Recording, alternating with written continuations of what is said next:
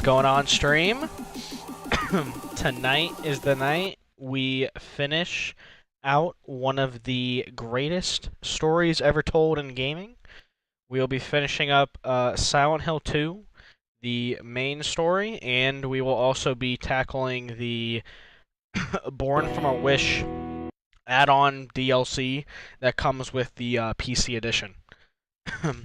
What's going on, single player? What's going on, Andy? Hope you two are doing well. Happy to see you guys in here.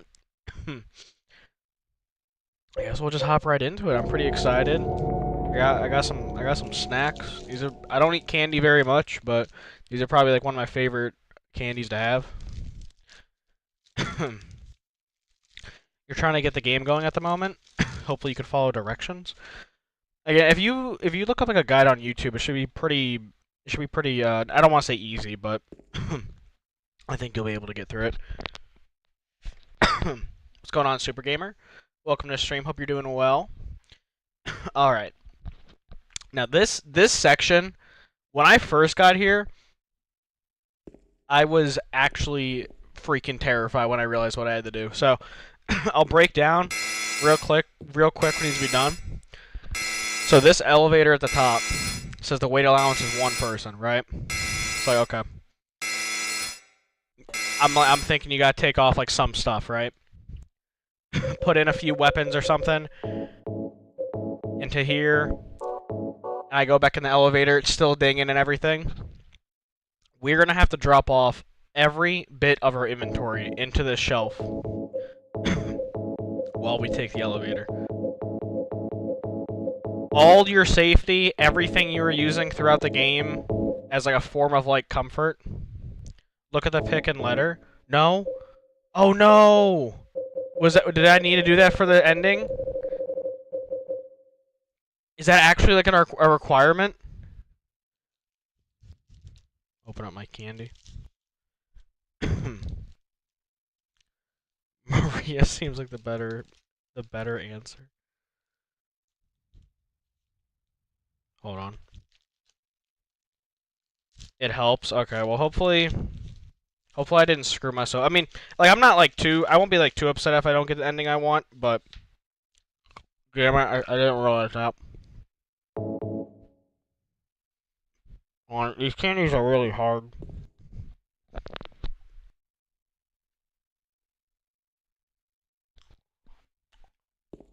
These are not a good streaming candy. One thing I think is kind of cool, and like one way you can look at like this, the ropes. I've tried them. I'm not a big fan of them, but they're all right. One cool way I feel like you can look at this is the weight allowance one person, right? Obviously, in like a video game sense, you just need to drop off all your inventory. But you could look at it as like, you know, James feels like he's carrying the weight of two people on his shoulders. Right, in a way. And, you know, when you understand like the story of Silent Hill 2 and everything, and the whole thing with him and Mary and how he felt, it kind of adds up, low-key. It's an interesting way of looking at it.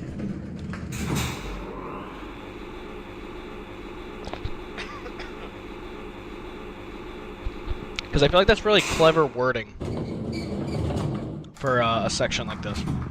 Or for something very specific like that. Now, when they redid this for the remake, I was actually really surprised with how they did it. It basically be like a whole stealth section. Basically, dude, I got scared by my own shadow there for a second. Oh, the map was over there. I'm so bad in these games of actually like picking up the maps. But yeah, when I first went through this initially with my friends watching, I was so fucking terrified of this section.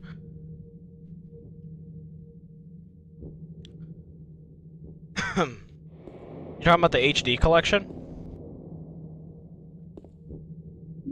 There we go. Anything else in here? Yeah, like, certain fonts on, like, signs and everything like that in the HD collection were all messed up. I don't know why they chose to, like, change it, but... yeah. Nice.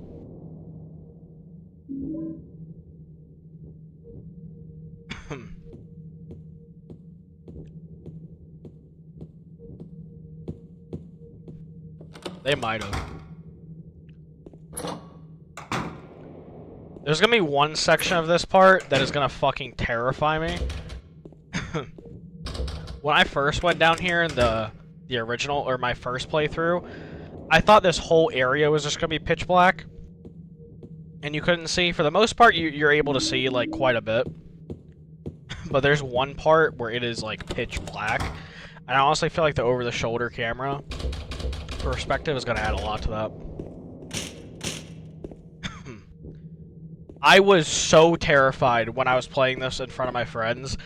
It took me, no bullshit, it took me like 5 minutes to build up the courage to go down the elevator. I was actually terrified. Okay.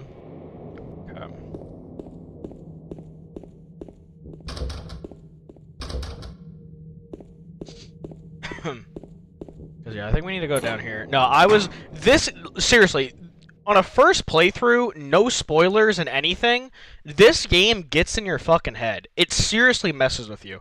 And again, like, obviously, someone like me, I make things worse in my head than what they actually are. I like, assume the worst is gonna happen. But this game gets in your head to the point where, like, it like, messes with you psychologically. It makes you think other shit's gonna happen, but it doesn't. Oh, jeez. Yep, here it is. Okay. Wait, it's not as dark. It's not as dark as I thought it was gonna be. No, it honestly is emotionally exhausting. Why do I remember... Is that the room, Andy? That's the room, right? Or that's the hallway. Hello. Nope. Excuse me. I need y'all to come over here. Oh, look at the movement, dude. I'm crazy with it. Oh, let's go. I love how they've just always kept it called health drink in Silent Hill. Like, I thought that hallway was I thought that hallway was a lot darker when I remember that hallway being a lot darker with, like, the enemies in there. Maybe I'm tripping, but I thought that hallway was a lot darker. I don't feel like I've, like, I haven't, like, upped my brightness or anything. I thought that this puzzle also threw me for a loop. This is one of those things where you really need to pay attention to, James's head. Hey, what's going on, Hoopy Expert? Welcome to the stream. Hope you're doing well. You really need to pay attention to James's head, because you could walk past this room like 5 times, go through this area, and not know what the fuck to do. Yeah, I love how they call, oh, also another thing about, like, losing all your items, right? I don't have my... those are fishing rods. I don't have my radio. So, like, any bit of safety of, like, knowing if there's enemies nearby... it's completely gone. Like, there's no safety net anymore.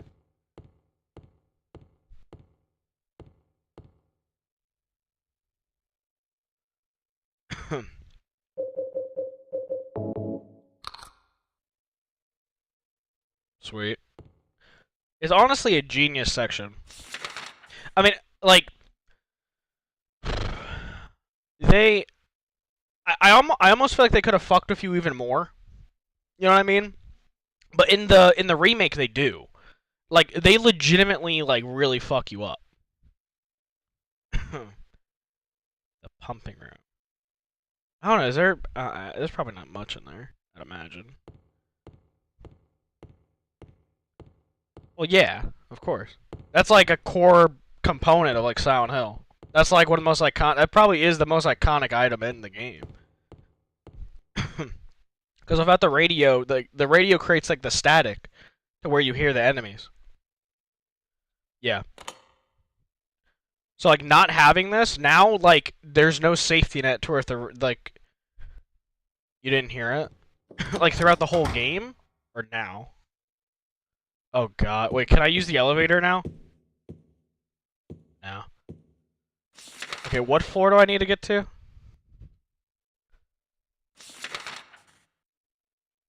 I think 2.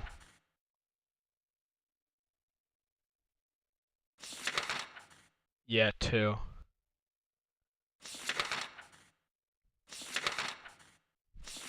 I think you're kind of tweaking. I'm 90% sure I've had it on the whole time. If not, I would have been like 10. I would have had like at least 5 more jump scares. I might right now. It is such a safety net.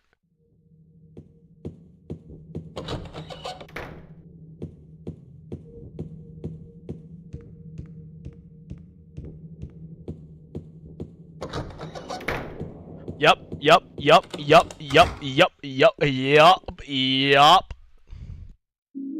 I appreciate them allowing you to just take everything from the shelf.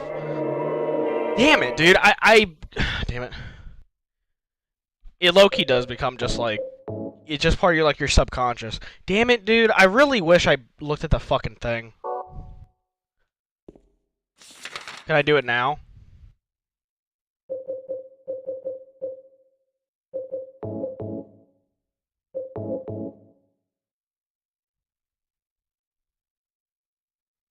Is it gone? Is it because I didn't read it before I went down?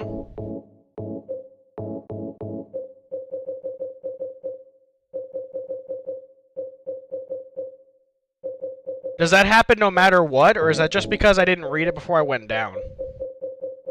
Oh, it always happens? Okay.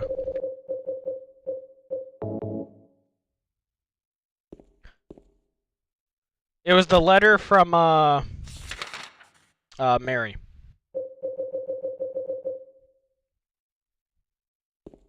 Hey, what's going on, Rex? Welcome to stream, man. Hope you're doing well. They're fucking gone? Oh shit, wait. Crucial, setting must be turned on. The dot. I don't know why the mod always does that. How are you doing, Rex? Okay, now I go down. Back to the puzzle.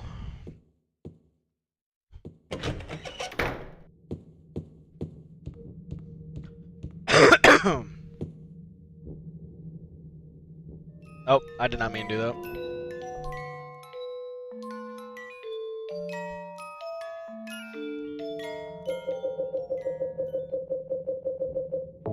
Bang.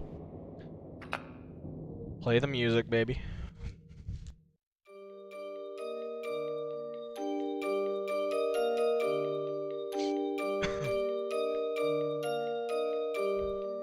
I'm gonna eat this real quick. It might be a minute till I talk.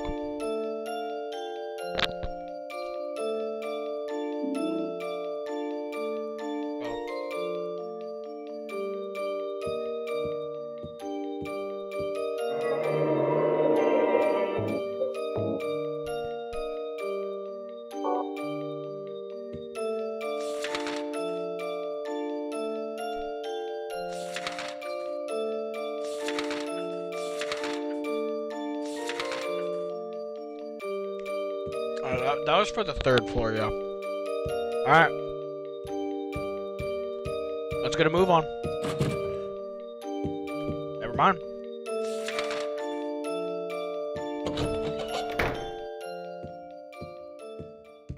Let's go find Mary.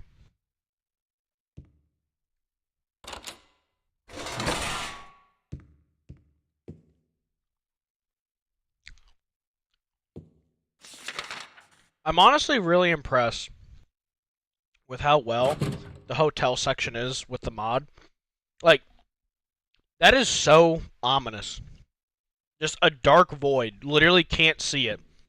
Like anything past it. Now, obviously, with the radio, I know there's nothing there at the moment, but sections like this, I think, really are enhanced by the over-the-shoulder mod.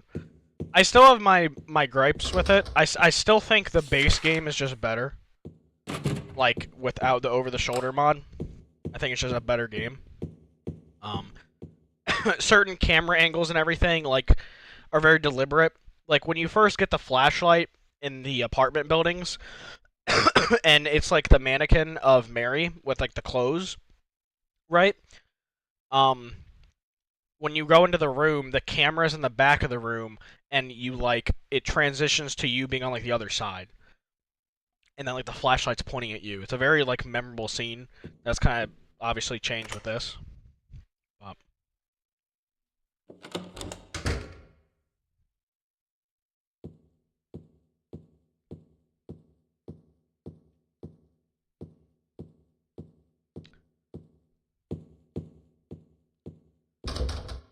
I agree.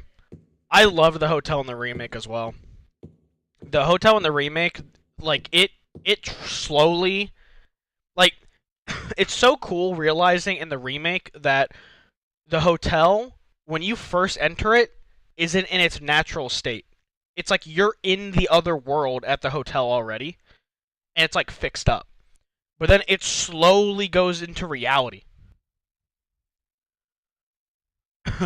What's after Silent Hill? After playing through one of the most terrifying experiences I've ever had in a game, and one of the best psychological horror games of all time, or stories ever told, we're going to be playing Donkey Kong Country. Hell yeah!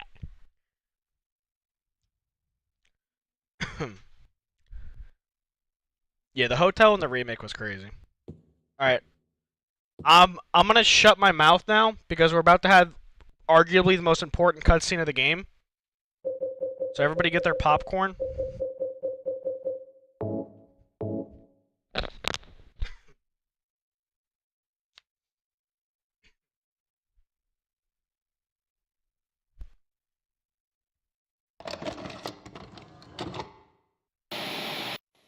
Are you taping again?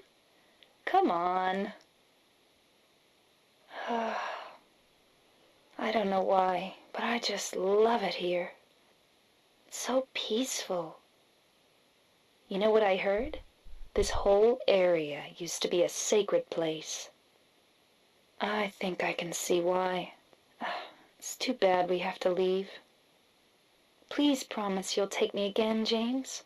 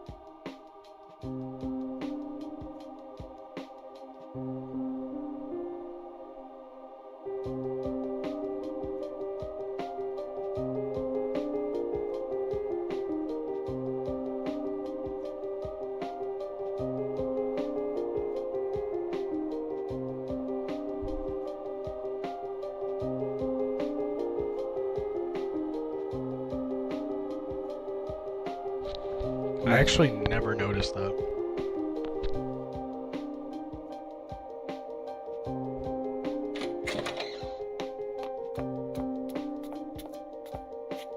So there you are, James. Did you get the letter? Did you find Mary? If not, let's get going already, okay? Laura.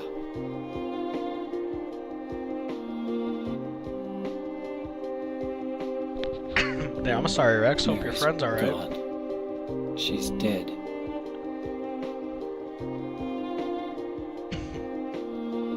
Liar, that's a lie! No, that's not true. She died because she was sick? No. I James killed killed her. The big reveal that I totally didn't spoil within the first 5 minutes of the game.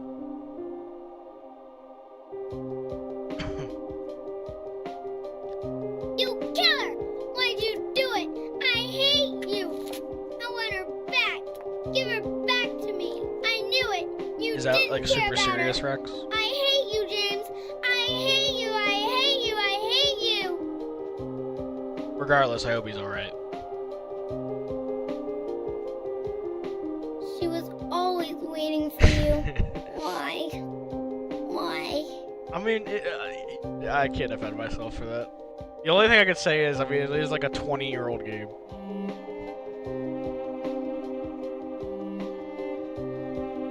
I'm sorry.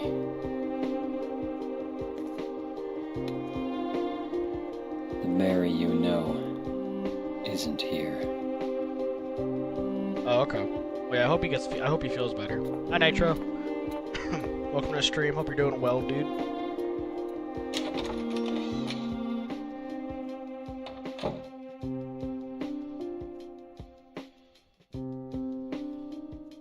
Laura, I'm sorry.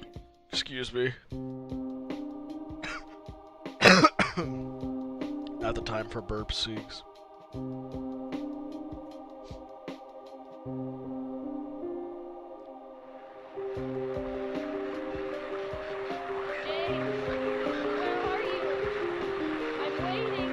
I was delayed because of rain. Makes sense.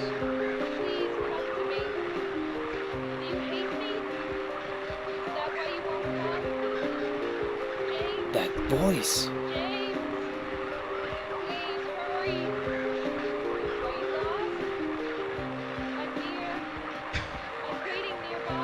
Burp. Yeah, that I feel like the game does do a good job of like throughout the game kind of giving you like subtle hints about everything. Especially if you're paying attention to like some of the symbolism of like maybe enemies or like areas and stuff like that. Like, you know, and then piecing together like Maria is like a, you know, another kind of like a, you know, vision of James has created, like an ideal Mary in his eyes.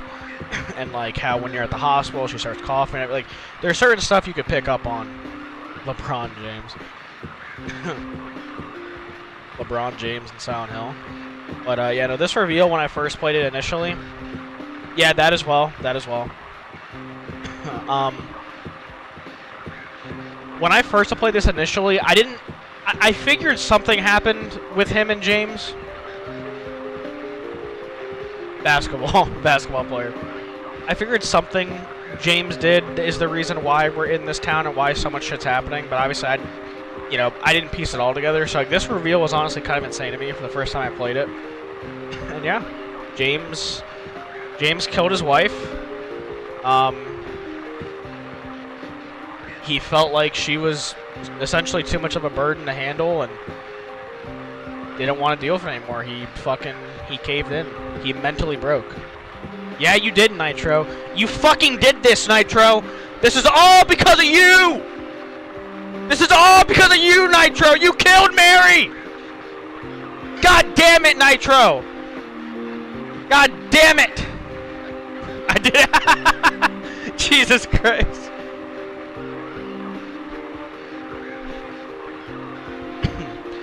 Yeah. That's the... I can't remember... I can't remember if in the original game... Or not the original, this is the original. I can't remember if in the remake how I liked the reveal. If I liked it more or if I liked it less. I'd have to look at the video. You live in Mexico, Jesus, bro. I'll have to look at the reveal. I can't remember. I feel like I liked it a lot. I feel like just like this being so iconic. I mean, it's also very disturbing. It's very short, very brief, and like, you know, it's obviously not, you know, it could be not very clear what happens. But it is iconic though. It is absolutely iconic. Why did the radio go?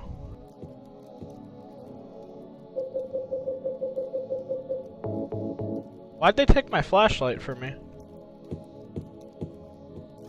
And now... learn their spicy salsa. And now we're in like the dilapidated hotel and what it's actually supposed to be. This entire time we were just in another one of James's fucking, you know, crazy visions, basically. Something he made up in his head.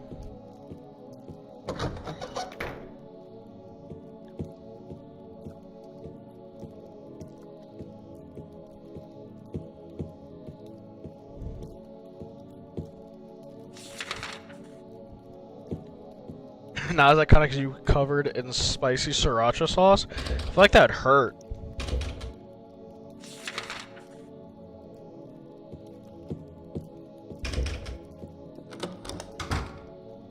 I remember this part being kind of weird.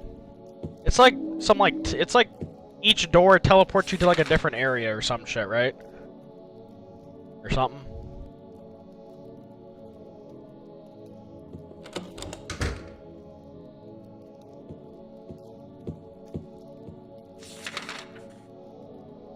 What's my end goal, though?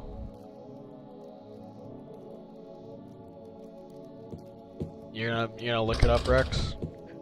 Your iconic licks.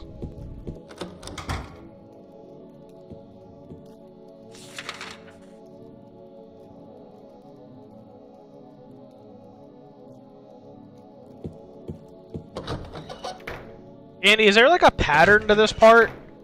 Like, a way to tell what you're supposed to do?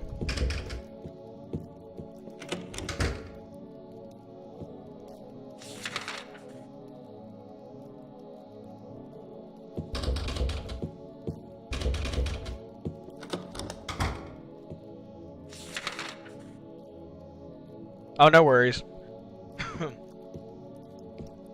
I was wondering though, is there like a way to tell, like, is there like a pattern to this part?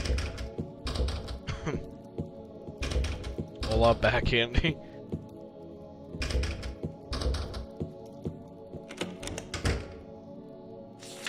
Okay, not there.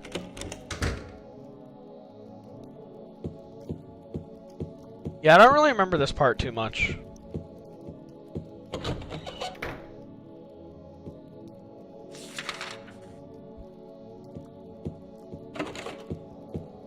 I think I have to go down the elevator.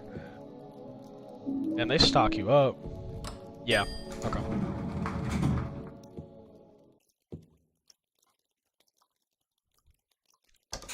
Basement, I think? We have some iconic scenes coming up, man. I love that the game, like, absolutely peaks at the end. Excuse me? What the fuck? Has this always been in the game? What the fuck? I don't fucking know what I have in my basement. What the fuck is this? Bro, do I have dolphins? Has this actually always been? Okay, shit, I don't remember this. Maybe it's really tripping me out because, whatchamacallit? Because it's in, like, the third-person view? That is a lot of health drinks. Wow. I appreciate it. Appreciate that, Nitro. Appreciate it.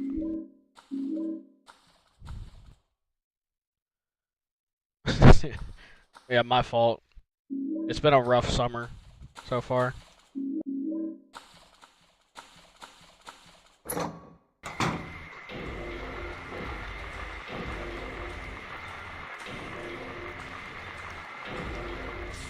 For some reason, I don't remember this part like this. I don't know why. It's so creepy. It's actually so creepy. Excuse me. Motherfucker.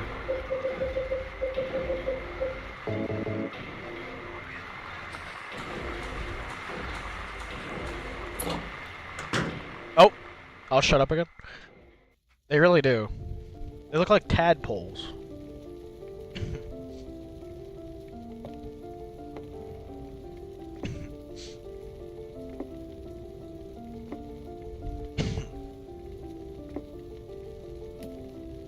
Mama! Mama, I was looking for you. Now you're the only one left. Maybe then I can rest. Mama, why are you running away?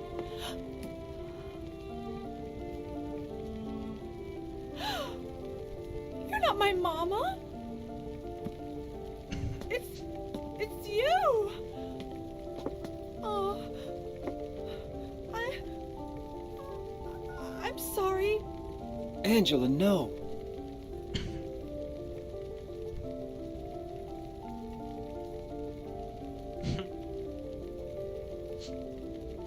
Thank you for saving me. But I wish you hadn't. Even Mama said it. I deserved what happened. No, Yeah, she Angela, need glasses. that's wrong.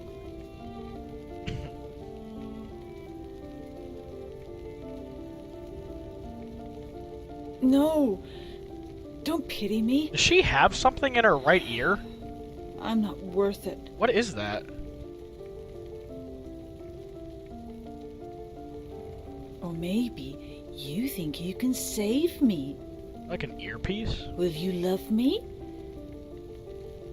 Take care of me? Heal all my pain?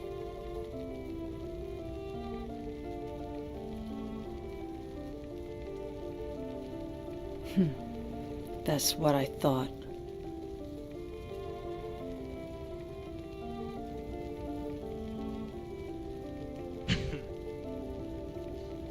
James,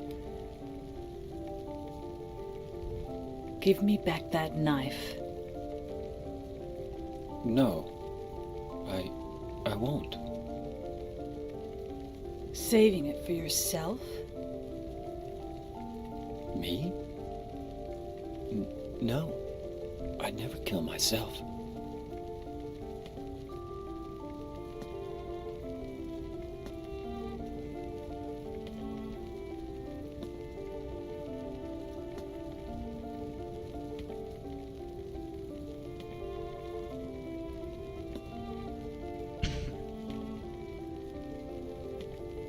It's hot as hell in here. No shit. You see it too. For me, it's always like this.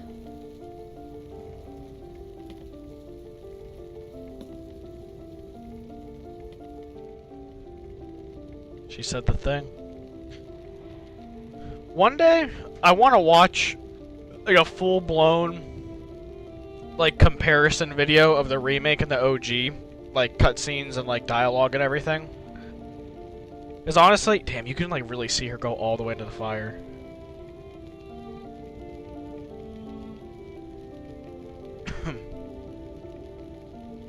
You want to be part of the mob, Rex?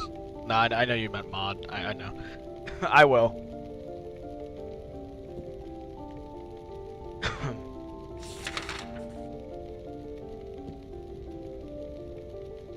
That's a whole. I mean, maybe we could watch some of it.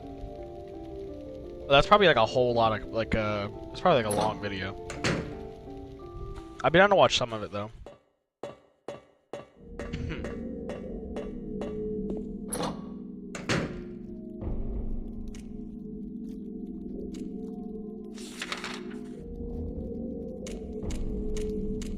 Now we're going from one iconic part. Damn, bro, they give you a lot. I mean, I guess I do know what's coming up. I'm not surprised, but.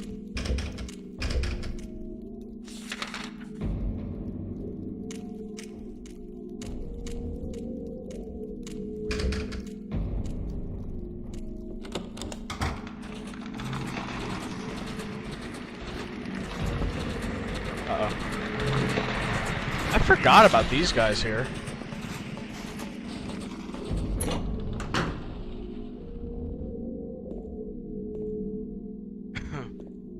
Maybe.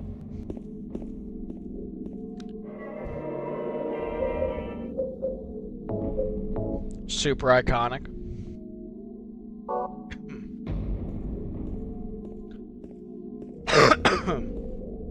The 9 saves on the wall. Let me take one last sip of water. True, true.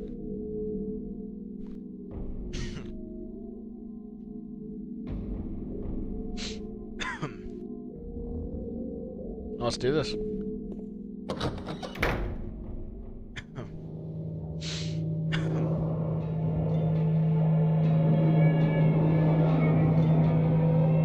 I really wonder how this is gonna feel with the third person cam.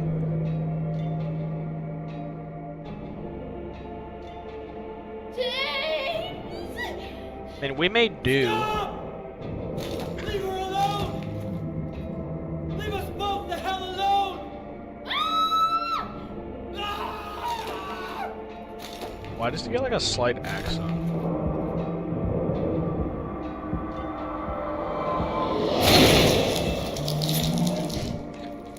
I bet one of y'all is like, hasn't she died like 3 times? Yes. She has died 3 times.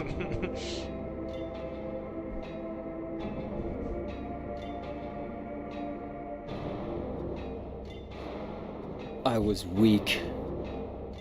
That's why I needed you. Needed someone to punish me for my sins. But that's all over now. I know the truth.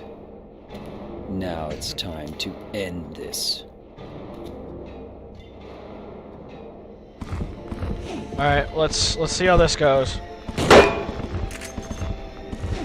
Honestly, I'm thinking pistol. How you gonna let her die 3 times, low-key?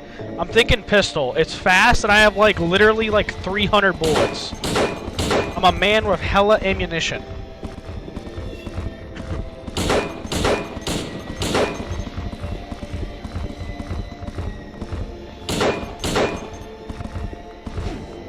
I don't want to empty all of it. I don't want to empty all of it.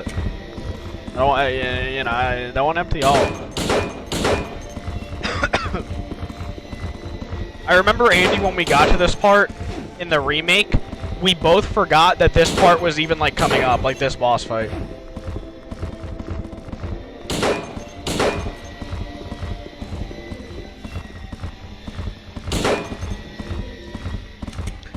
Yeah, you were right about it. That's why I said like yes and no, because like you meet him like a couple times, and like the first time you meet him like isn't technically like a scripted death, but he like goes away.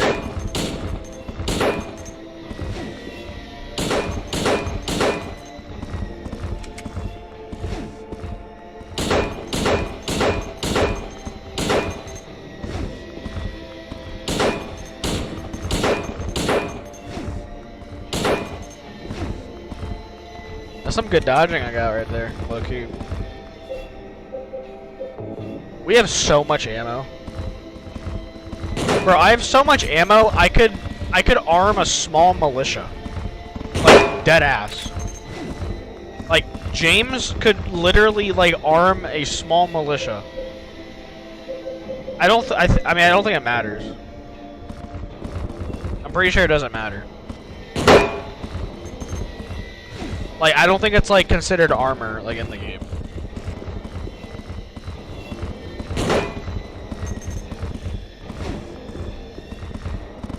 Yeah, it doesn't matter.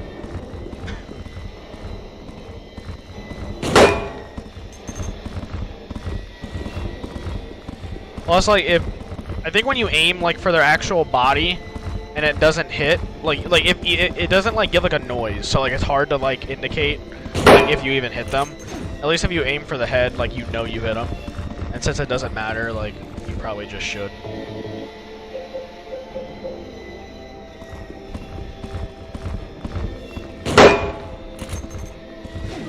Dude, the shotgun's getting me hit, man.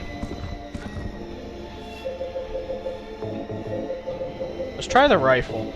We have quite a bit of rifle rounds as well. First rifle shot, baby. What the fuck? What in the goddamn? Why this bitch third or first person?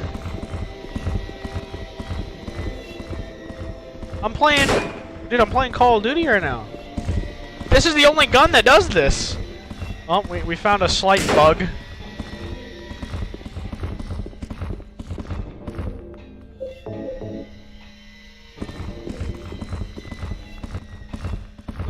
Shit.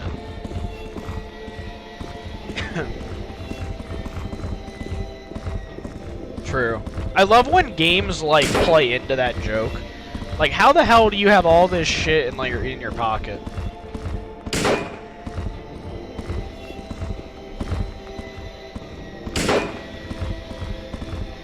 Damn, how much health y'all got, bro?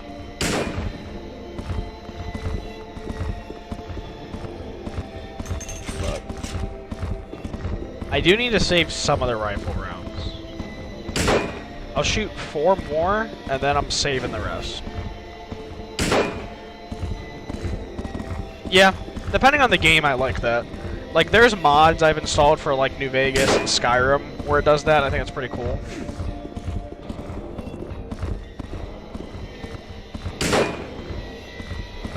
Oh.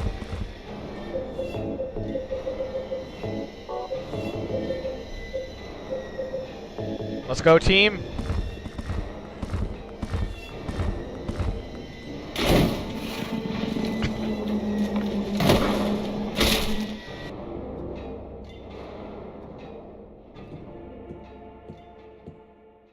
There it is.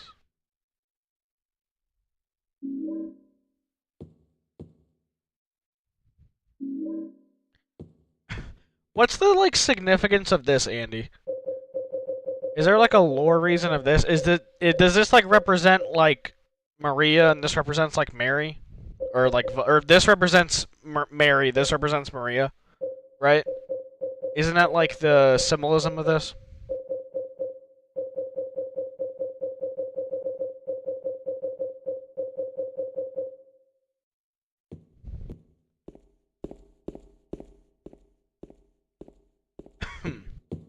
Pretty sure, at least. I'm pretty sure this one represents Mary, because it's, like, sick.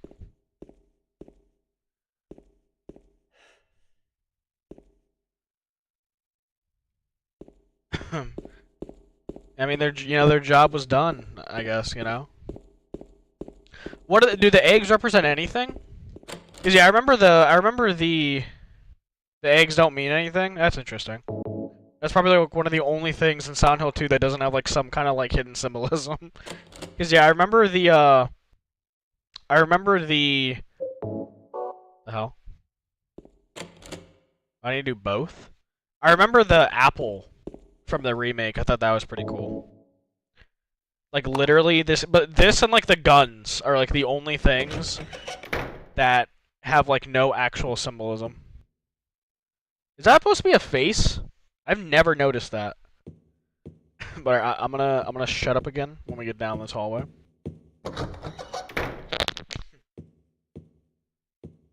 Mary? What do you want, James? I brought you some flowers. Flowers? I don't want any damn flowers. Just go home already. Mary, what are you saying? Look, I'm disgusting. I don't deserve flowers. Between the disease and the drugs, I look like a monster. Well, what are you looking at? Get the hell out of here. Leave me alone already. I'm no use to anyone. I'll be dead soon anyway. Maybe today, maybe tomorrow. It'd be easier if they'd just kill me. But I guess the hospital is making a nice profit off me. They want to keep me alive. Are you still here?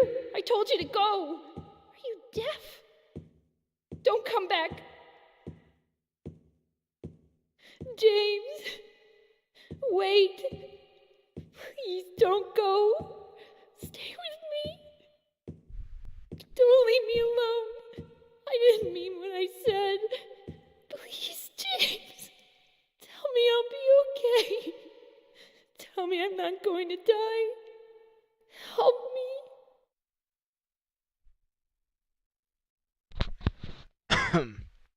One of the most iconic scenes for me from my first playthrough of this. Doesn't staying to the very end of the speech, doesn't that affect the ending, right? Like making sure you stay to the very end and not just running through the door? That affects it, right? Yeah. I thought so. Okay, well, we did that.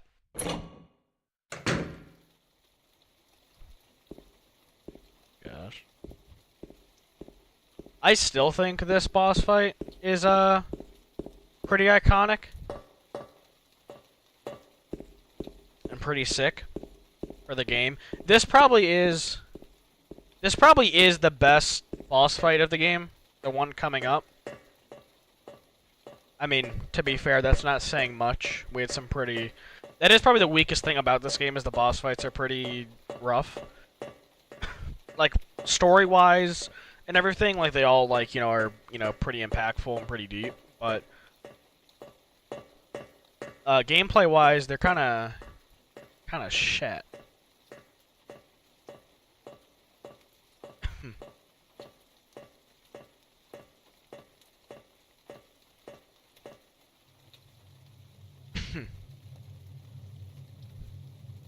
This shit terrified me in the remake, dude. Mary?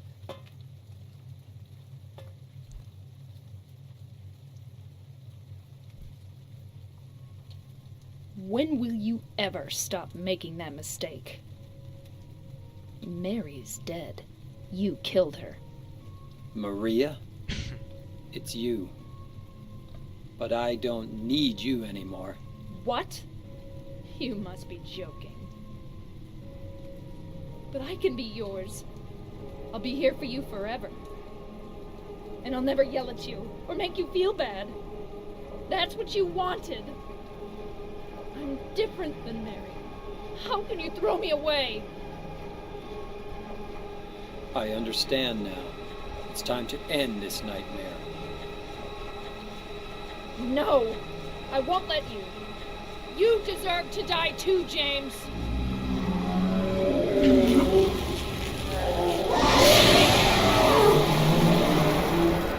This fucking boss design is so disturbing.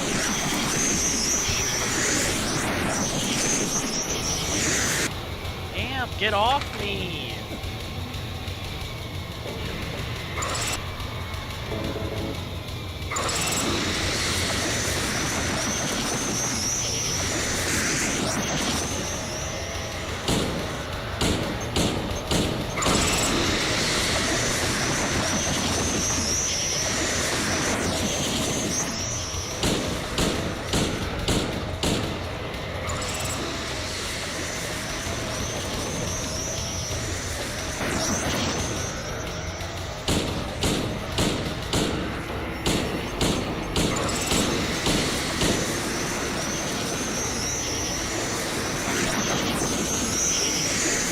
Are these supposed to be like bats or moths?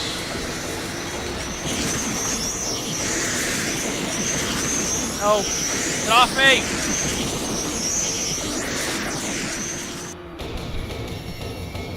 I feel like it makes sense for them to be like moths, right? But like, they sound like damn bats.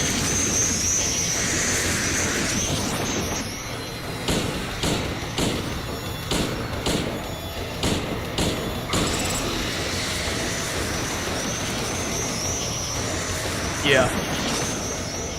Like the small details of this fight are really cool too.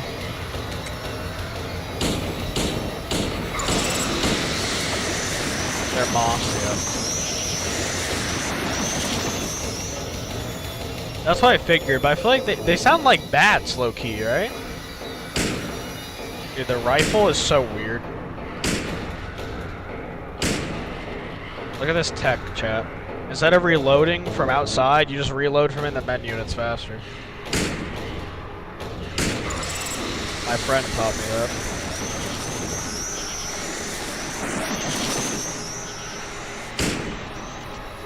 Now you're probably wondering why I haven't been doing it throughout the game. I wonder the same thing.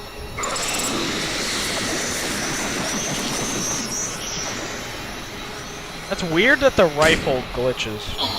Oh.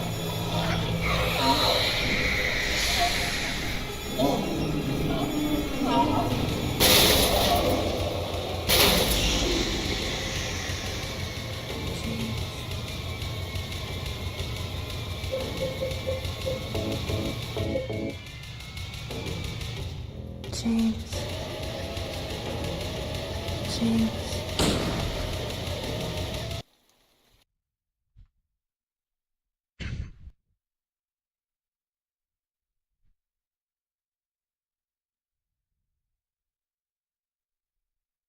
Mary?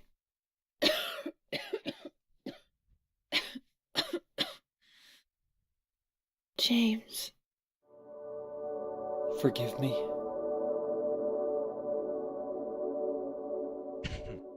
I told you that I wanted to die, James. I wanted the pain to end. Place your bets now. That's why I did it, honey. What ending will I just Siegs couldn't get? watch you suffer. How much did he fuck up? No. That's not true. You also said you didn't want to die. The truth is, I hated you. I wanted you out of the way. I wanted my life back. James, if that were true, then why do you look so sad?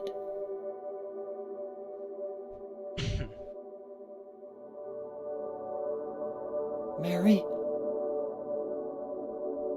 James, I like that pick, Rex. Please. I like that pick. please do something for me.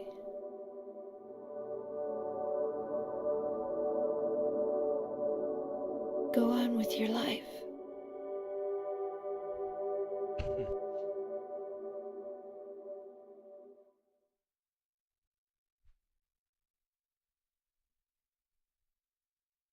I gotta leave? In my restless dreams, I'll shut up.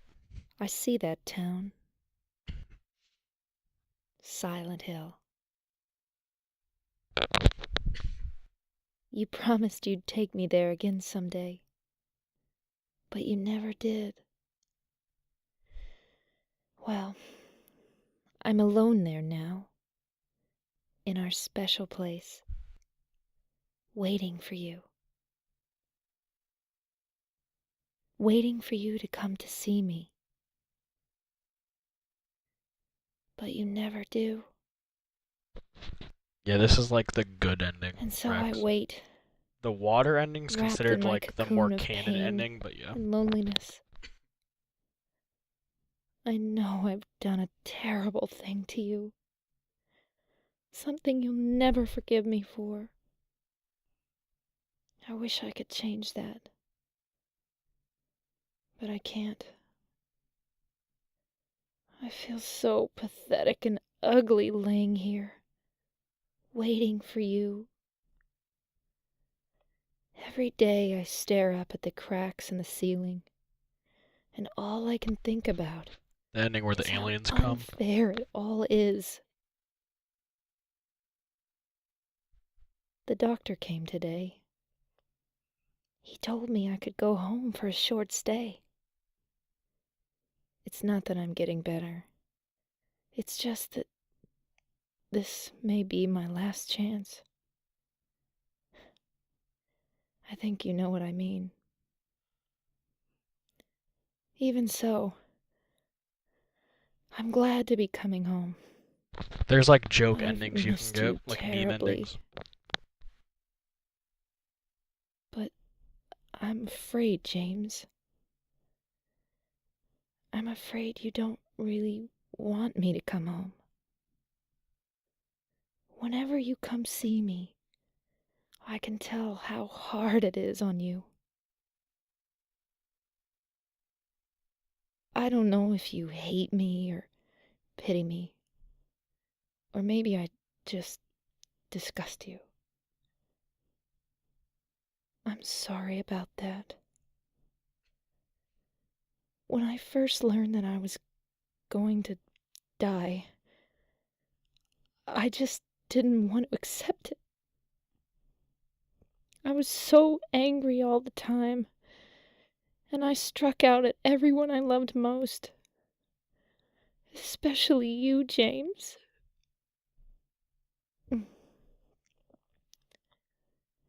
That's why I understand if you do hate me. But I want you to know this, James.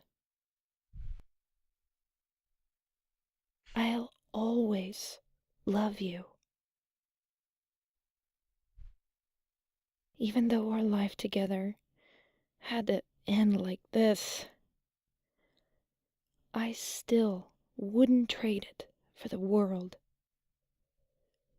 We had some wonderful years together. Well, this letter has gone on too long, so I'll say goodbye. I told the nurse to give this to you after I'm gone. That means that as you read this, I'm already dead. I can't tell you to remember me, but I can't bear for you to forget me.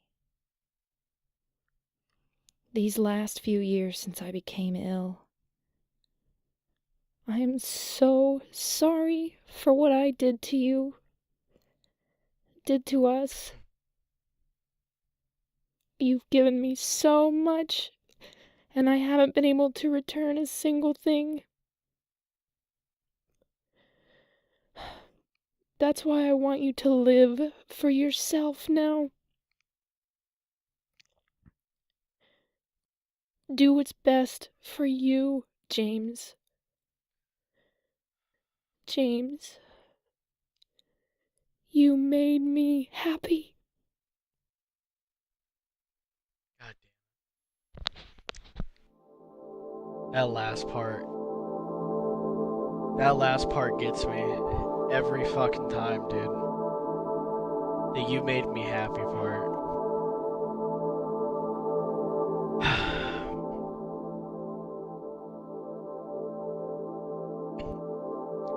I know this series, like these, you know, the Silent Hill series and this game get a lot of shit for its voice acting and its dialogue, but that might be one of my favorite reads, like an end credits read in a game ever. The voice actress for Maria Mary did such a fucking good job, man, on that ending. The emotion she was able to convey to the player and, you know, anybody listening.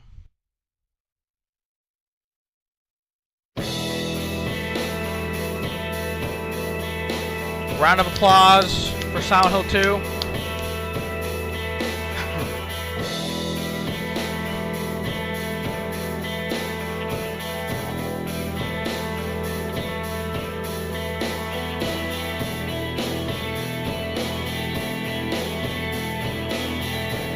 Yeah, I don't know, like, Mary/Maria's voice actor in the original, I personally like more than the remake as well.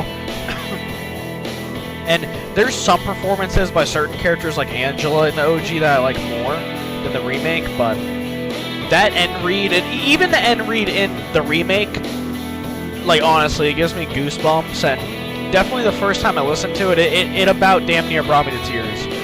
When she says, "You made me happy" at the very end, after all the shit and knowing what James did and everything, it's one of the saddest stories ever written in gaming, for sure. But it's, like, fucking beautifully done. You have your idea saved.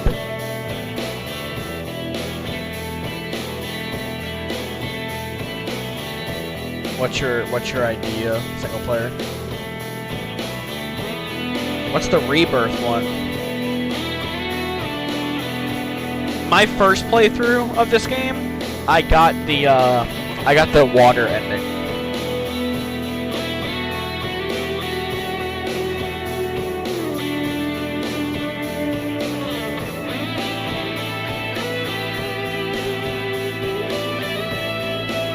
Are you saying, like, when he first met her? Because, like, that's kind of what we did. Like, we did kill Maria at the end. Technically, right?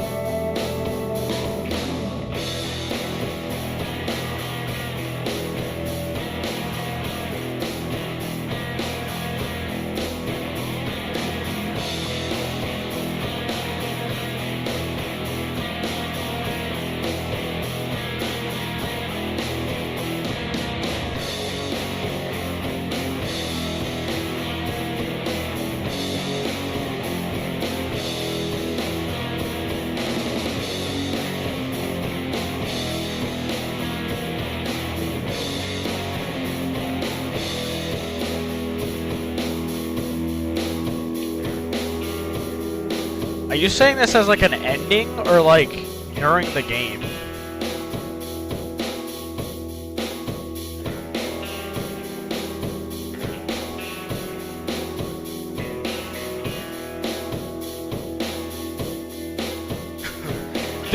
I mean, well, you single player.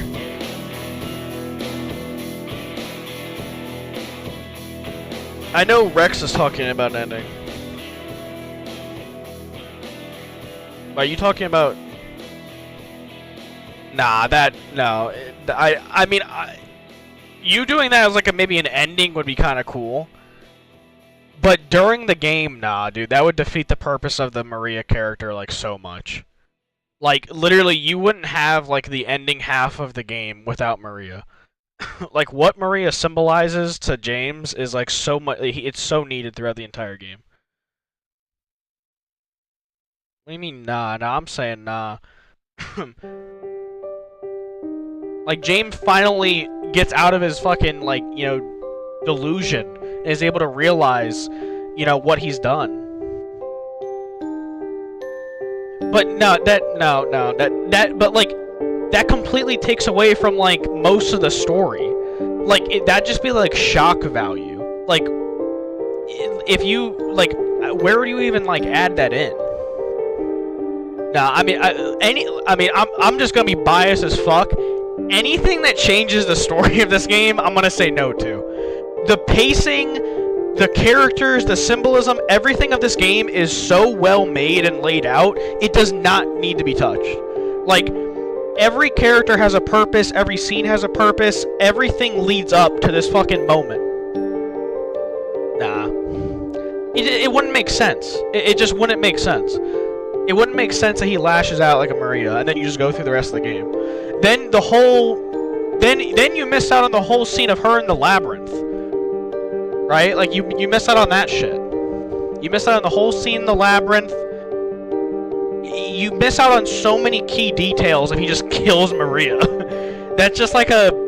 Like, if that was an ending, that'd be, like, kind of interesting. There's an ending in the remake that's kind of like that in a way.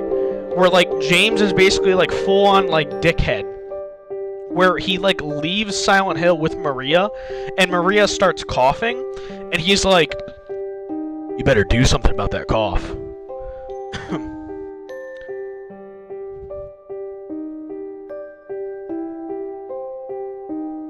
Really?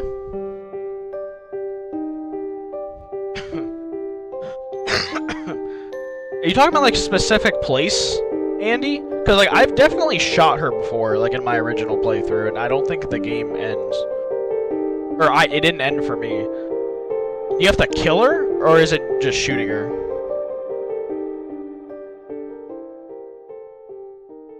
You get, like, a grade thing at the end, right? That's kind of what I'm waiting for. And then we'll start a Born from a Wish.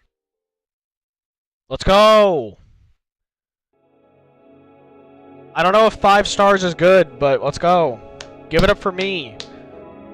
This is also, like, I think 4 hours faster than my first ever playthrough of this game.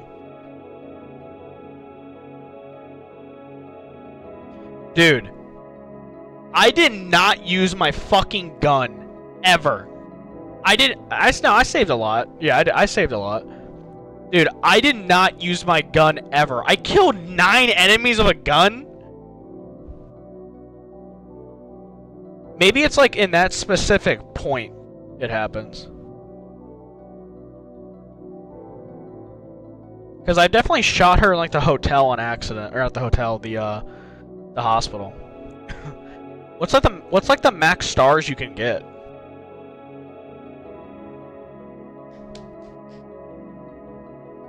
I mean, low key on a first playthrough. I mean, like, you know, you shouldn't worry about it too much.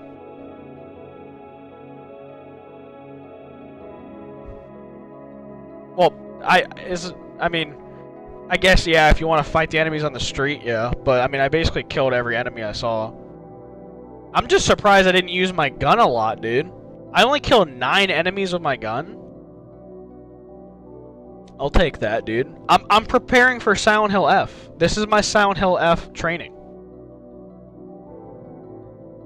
Because Silent Hill F isn't gonna have any guns. It's gonna be full-on melee combat. But yeah, that was awesome. We will now go play Born from a Wish.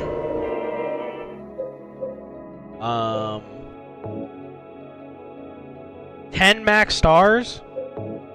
Okay, so I got like half. I did alright. But, so, after we get through a Born from a Wish, then I'll give, like, final thoughts on my, like, full playthrough and just the game in general. With the over-the-shoulder mod. And just, you know, some thoughts on it. There's also something I wanted to do,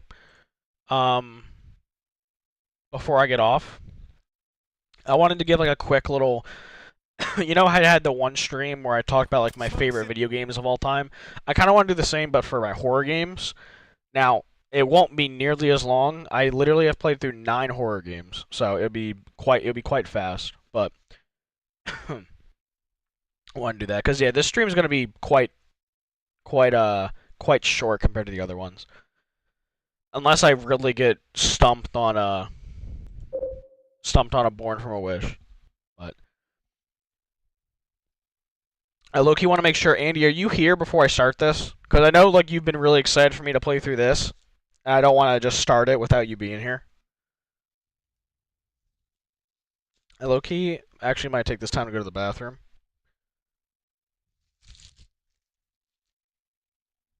Oh. Alright, I will be right back though. That's fair. Okay, I'll be right back, like a couple minutes then.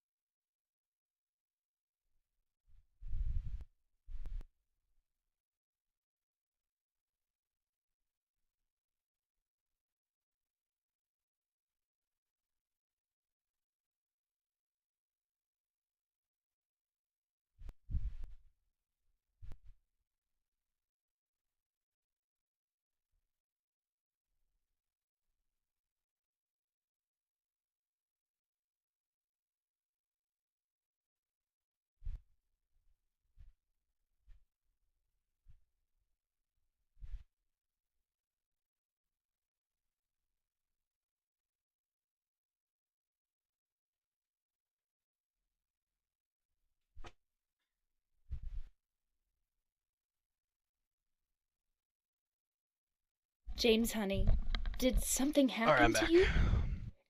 Alright, let's get right into this. Born from a wish. Normal. So there's no puzzles in this? When I woke up, I was all alone. Everyone's gone. Is it because of those monsters? What do I do now?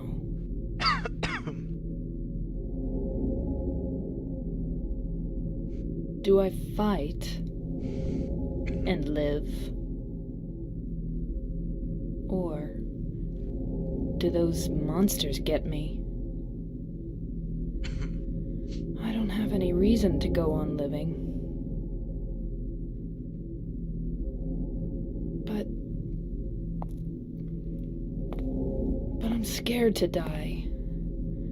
I'm so afraid of pain. Should I run away? I want to find somebody. That's really unfortunate, I Andy. don't like being alone.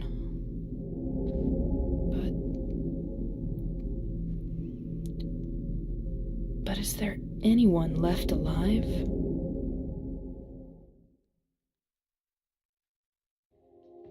Didn't they confirm that they were gonna do remake this for the remake? Oh, it's a revolver? Sick.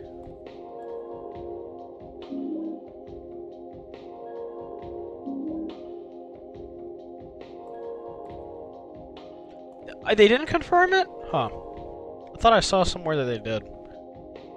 They should. They absolutely should. Because I feel like majority of people have not played this. Holds 10 bullets? What kind of revolver do you have?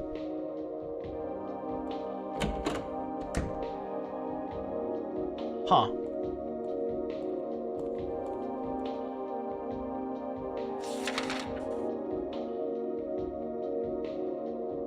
So I need to get to, what, like Rosewater Park probably? Where I met James.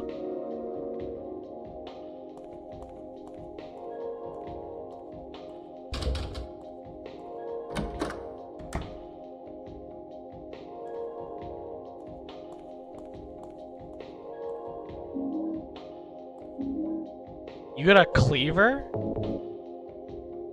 Specifically a Chinese cleaver? Let's go. Melee weapon is back.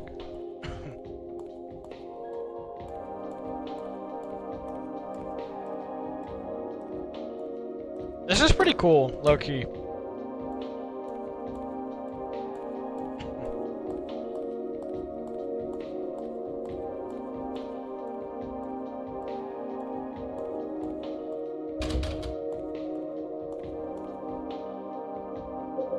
Alright, out to the world of Silent Hill. Never mind. Probably gotta go the other way.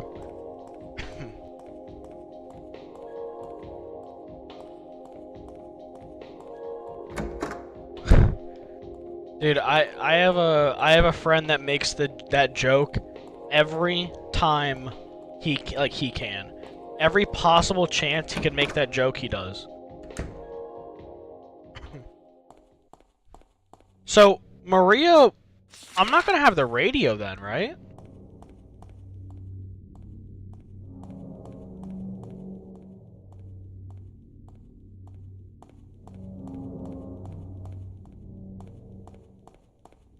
No problem. Oh, that's gonna be rough. What are you making right now, Andy?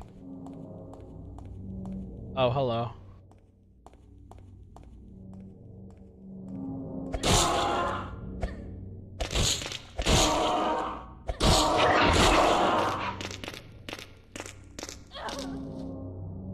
Oh, don't hit a girl.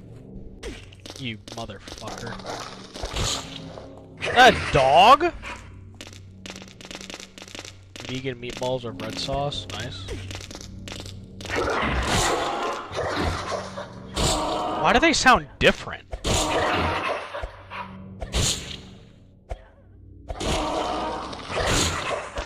I don't like the lack of range.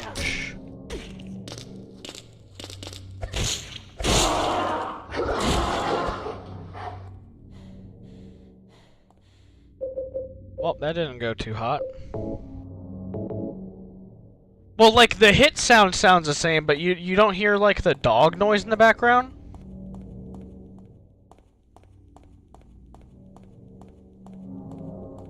There's, like, a dog noise in the background while I'm, like, hitting them.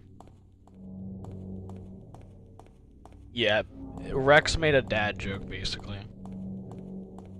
Like, any word that ends with you know, like cleaver. Cleaver? I hardly know her. You know, it's the epitome of dad jokes. It's up there. It's top 5. Every dad has to use that joke at least once.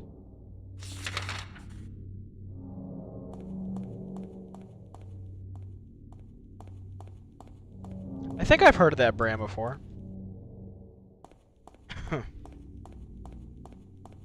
I think I've seen it at my local grocery store.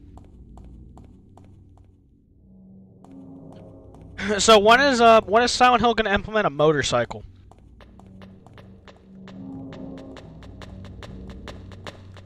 Hello? Oh, there's multiple of you, huh?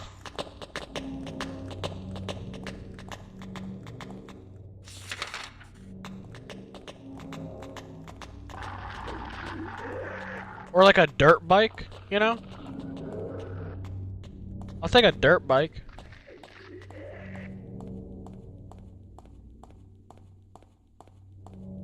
I used to have a dirt bike when I was a kid.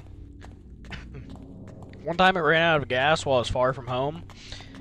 And I had no way of contacting anybody to help me. So I had to like pick it up and, you know, like push it along to get back home. Now that doesn't sound like too hard. But for me, being like 10 or 11 or however old I was, I think I'm 12 actually, that thing was really fucking heavy. It was really heavy, and my little 12-year-old body could not handle that. I did get it home, but that was rough.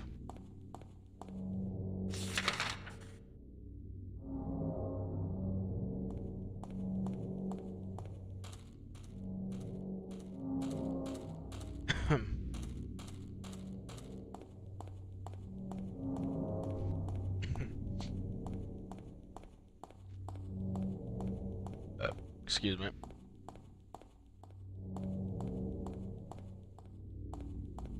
Blooper really should remake this. Like, even if it is actually literally just like the original and it's like 30 minutes long.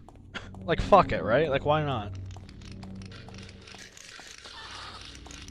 You have like every possible asset to do it.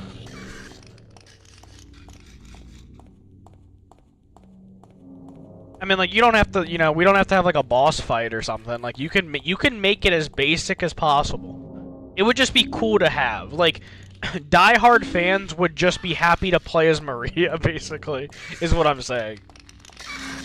Andy would just be happy to be given the chance to play as Maria.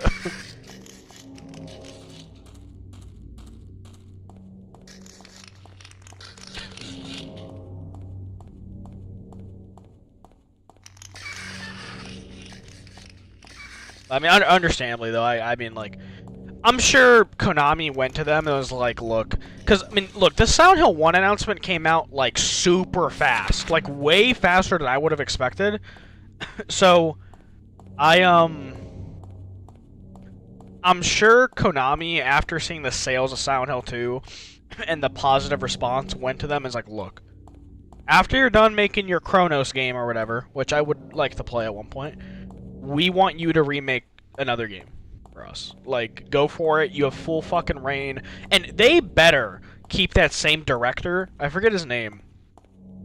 But they better keep this, like, the same crew. Especially, like, the director and the, like, the lead design guy. Because they absolutely cooked with the remake.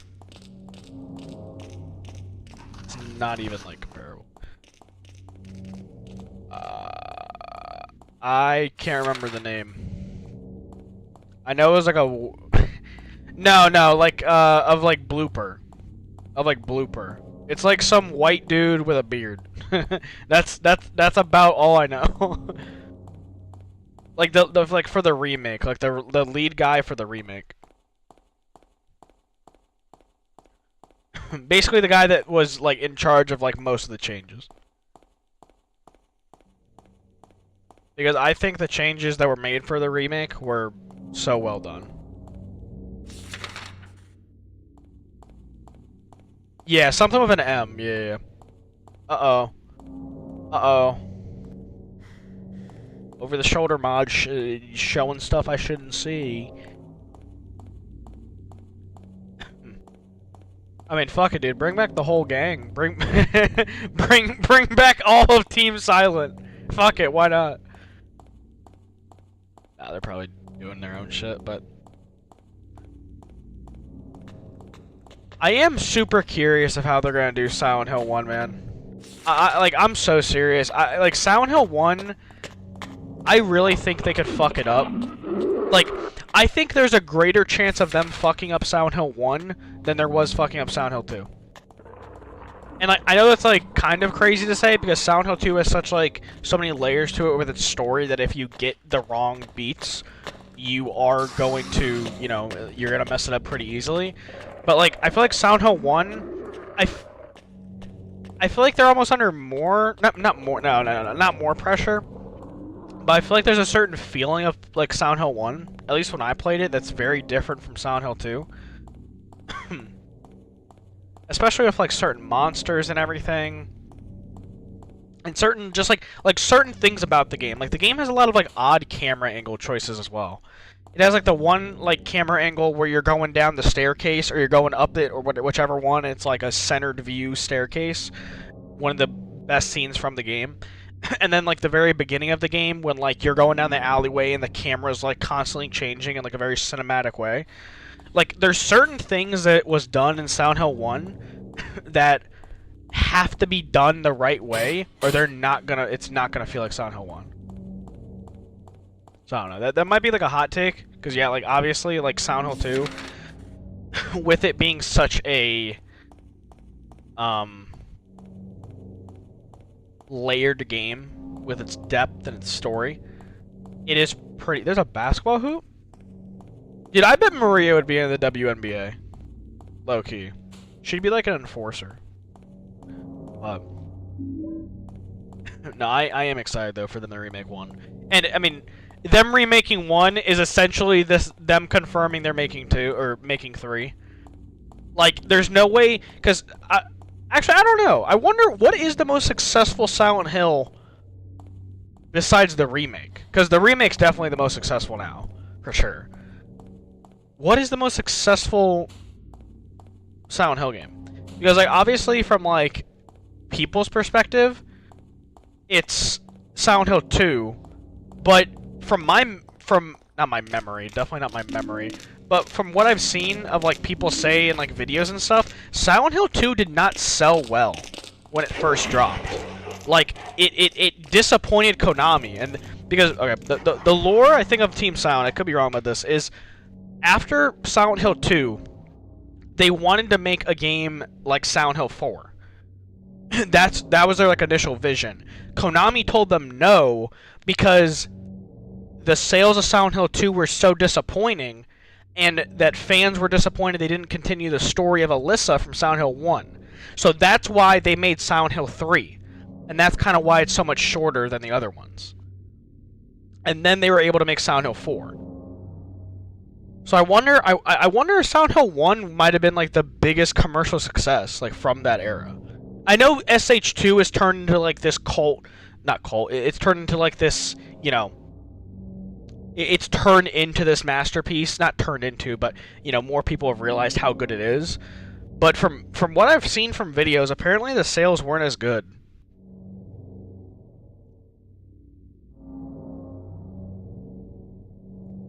Yeah, low-key. Yeah, the PS1 graphics and everything adds to the atmosphere a lot. Like, a lot.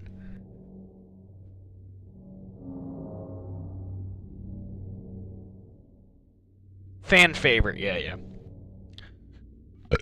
I think she'd take the same shit as James. That's what I'm thinking.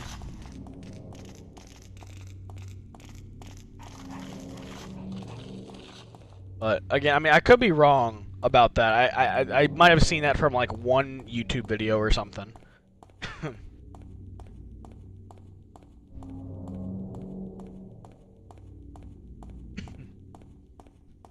I forget why I even started talking about that. It was something about Silent Hill, like 1 and everything.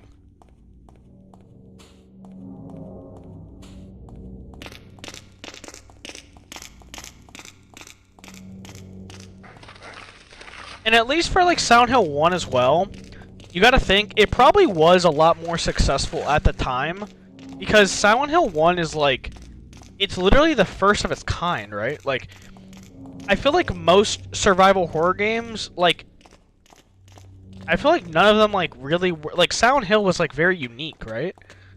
Like obviously there's like Resident Evil, but like even Resident Evil isn't like, you know what I mean? Like Resident Evil 1 is nothing like Silent Hill. It's like a very different game and a very different experience. I mean, I could be wrong about that. I'm not really sure what horror games were out around that time. What the hell? What kind of music is this? I had 1 bullet.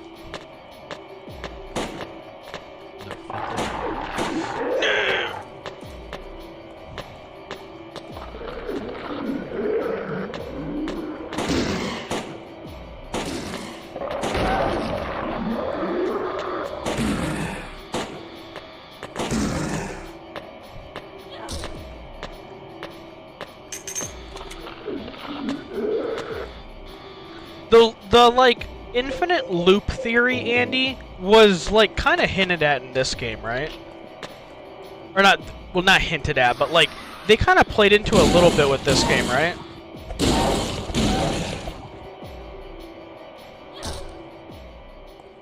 Because like when you're on your way to like the prison area for the first time and you go past the boathouse, dude, I don't know, man. The game's bullets are inaccurate. Hold on. I have some defense. Hold on. I have some defense. I'm not getting bullied in my own chat. Hold on. It says inaccurate. The dot is inaccurate. This game wasn't meant to be manually aimed.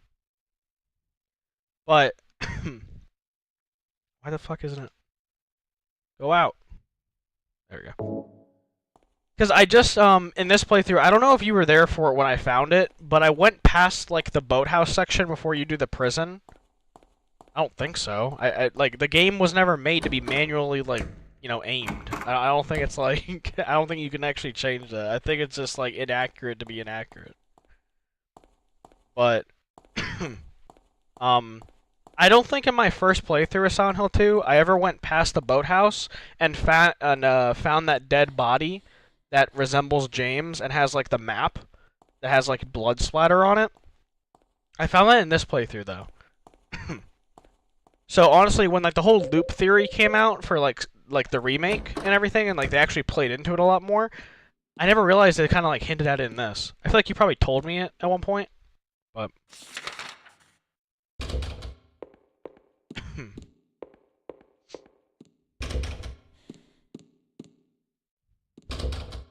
Yeah, I never found, because I found that in the remake. When I played it in the remake, I found that.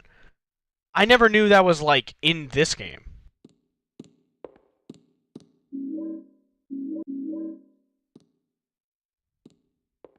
Do not use. Okay.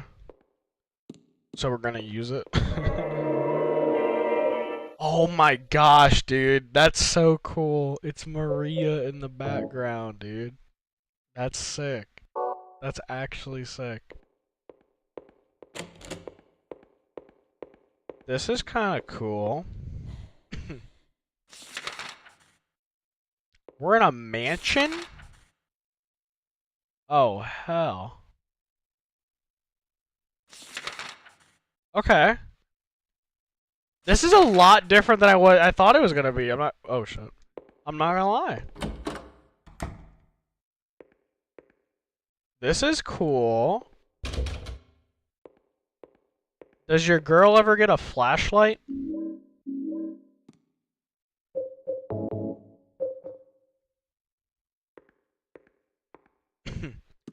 I got that thing on me, but I need, I need some light.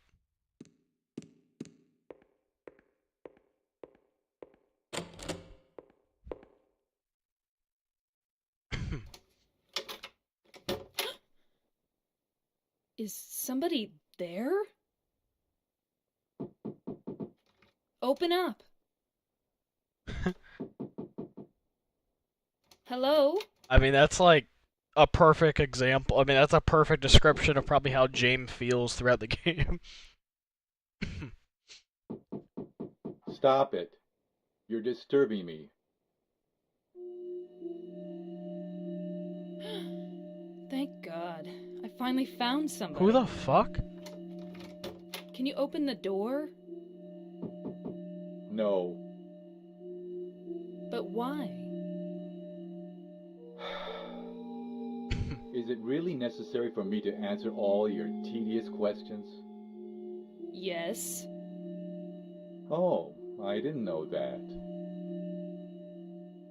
I want to be alone. Other people just irritate me. I just want to see another human face. Do you know what's happening in this town? There's no one here. Just monsters. Yes, I know. But so what? Stephen Hawking. It has AI nothing to do with me. No one here means there's no one to disturb me. You want to be alone in this insane asylum? Yes, exactly. Yeah, you were dreamt up by some dude. But how can you say that it's this town that's insane?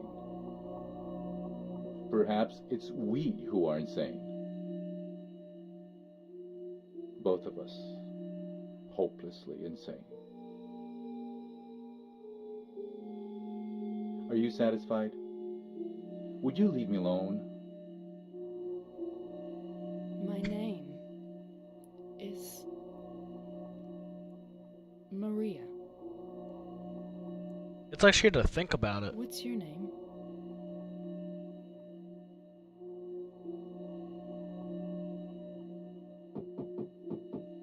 Ernest.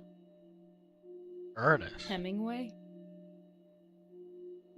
Baldwin. Ernest? I'll be back.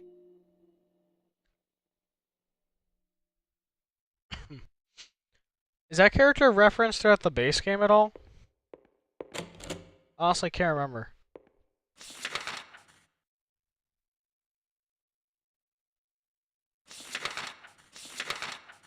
I forget my name. That might be a problem, Rex. Oh, hello.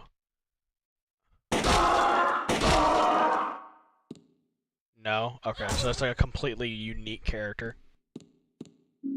Cool.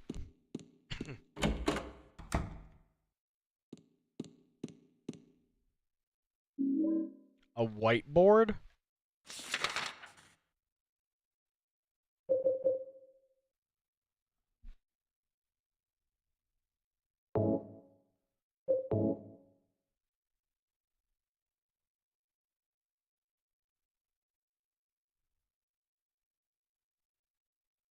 So there is probably puzzles. Interesting they didn't have, whatchamacallit. Like a difficulty thing. Do you think there was ever someone who's played through these Silent Hill games, like the base game? well, I guess that's when I was the only one with DLC. But you think there's anybody that's ever played through the Silent Hill games and like they accidentally turned off the radio and like never turned it back on or something? And they just played through the entire games without the radio or the entire game? That'd be like such a different experience. Like playing through like Silent Hill 2 or just like any of them without the radio, that'd be such a different experience. I feel like, at least. Yeah, there's definitely been someone.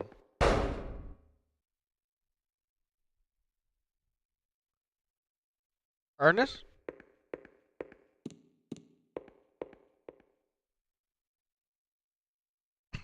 Ernest?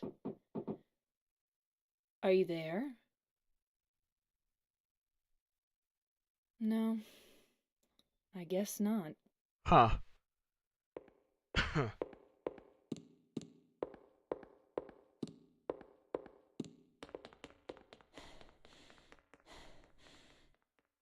Bro, I just heard a child run. Is that Imp? You saying like, is that impossible? I don't think it's impossible. I mean, like, you could turn it off. Like, you could go, like I could have turned it off the whole time. It's just you have to go through like 2 different menus to do it. So like, it's really hard. What the fuck? It would be really hard to do, but you could do it. Important? Oh, I thought you meant impossible. I mean, like, yeah, I mean, I guess, yeah. Like, I mean, low key, I feel like it'd make the game worse. Like, honestly, I feel like a lot of like the ominous vibe to Silent Hill games is the radio, because like it always puts you on edge. But it'd be interesting because there'd be probably a lot more jump scares, because like you wouldn't know anything's coming. So like, yeah, I mean, yeah, like you could. I would say it's important because I think it just makes the game better, to be honest. Like, I feel like if you didn't do it, I feel like if you turned it off, your experience would be kind of worse, personally.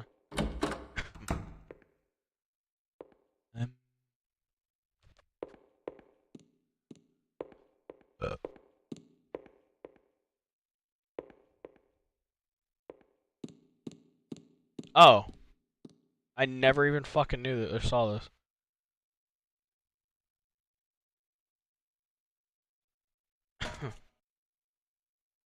What the fuck?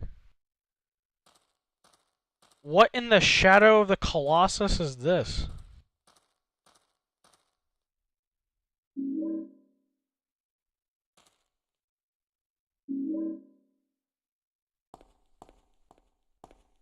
Huh.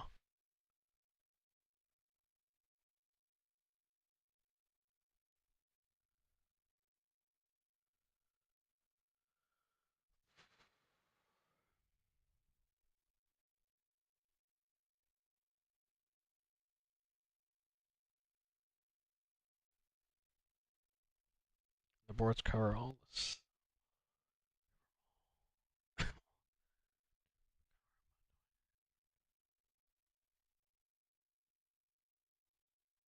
Okay. I'm assuming I have to put these in here.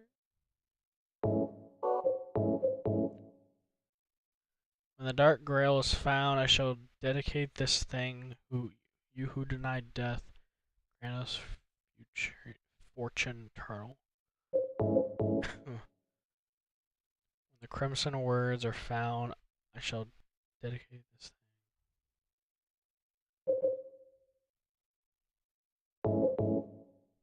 Okay. Do I put that on here?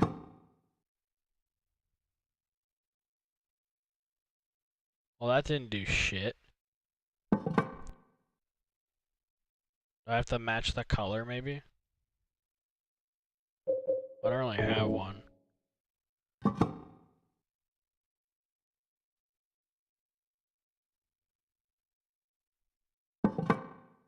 Okay.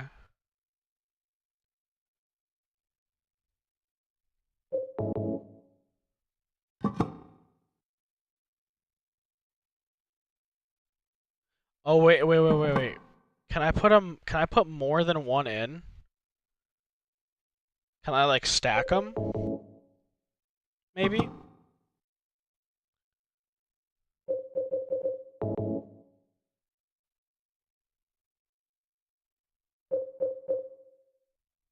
What the fuck?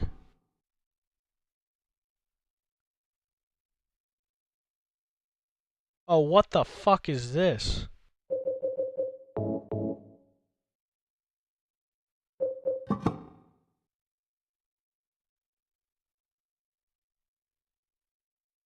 Huh.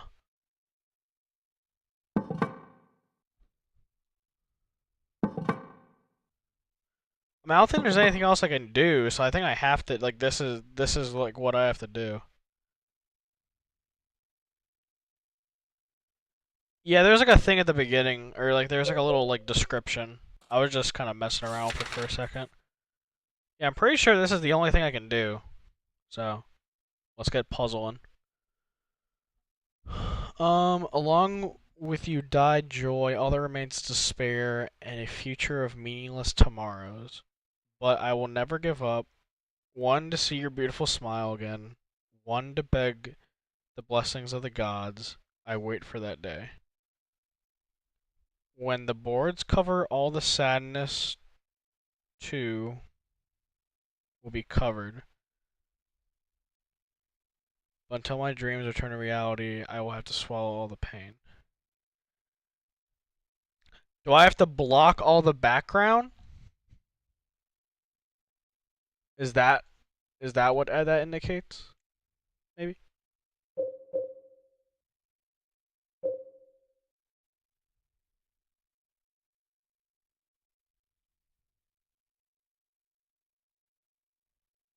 Try black, red, white.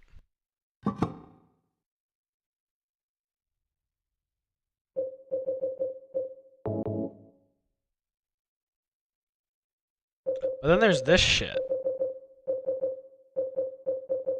I'll do it just as is. Fuck. Oh my god.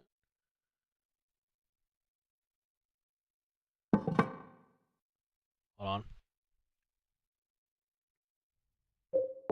I'm assuming at one point we'll have to turn some stuff, but I'll just do black, red, white for now. See what we can get somewhere.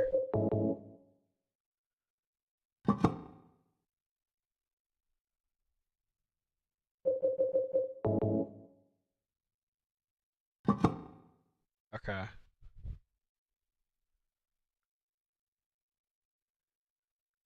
Like, is there any logic, or is it just kind of like trial and error? Because I guess it could just be that, too. Okay, so... Yeah, okay, so you have to block the other side. Okay.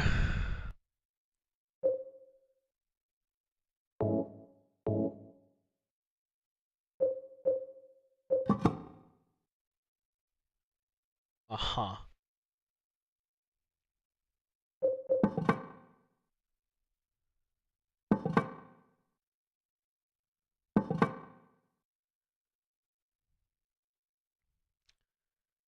I feel like I need to open up, like, fucking Microsoft Paint to do this shit, dude. So, okay.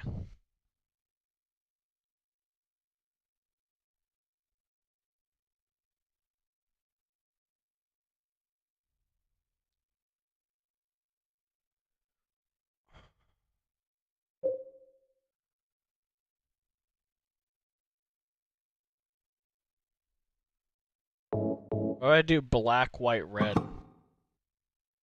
What's open on there?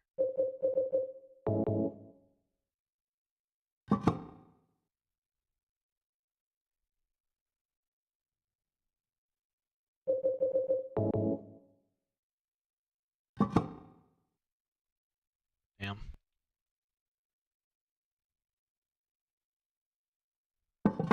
White and red have similar holes, yeah.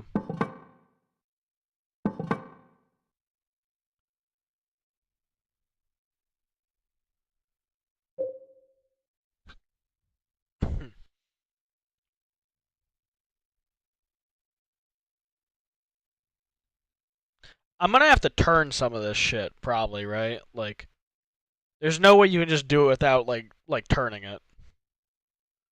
They wouldn't, like, give you the option.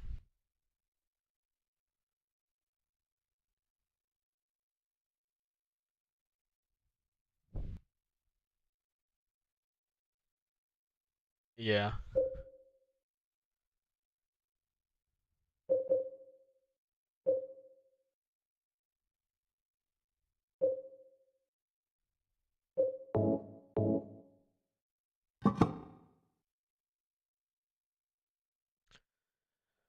But okay, so the first one you can't turn though. It's only the ones you put in after it you can turn.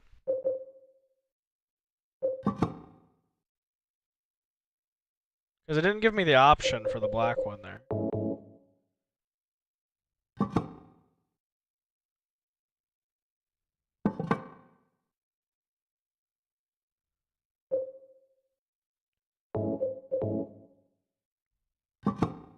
I just, damn it. God damn it, I didn't mean to do that.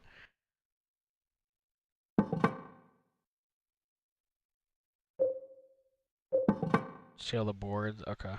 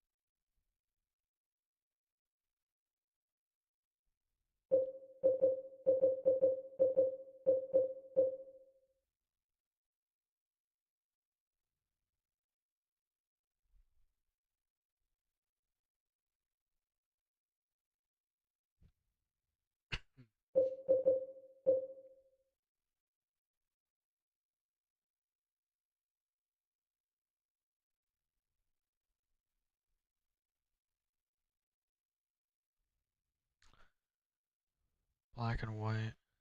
Do I tilt red to the left or the right? Because I think I can turn it both sides.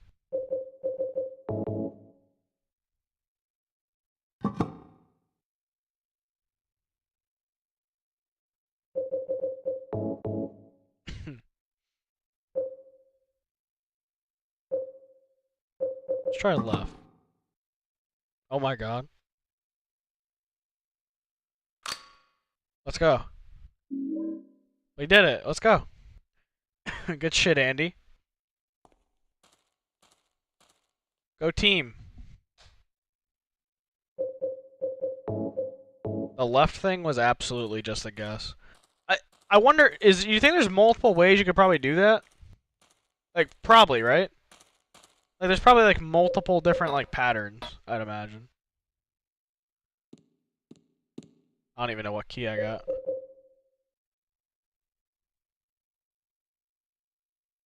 Okay.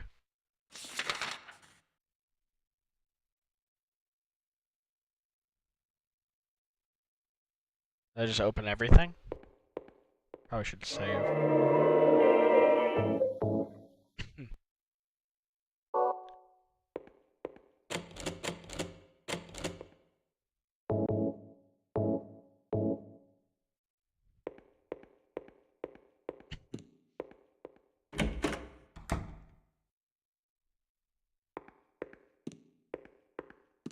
Game's already got me paranoid.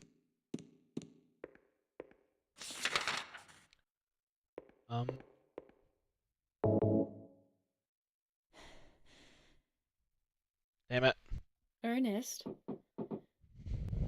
Are you there? Oh, nope, I guess not. No. I guess not.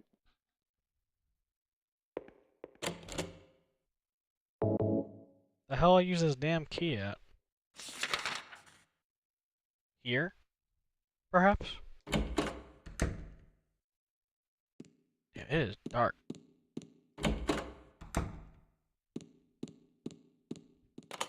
Let's go.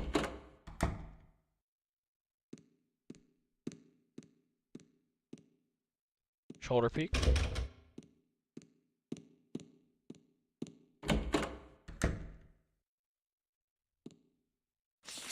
Interesting.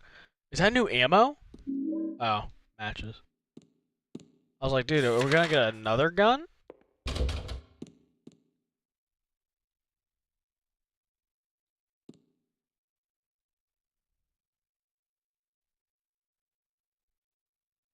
A filthy doll, huh?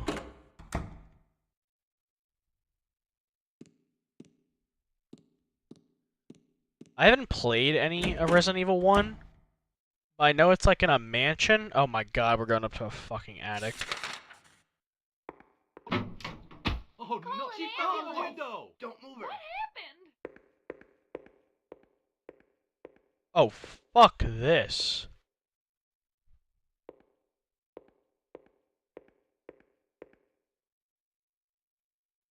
I can't fucking see.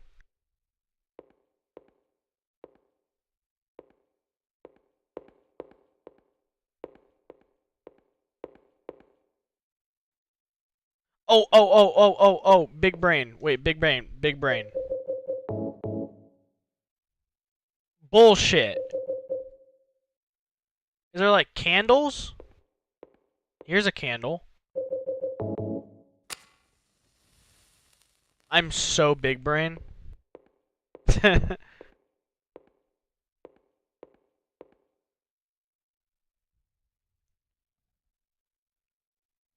my dearest daddy.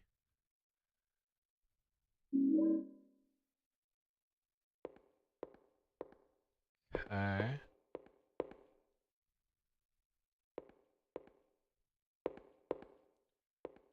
I thought there was gonna be some shit that was hiding up here.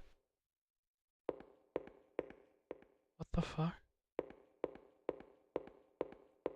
To my daddy. On the way, kid.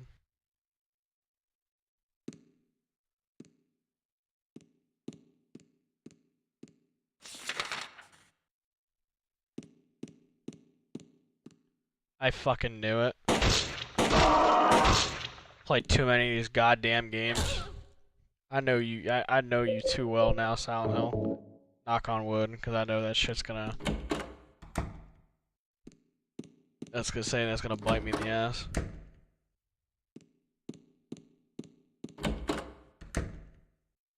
Jesus! Fuck! You were right fucking there, huh? Literally 2 seconds later.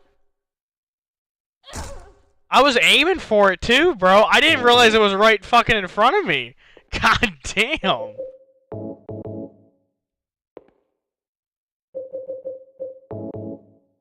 What do you mean? Uh-oh.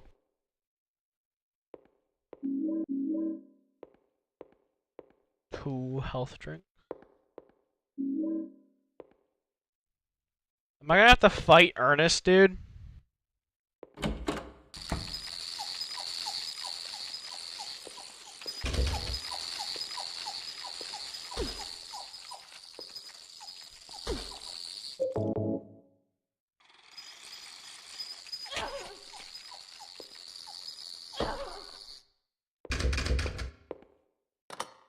Oh.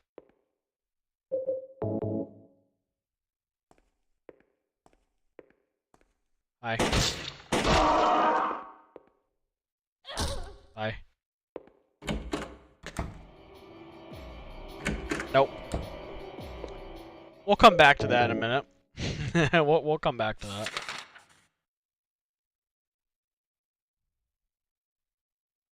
Is there really gonna be a boss fight, dude? Base on line.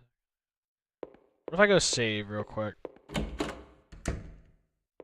I low-key do think there might be a boss coming up. Yeah, no. That music's a whole different kind of vibe. That music's a whole different kind of vibe. We gotta have some safety measures lined up. All right, now we'll go. I do have a gun. You know, like I gotta realize I have the upper hand in some aspects. Have you tried looking up a video?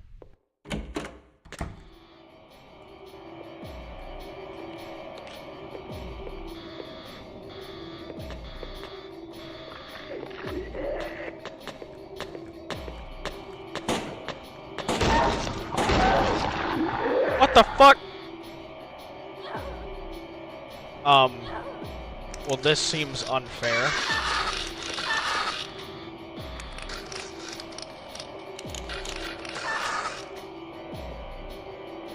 Mother...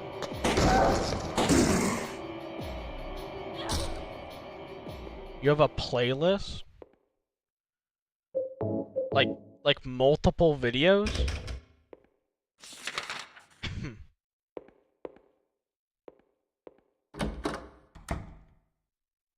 I could try and find you the one I used.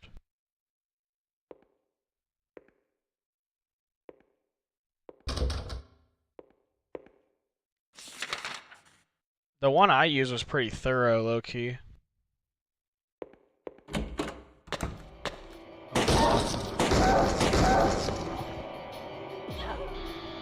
Die!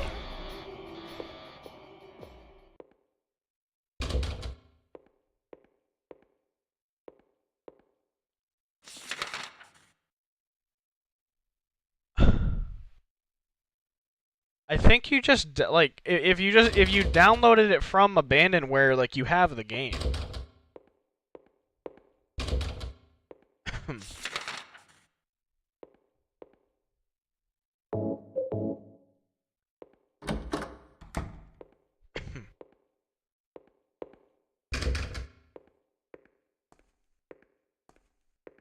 Now is that new ammo? Shotgun? Nope.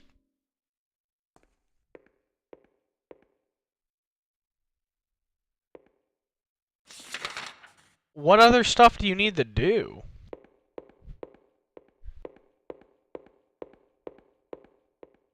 There's something behind me.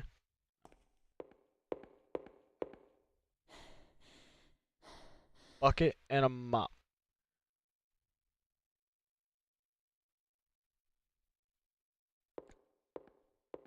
Okay, that's fair. I didn't know that. Is that site, though, technically, like... Isn't that site... Wouldn't that site not technically fall under that, though? Because isn't that, like free... Yeah, isn't Abandonware not, though, like, considered that? Because, like, that isn't all that stuff, like, free, like basically, like, free reign, like, free game?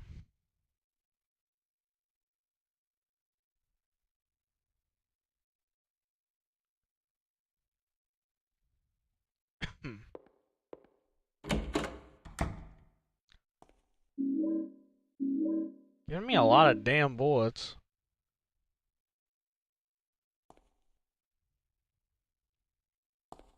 That's fair.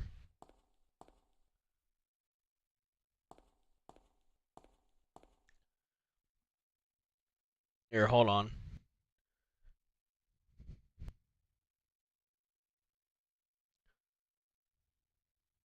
I want to try and find you the video that I used, because, like, the one I used was, like, the guy was, like, so good at explaining it.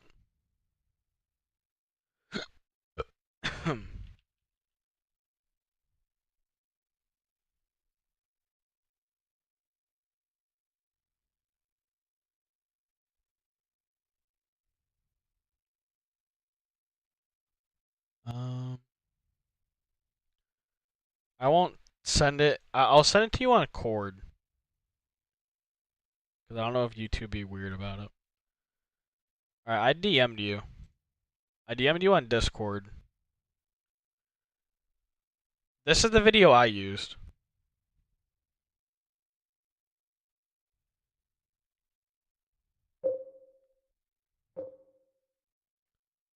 Okay.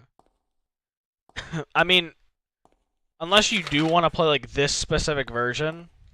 Yeah, no problem, man. Unless you do want to play, like, this specific version, you could always resort to, like, emulation.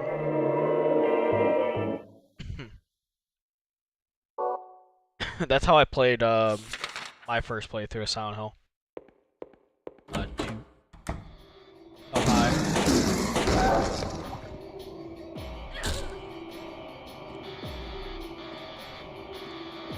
Damn, it is fucking dark.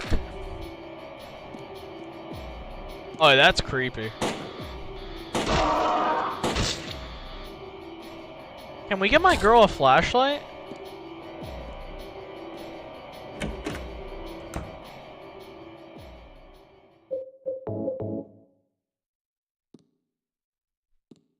How the fuck would I have known? I didn't know. I mean, that's the only video I watched and it worked fine. Like, the guy explained everything I needed to do. I think he even said in the video you have to full rip it. Or, hold on, maybe there's another one I watched.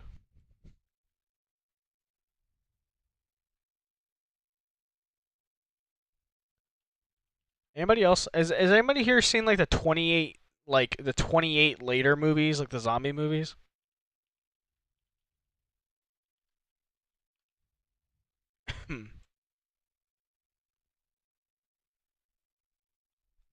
That's low-key probably one of my favorite zombie series, or zombie franchises, low-key. I mean, I haven't watched a lot. Yeah, I'm so excited for the next one, man. I really hope that one lives up to the hype. Because I feel like the other one was good. I feel like 28 months later, or whatever it was good. Or 28 weeks. 28 weeks? I think it was 28 weeks. 28 weeks, I feel like that was a good movie. That movie, 28 weeks later, no bullshit, has one of my favorite introductions to a movie, period. Like, fucking period. I think 28 Days Later is probably a better movie overall, though.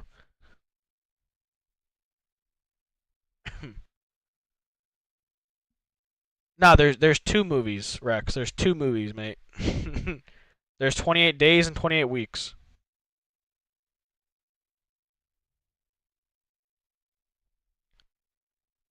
"28 Weeks" for me has like one of the best intros to a movie like ever.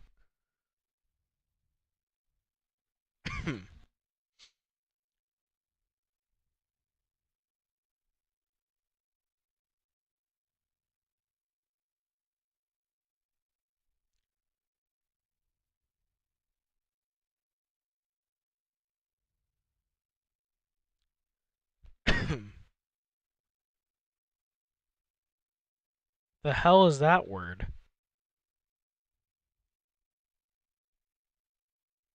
Exchilpaba?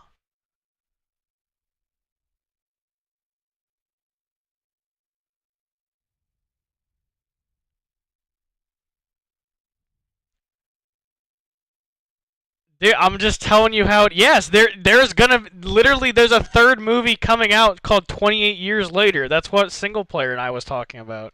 There's 28 days, 28 weeks, and now there's gonna be 28 years. They skipped months for some reason. It's not my fault you're not in the know, Rex. Come on, man. You're supposed to be like the guy. You aim to please. What the hell, dude?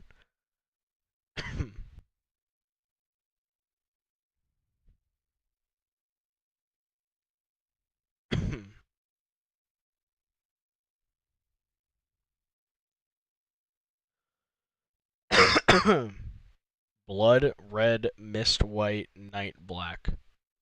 Okay. This shit's pretty dark.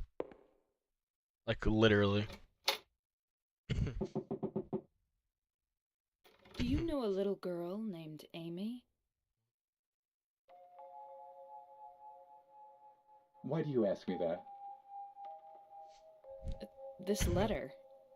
To my dearest daddy. It's from a girl named Amy Baldwin. No, Rex, don't. You just gotta Your redeem daddy. yourself, you know?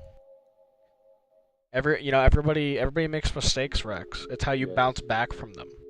Where'd you find that? The best way to Up in make the it up to me is that you go watch the entirety of 28 Weeks Later and watch a video analysis video on it. What a fool. Now, when it's too late, I finally understand why. Why she was there. Why she was holding that empty envelope when she fell. Ernest. Amy. She isn't. I'm sorry. I'm sorry I reminded you. No need to apologize. You didn't remind me. I've never forgotten. Maria, some things we forget, and some things we can never forget. It's funny. I'm not sure which one is sadder. It's been 10 JB's years, games, what's that? but I still... Ernest, I'm sorry. I didn't know. No, it's fine. Maria? I've played through some of them before when I I'll was leave it younger. here. I played through one of the PS3, like 007 Reloaded, but I've never played like any of the iconic ones, Thanks. like the ones on the N64. One day maybe. I think there's like N64 emulations like come really far. Well, I guess it wouldn't be really emulation anymore, but N64 has Maria? oh, the new one? So you must be... Oh, I thought you said games, not game. That's why. Yeah, I would play that. That's why you could see me. Huh? So perhaps that means that I can hope for a miracle as well. What do you mean?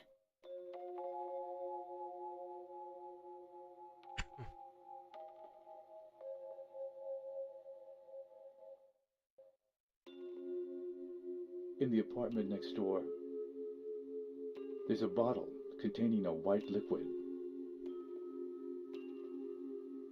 I don't know exactly where it is, but I know it's in there somewhere. I must have it. You want me to get it for you? Please. Why don't you just get it yourself? If I could, believe me, I would. But You in a wheelchair or something? You like the Batman mod? White? They might be. I'll open the stairway door. Honestly, Rex might be onto something. Ernest, do you really believe it will work? Everybody might be on Fent. I don't know.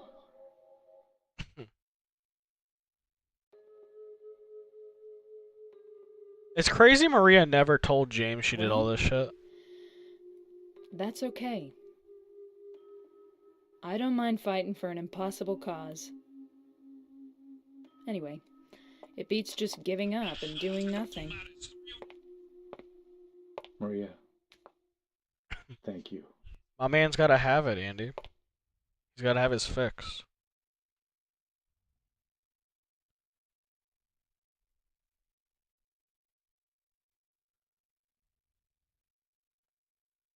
No, this is before.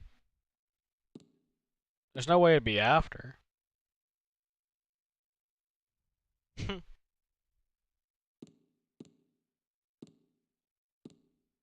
That's why it's called like Born from a Wish. Like James, like this is like when James You kind of think like created her. miracles really can happen?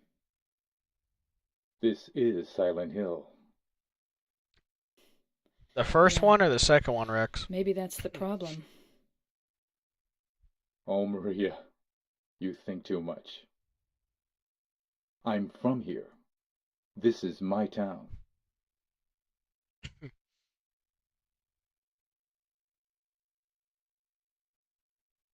No. You think miracles? Oh, this is really the can same happen? fucking door. I'm trying to leave. I thought this was the This exit. is Silent Hill. Yeah, Really? maybe that's the problem. Is there a particular reason why? Oh, Isn't that Maria, game kind of like dead? You think too much. And like there's like not really any single player I'm from content? here. This is my town. He did say the thing.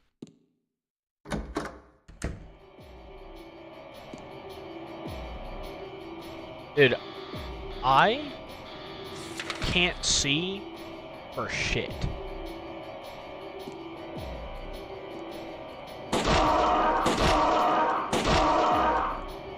I know you were here, motherfucker.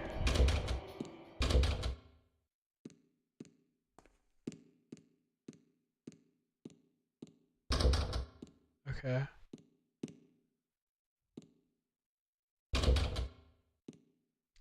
I mean, that's fair. I'm just, like, what are you gonna do on them though? Is what I'm getting at. Dude, that shadow that glitched, I thought that was her. Or I thought that was an enemy. I want them. Yeah, I guess I'm just curious what you're gonna do on there.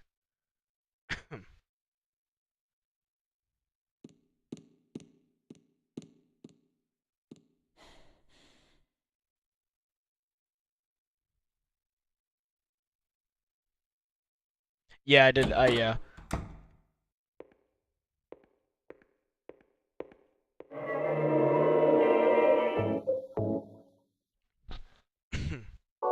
So that means he's like real. Yeah.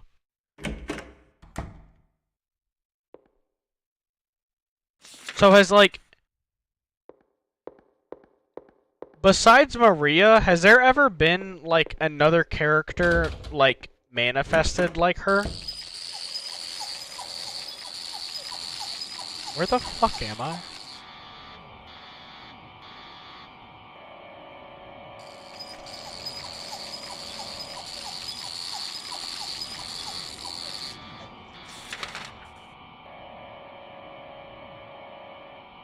Is this where I'm supposed to be?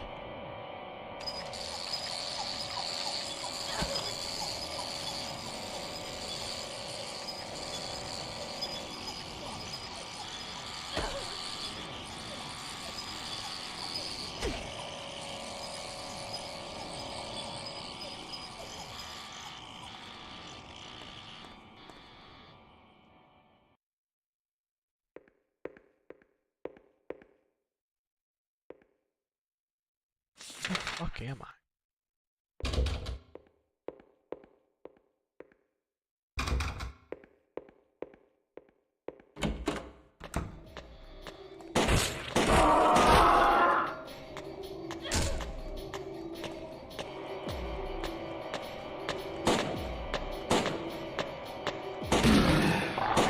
Why is like Maria's revolver like so much more inaccurate compared to James's guns? I don't get it.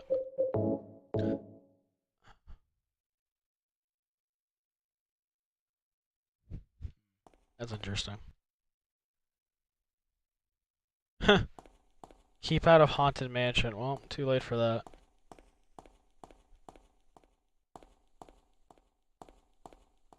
I'm not gonna lie, so far I'm pleasantly surprised with this.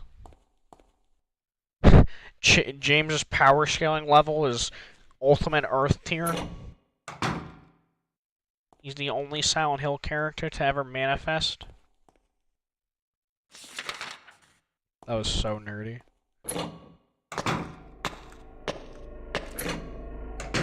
Nope.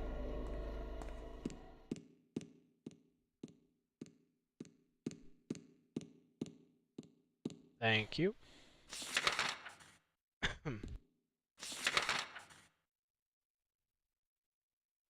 Okay. I guess we'll start down here.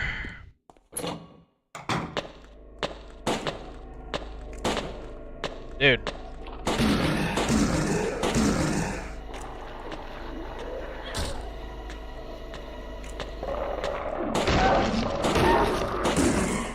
Her gun is like so much more inaccurate.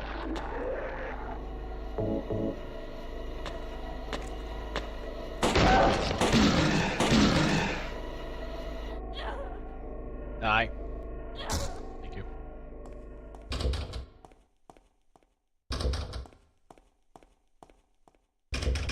But honestly, oh, that's me.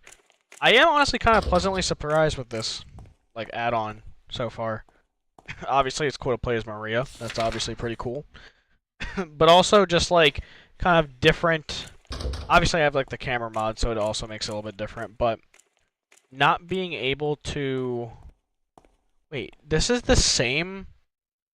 Is this the same apartments James goes through? Or is it just, like, reuse assets? No, this is the same shit. Is that the...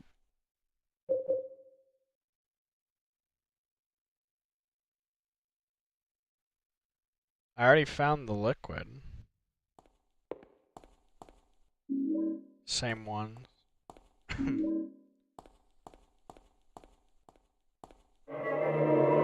And there's the save here. Interesting. So is there any reason to like... Is there any reason to go through the rest of the hotel? Or is like, is this it?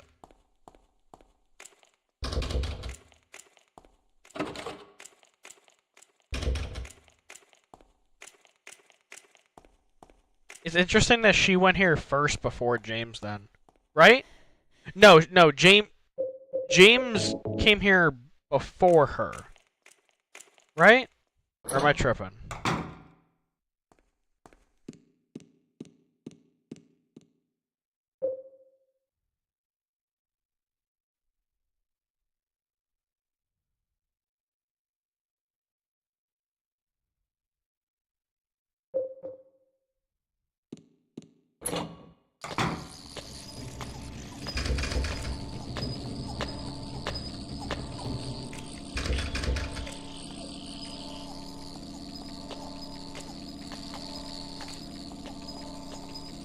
Hello.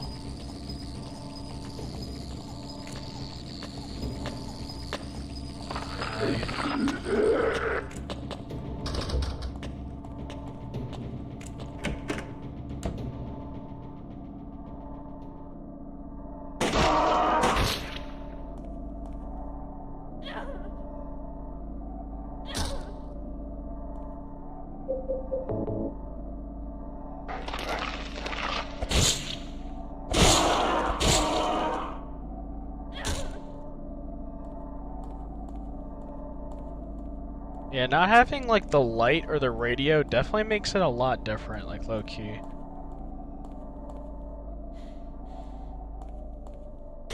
Oh, you bitch.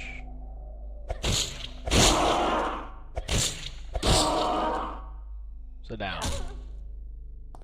This is Maria's town.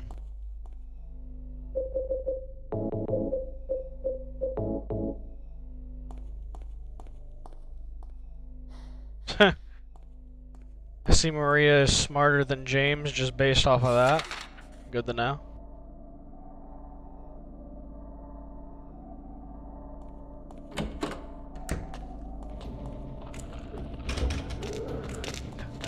Hi. Hi. Bye.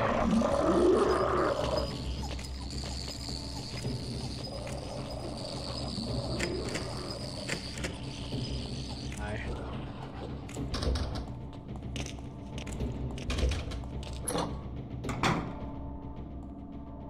Wow.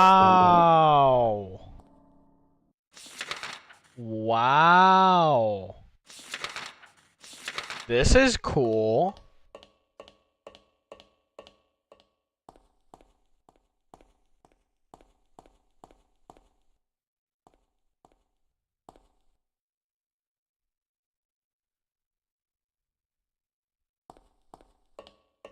No, only one.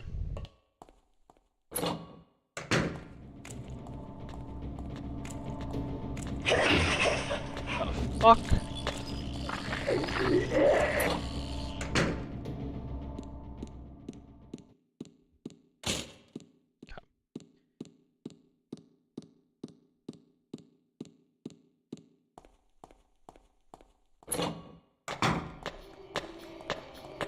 Hi.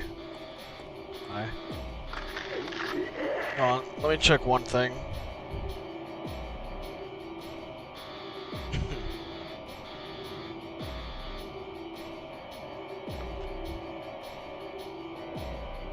Back into the spooky mansion.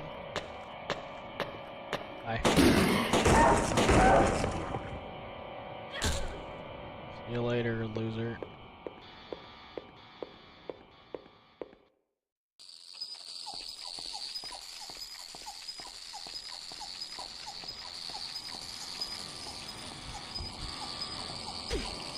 Ow.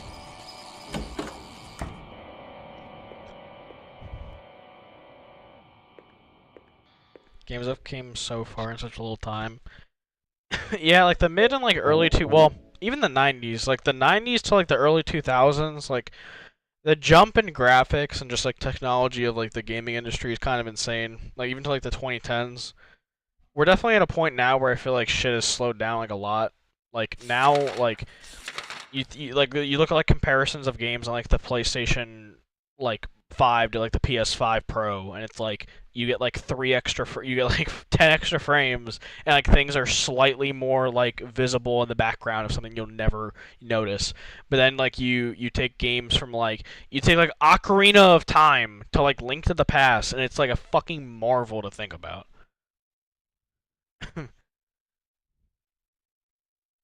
You don't think the PS5 Pro thing is bad? Yes, that is bad.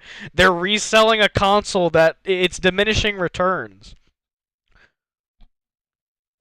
We're at the point now where if that's the only like if that's the only not advantage, but that's the only benefit to getting a PS5 Pro and it's still costing like $600.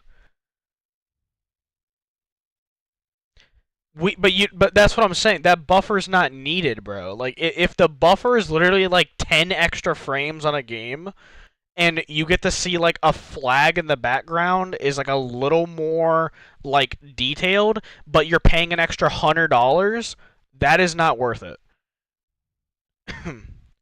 But it's not worth it.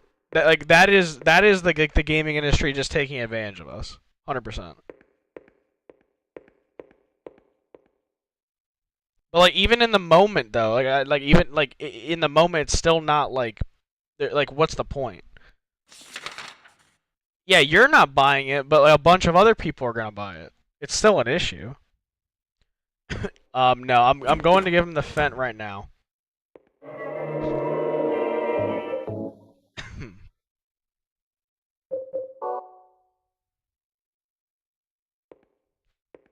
I don't even have a PS5. I'm not saying I'm gonna buy it. I'm saying that practice, like in the gaming industry, like from like the leap to like when a next like console dropped or even like a different like version of a system, like my my PS3 to like my original PS3 to like my other PS3, like I forget what it was called, like Slim or some shit. Even that was like a different like even that was a more of like a leap than what like the PS5 is to like the PS5 Pro. Well, even like back in the day, there wasn't even like pros to like consoles.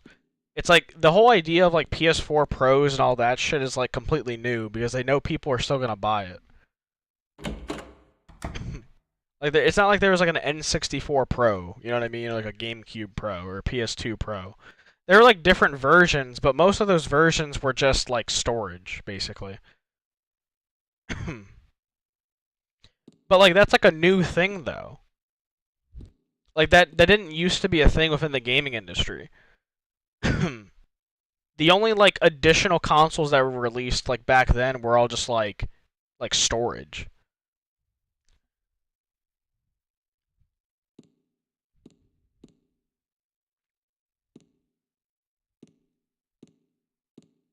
I mean, I'm on the same boat as it is for phones. I feel like for phones, it's the same argument. It's all just diminishing returns. It's just a way for people to spend an extra like $500. Thank you, Maria. That's the only item I couldn't get myself. By the time I found out about it, I could no longer leave this house. So long. Yes, but Will... Maria, the gods are here. You know it too. You were born in this town. I'm not sure God is the right word.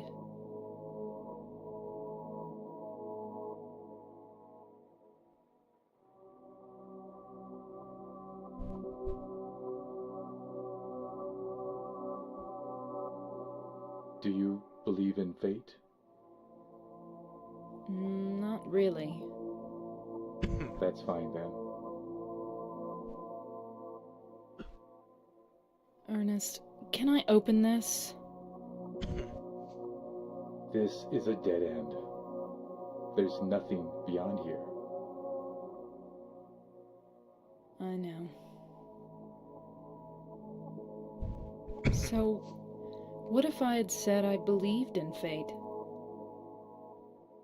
That James. He's a bad man. Yeah. You ain't lying. James.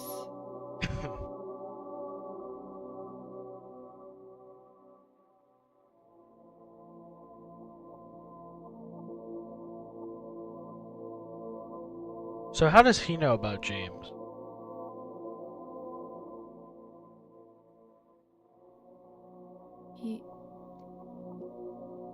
Yes. I know. He's looking for the you that isn't you. Because he's kind? Do you know something? Yes. Maria, you're... Anyway, that's just what you think. You don't really know anything. That's fine. Okay.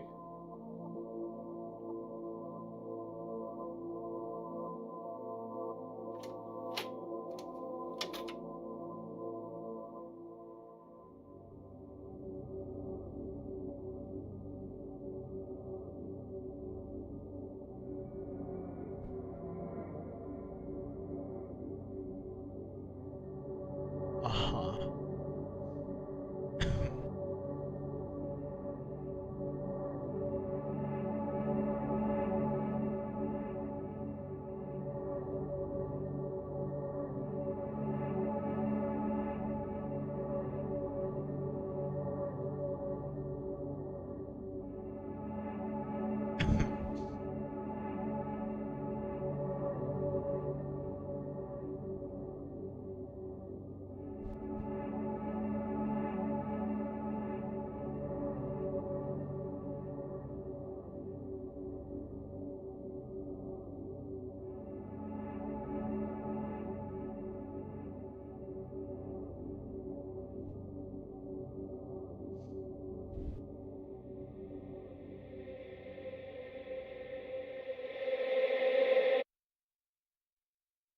That was a cool shot. That was actually a really cool shot.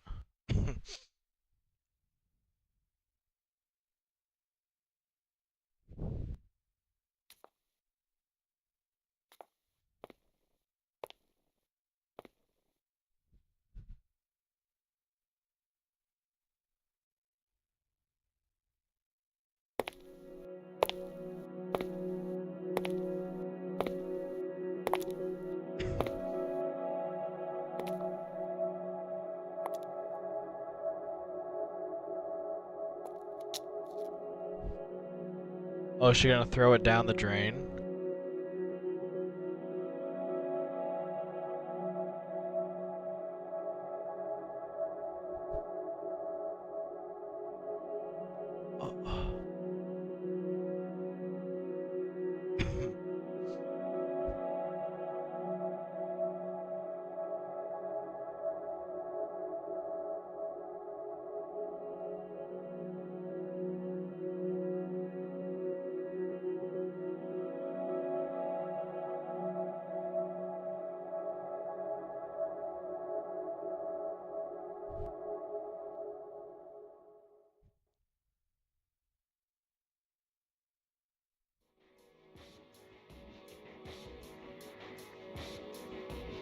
James.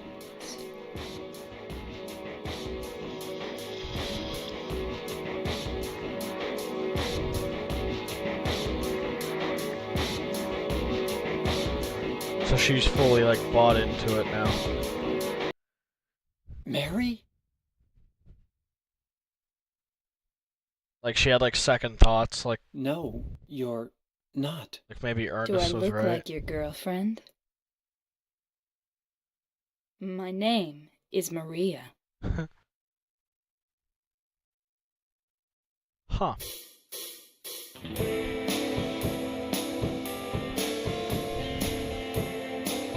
I like that.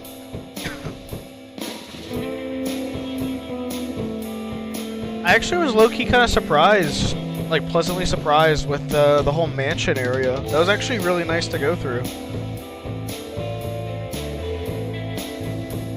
Yeah, Andy, can we get like some kind of explanation on the Ernest thing? I kind of understand like the whole thing with like Maria at the end.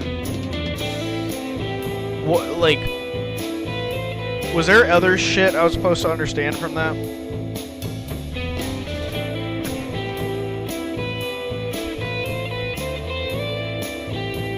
Like, is there any significance to like Ernest's story?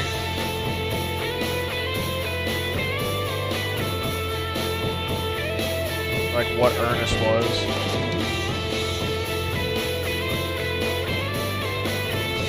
Skip this, huh? Yeah, no, I was pleasantly surprised with it. The mansion, honestly, was a really cool layout. It had very, like, claustrophobic, kind of, like, winding hallways, and obviously, like, having the over-the-shoulder mod kind of enhanced that. No, I thought that was really well done. The puzzle was cool. The interaction with Ernest was pretty cool, and I really liked that candle gimmick, too, in the attic. I thought that was actually really well done. I feel like it would have been cool if, like, there was one of the mannequin things, like, standing in the background, and unless you light the candle, you don't see it. That would have been pretty cool. I don't know, that was nice. That was a nice little add-on. Cool playing as Maria. Not having the flashlight or the radio definitely added a bit more kind of a horror to those sections. And it's interesting kind of seeing like Maria's kind of like headspace and like where her mental was before having to you know, go on the whole adventure of James and kind of like fulfill her, you know, purpose, I guess, as like a wish.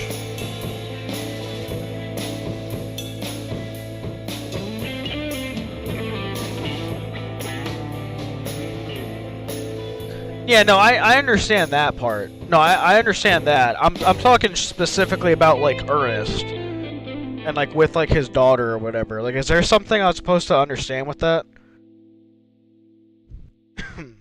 I understand like the ending, like with Maria.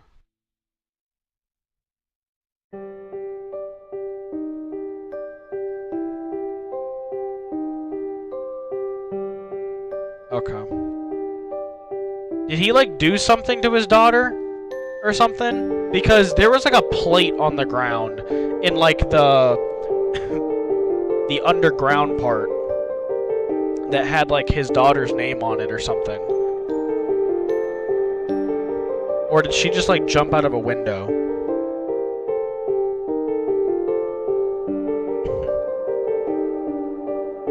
That part I just didn't understand.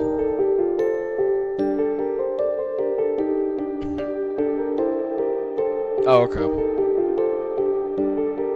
Were those gloves in there on the table?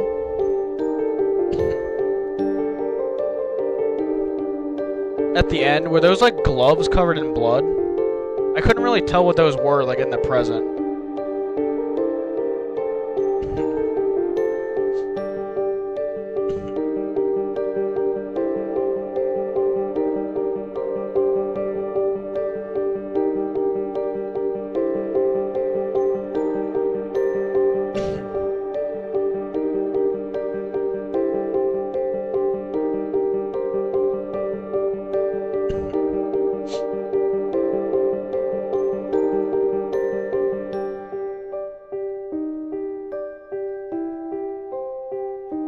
That's kind of cool, though. You don't know. I couldn't really tell what they were. It kind of looked like there was like red blood on them or something. But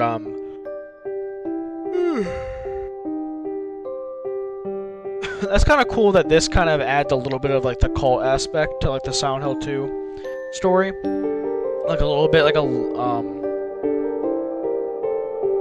yeah, I'm not sure. I'm not sure how it Ghost works.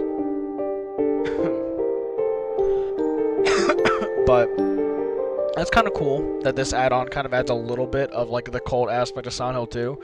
Because the cult is definitely not as prominent as it is in like Silent Hill 1 or 3. I mean, those are like literally direct story beats within those two games. This was, you know, a lot less focused on that and more focused on like, you know, the actual like character.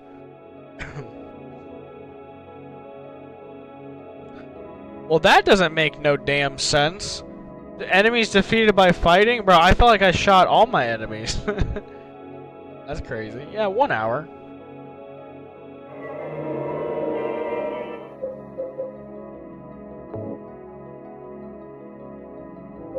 No, I like that. That was nice. Cool playing as Maria.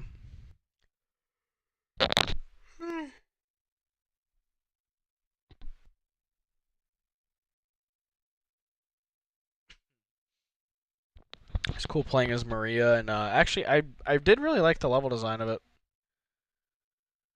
No, not the additional part yet, or not the second one. I have not yet. I just haven't really found time to. The only day I would really be able to do that is on Sundays, but most of the time on Sundays I just kind of use that as a day to just chill out and just play other stuff with friends because I don't really get to play with many people during the week. I'll definitely find time though. I'll get to it eventually.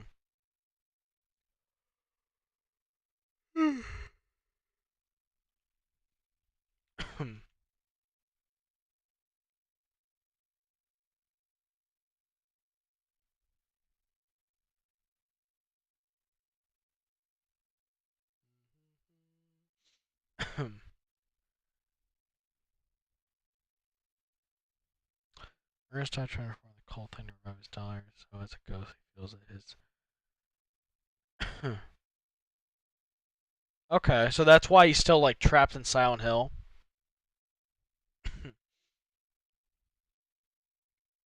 I mean, I'm eager to play it for sure. With how much you've been hyping it up and how it kind of adds a lot more to it. I'm pretty excited to play it. But two things before I get off. We'll do two quick things.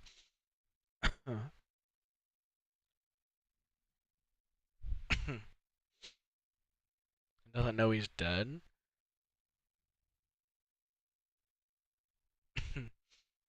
I'm curious what the shit was in the gift because it was a gift from his daughter, and like the ghost of his daughter wanted us to give it to him. So I wonder if it was like something like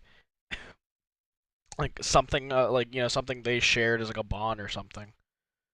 But I don't know. It kind of looked like there was like blood on the glove, so that's why I was curious.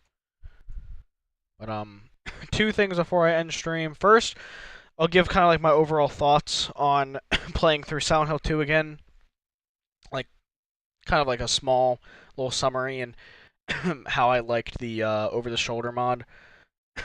But Silent Hill 2, man, these kind of games and these kind of experiences are exactly why I'm such like a big advocate on like gaming preservation and just making sure that like stuff like this never turns into like lost media and just completely inaccessible.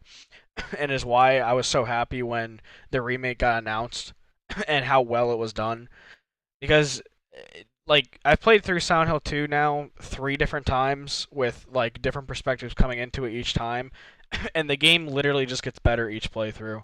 The story gets better, not better, but the story, I still believe it is, you know, one of the best stories like ever told in gaming. Just how it kind of immerses you into the world, and if you allow it to, you know, if you allow it to kind of like grab you and like take you into the world of Silent Hill and into like the mind of James while you're playing it, it is one of the best like psychological horror experiences like you could have. I mean, the way you go through the game and you continuously are feeling more and more not like James, but you feel like like how the moments affect you while you're playing it and how immersed you can get and how you feel like James' mental breaking more and more and more as you go through it. I mean, just like the layers to the game and like how much symbolism there is, and Andy, we talked about this last night, but the way the game has so much like open interpretation to like enemy designs and certain things that your experience can be completely different going through the game, like for everybody. And it's just such a unique experience that it's sad. Like obviously it's a sad story. Like the only happy part to the ending that you could get is like James like leaves with Laura, right? But like obviously it's still a depressing, sad ending. But no, it truly is an amazing game. It honestly is. It is one of those games that I would recommend to anybody to play. Don't get me wrong, it's not for everybody. Like there are some people that I know that wouldn't be able to get past the voice acting, the bad combat and everything. And honestly, like I'm not gonna say I feel bad for them, but like if you could just kind of look past all that stuff and appreciate like at least the combat, because obviously the combat's like kind of a limitation of the time, and also it kind of adds to the experience. Because like it's not supposed to be like you're this combat vet, like you're like Leon Kennedy in like Resident Evil 2. You're some random dude with a gun. So like it's kind of like weaken like the kind of like limited combat. I feel like adds to it in a way, but I mean, yeah, I'd be lying if I'd say this game's like not, this game definitely isn't for everybody. Some people wouldn't be able to get past like kind of those aspects of it, and I like in a way I do feel bad because past all that shit, man, there is one of like the most well-designed psychological horror games and stories like ever made. I mean, the atmosphere this game creates, the puzzles, the level design. I mean, going through certain environments in this game and everything is just it's honestly like it's unforgettable. It's one of the most memorable like games I've ever played.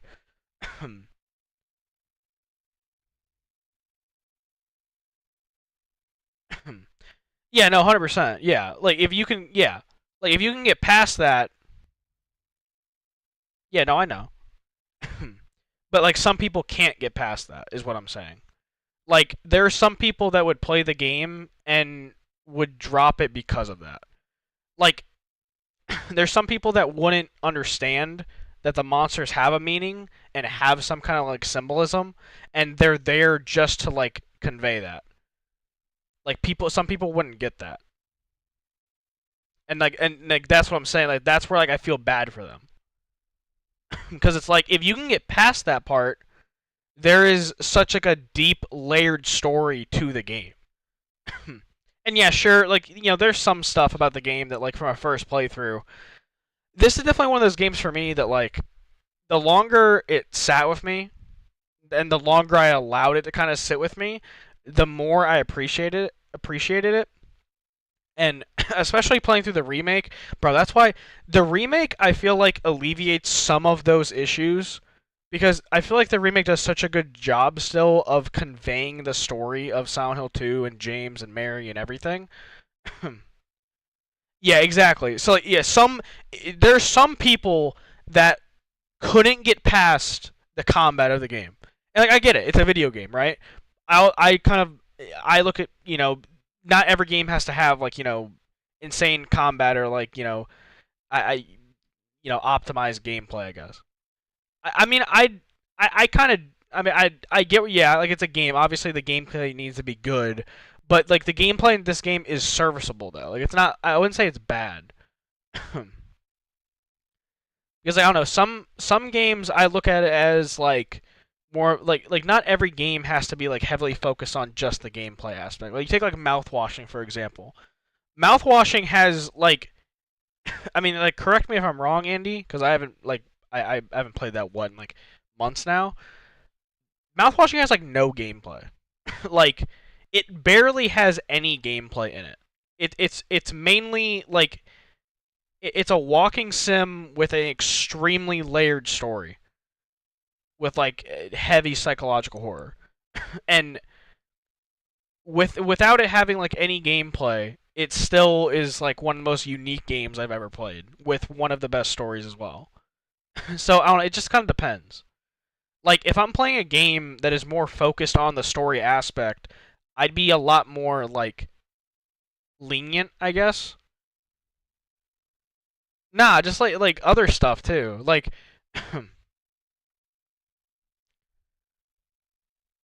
because I mean I don't like that. I don't like that question. I mean, well, I know like I know you're just like playing devil's advocate, but like because like playing games is like such a unique medium to experience stuff like that.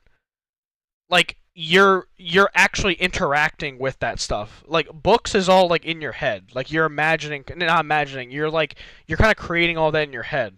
In a game, you're playing through someone's like vision. Like yeah, it's more immersive when you play it for certain games especially. And now when I say gameplay, I don't mean just combat. Like even like puzzles and shit. That's still gameplay. Like Silent Hill 2 has amazing puzzles. So even from that perspective, like the game still has good gameplay. Mouthwashing barely has like any of that.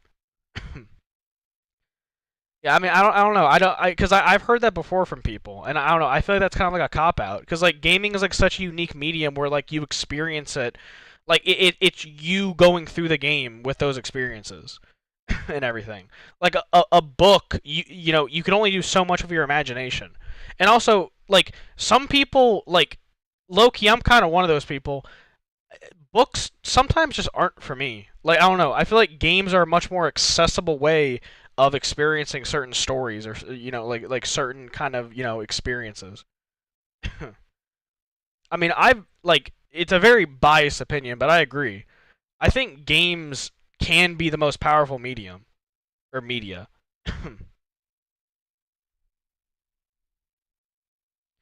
Yeah, no, exactly. Yeah, like games that have bad combat is bad. Like that's not good. That's why Silent Hill Homecoming fucking sucks because it focuses so heavily on the combat.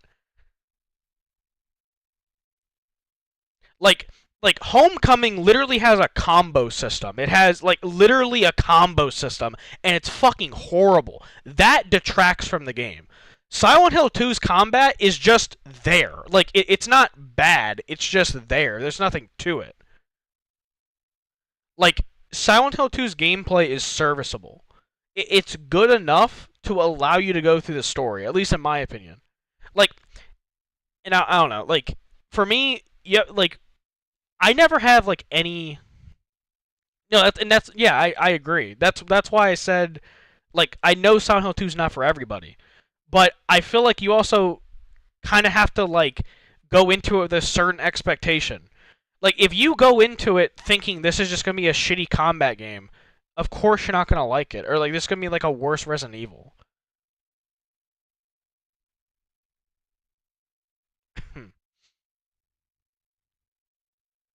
Yeah, exactly. It's not like the combat's bad.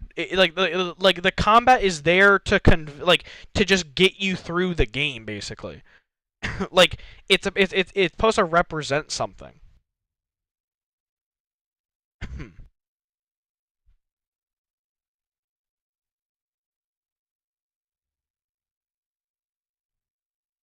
Wait, what do you mean? Never say that books are amazing?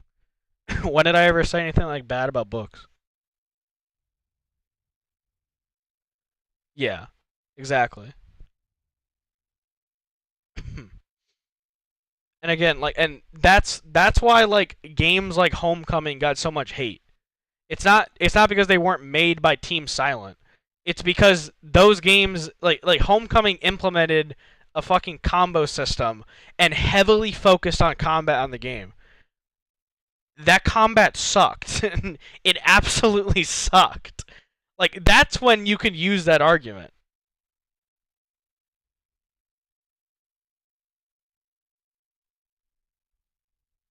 Yeah, and that's what I've said. Like I've said that. Like that like that's how I started this whole conversation. Like I know it's not for everybody.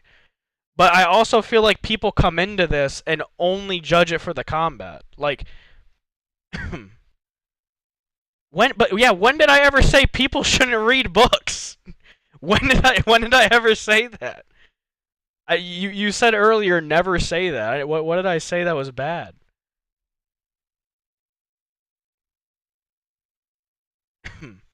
Because I was agreeing with you. I think games can be the most powerful media. because of how you interact with them. Like, you can get the same feeling out of books, I feel like, from games, depending on what kind of games you're playing.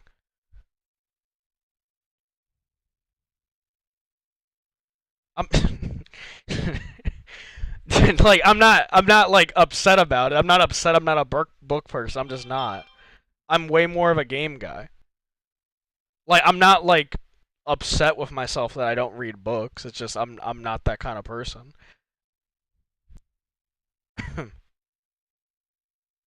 Yeah. Yep. Clip it right now. I said literature is dead. We should burn all books, everything. There's no point to reading. Everybody should drop out of school and play Silent Hill 2. That's it. that is it. 100%. That is my final statement. Silent Hill 2 is the only literature that's needed. Nah, comics too, get them out of here. Get them out. Comics are not needed. Forget them. Burn them too.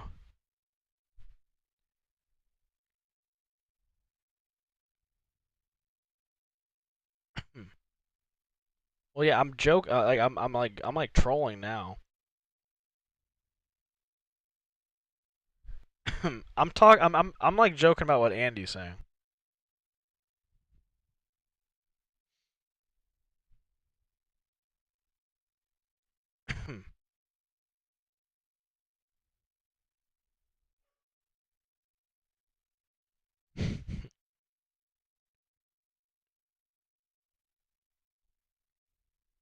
Yep. I have it right here. I have the DMs right here on my phone. I'm already canceled, man. I'm already canceled. Like, let's be honest.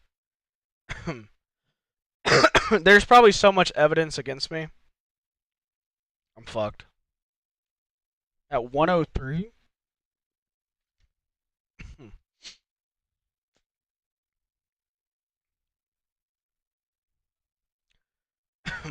Alright, I feel like we've run this discussion its course.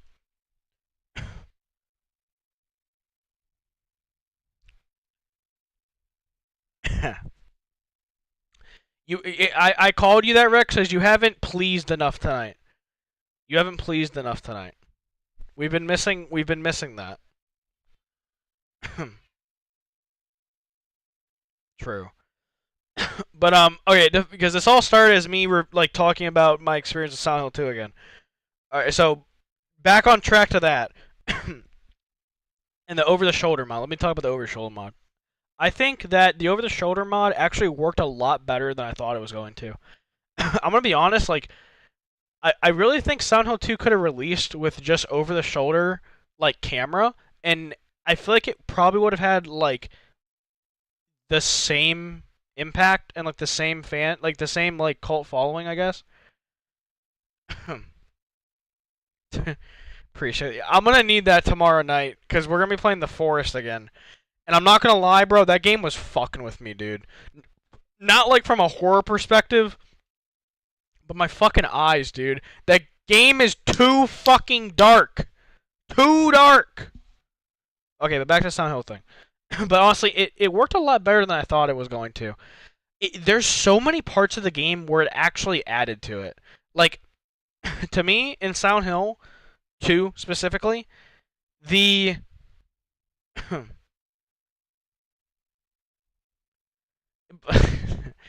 that wouldn't help. That wouldn't help. If I turn on the light, it doesn't up the brightness on my monitor. That wouldn't matter. That wouldn't help at all. But if anything, that could make it worse because it'd be like a fucking glare because of the light. But now the mod honestly added a lot to the game. Again, I think I said this earlier, or like a previous episode or something, that my ideal, or not my ideal, the best parts of Silent Hill 2 from like a gameplay and like level design perspective would be, or I'm losing my train of thought now. I need to stop looking at the chat. the best part of Silent Hill 2 from like an atmosphere and like a level perspective, and like level design and game design perspective, is in when you're in those like close environments, like the claustrophobic, not claustrophobic, but like kind of close range environments, right? When you're in the apartments, when you're in the hospital, when you're in the prison, when you're in the hotel, those are when the game's at its best. When you're looking down these long, dark, abyssal hallways and you can't see shit, right? You just hear the radio. You don't know what's coming. Those are when I think the game's at its peak from like that perspective. And there's parts where the over-the-shoulder mod really added to it, man. Especially the hotel. Man, like the hotel has like it's such big hallways. And that darkness when you're looking down it, it's honestly terrifying. Like it was actually really spooky. Especially when like the abstract daddies were like charging at you and everything. From like that perspective, I actually feel like it helped the game a lot. Not help the game because it wasn't bad in the OG camera, but I feel like it added to it for sure. Immediate downside though, the the combat was way clunkier with it. It was not as fluid. I started getting better with it.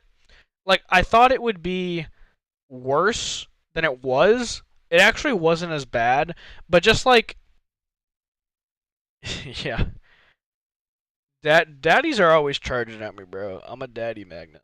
But like obviously like the act of having to hold down R2 to be in shoot mode, aim with this but shooting with this, just like it's not intuitive.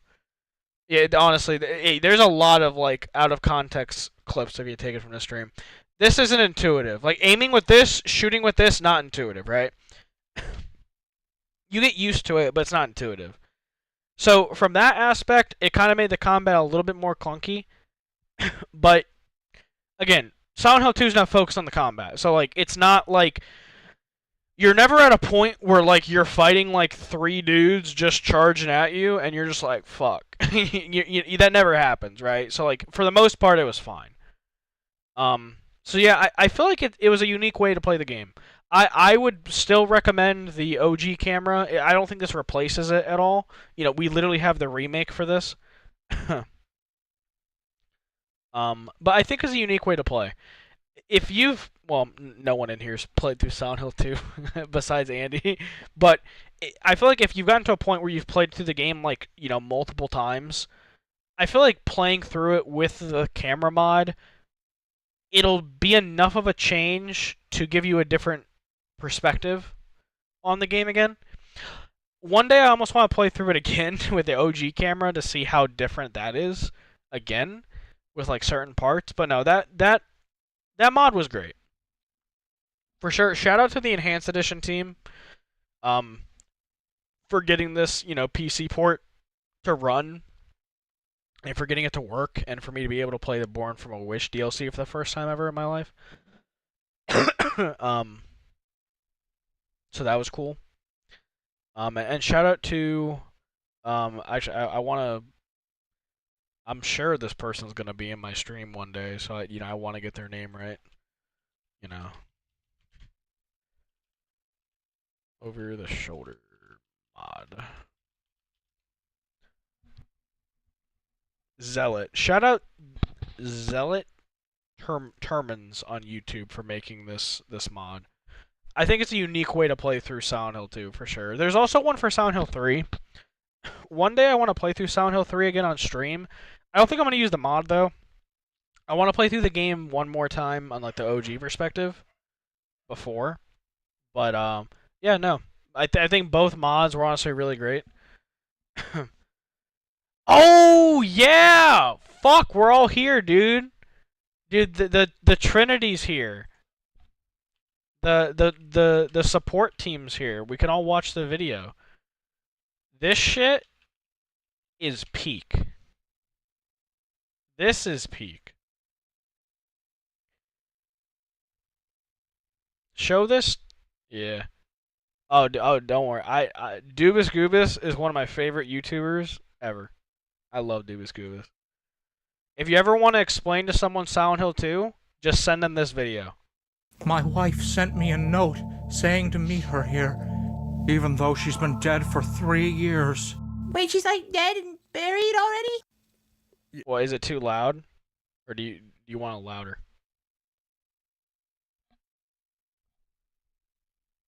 It's coming through, right? Like you can hear it?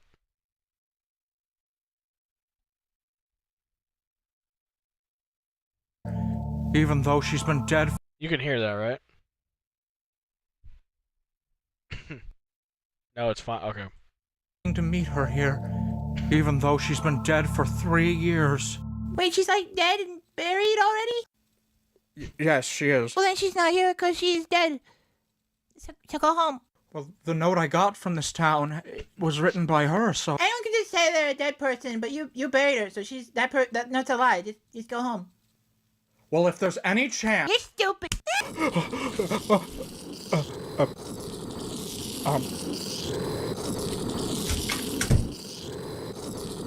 Hey, James, you know I can get a pizza? I don't think they have pizza around here, Eddie. Murder should be legal. What? I should just be allowed to kill people. Why would you even want to do that, Eddie? Fuck you, James! Oh, okay,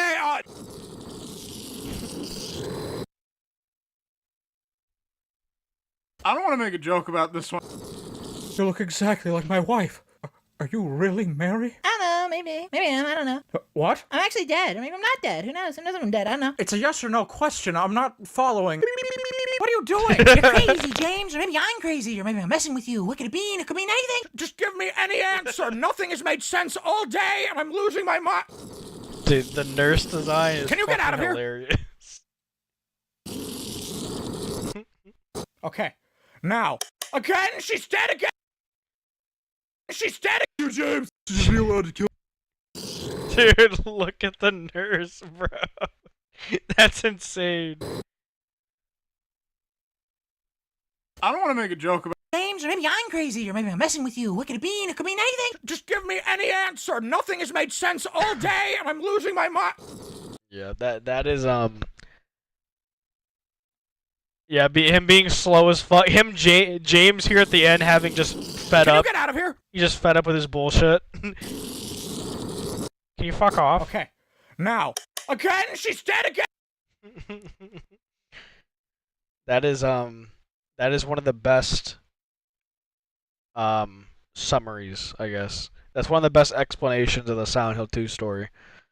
If you ever want to set, like, someone's interested in playing Silent Hill 2, they don't know what they want to know, like, a little bit of what it's about, play them that video.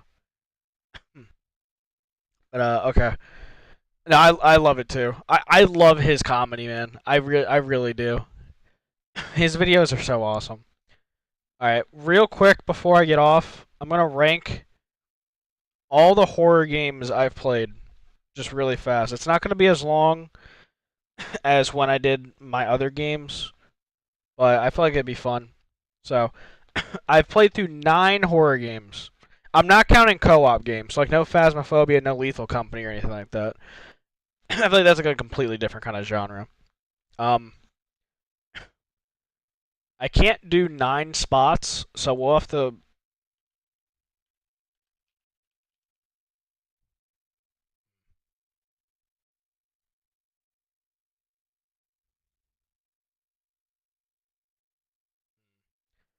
Wonder if there's a chicken game. Okay. I'm putting the chicken at the 9 spot for a specific reason. It's because 1 through 8 are all like 8 out of 10 games to 10 out of 10 games. The number 9 spot will go to Silent Hill Homecoming. And the chicken will act as a buffer to show how bad this game is compared to the other games. So this is 9, but there's a big gap between 8 and 9. And this is what the chicken represents. But no, for real, Silent Hill Homecoming is... It's not as bad as what people say. Like, a lot of people say this is one of the worst video games ever made. I wouldn't go that far. It's just, it's not a good... I feel bad for the team that made it, because you can tell they tried really hard to make a Silent Hill game, and trying to, you know, check those boxes of what makes a Silent Hill game a Silent Hill game. But this team Double Helix, I think they were called. This was their first time ever making a game. So like, and the funny thing about Double Helix is they're a company made from 2 other companies, and one of those companies was also made from 2 other companies.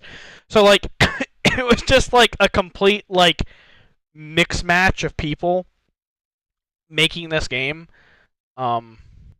Segregation, I see. Yeah, the chicken represents segregation. But Homecoming just, there's something good there. Like I like some of the premise or some of the ideas they implemented. Like basically the story of Homecoming. Spoilers for Homecoming. Spoilers. Homecoming basically adds on to the cult story by adding in like another town that basically like sacrifices people like throughout history, but it's for Silent Hill, but they live in a different town or some shit. And it plays into like the cult story a bunch, and yeah, I gotta give a warning now. I have to give a warning. I don't blame you. This is one I feel like is fun to skip on. Watch a video about it. Watch a video. This is one of those games where like it's probably better to watch someone play it rather than actually play it. There's very few like gameplay peaks in this game.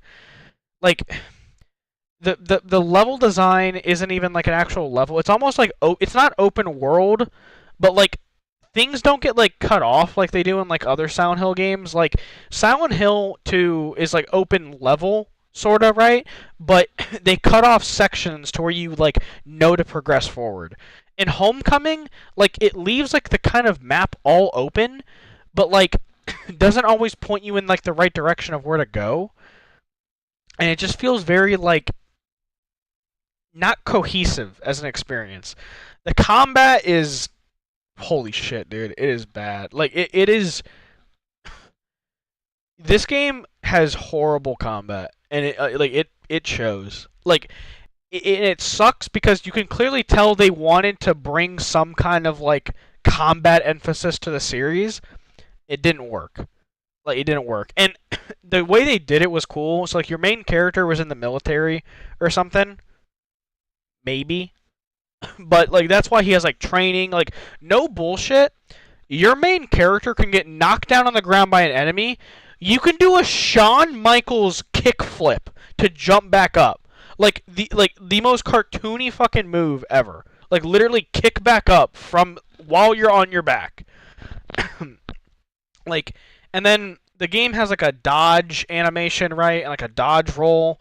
But like the dodge roll isn't really even like effective most of the time because like the enemies can still hit you while you're rolling, so like there's no invincibility frames like in other games. So like depending on certain enemies you're fighting, like you can literally just get hit stunned over and over and over again. The guns feel horrible to shoot. They feel like the guns in the other Silent Hill games feel like way more impactful. They have like very like dinky sounds. They don't have no impact when you shoot them. There's a lot I can complain about with this game, a lot, and I'm not gonna go into full depth, but like it's okay. This game's a 4.5 out of 10 or a 5 out of 10. It's average. It is an average experience. There are some good things about this game. Some good things. The boss fights are actually interesting. Dare I say that the boss fights are arguably on par with the OG Silent Hill games. Probably not as good because the combat sucks, but they're okay. There's one called Scarlet, which is it's a really good fight. You know, I'll show some of Scarlet. Okay, if nobody cares again about spoilers, I'm gonna show something from the game.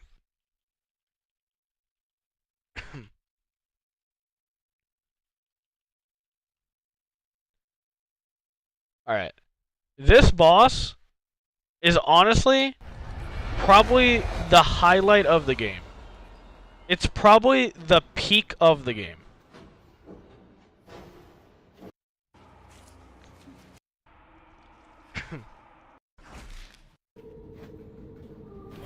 It's a cool design. It's like a doll creature thing.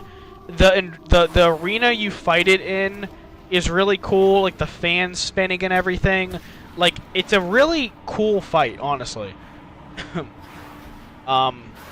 This is also one of the fights where, like, the combat actually works. Like, it's honestly, like, it works well. This is probably where the game peaks. It's also kind of terrifying. Like, this thing is pretty creepy. And then the soundtrack, I'll shut up for a second.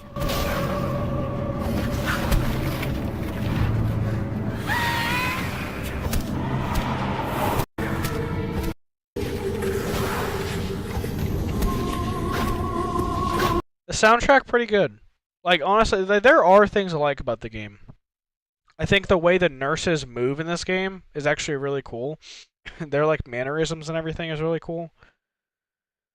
That's about where the compliments end. So yeah, I don't know. Silent Hill Homecoming, probably the worst horror game I've played. That's not saying much, but yeah, like a 5 out of 10. Next, I gotta put Silent Hill 1. If I can find it. The hell did it go?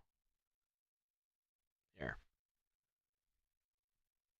Again, that's one of those games, you gotta play it. If you play... Also, this game, okay, this isn't even like about the game, just like Konami as like a company. This game is unplayable. Like, Homecoming is unplayable on PC without a fan-made patch. Like, they know this. The game's been unplayable on Steam since it's released. And they've never fixed it. But you want to know the crazy fucking thing? They still sell the game for $20. It's unplayable on PC. It crashes, it bugs, nothing works. No. No, that was Silent Hill 2. That was James in the mirror. For in the thumbnail. And this is Angela in the thumbnail. This one. But, yeah. So, this game, I had to download a community patch.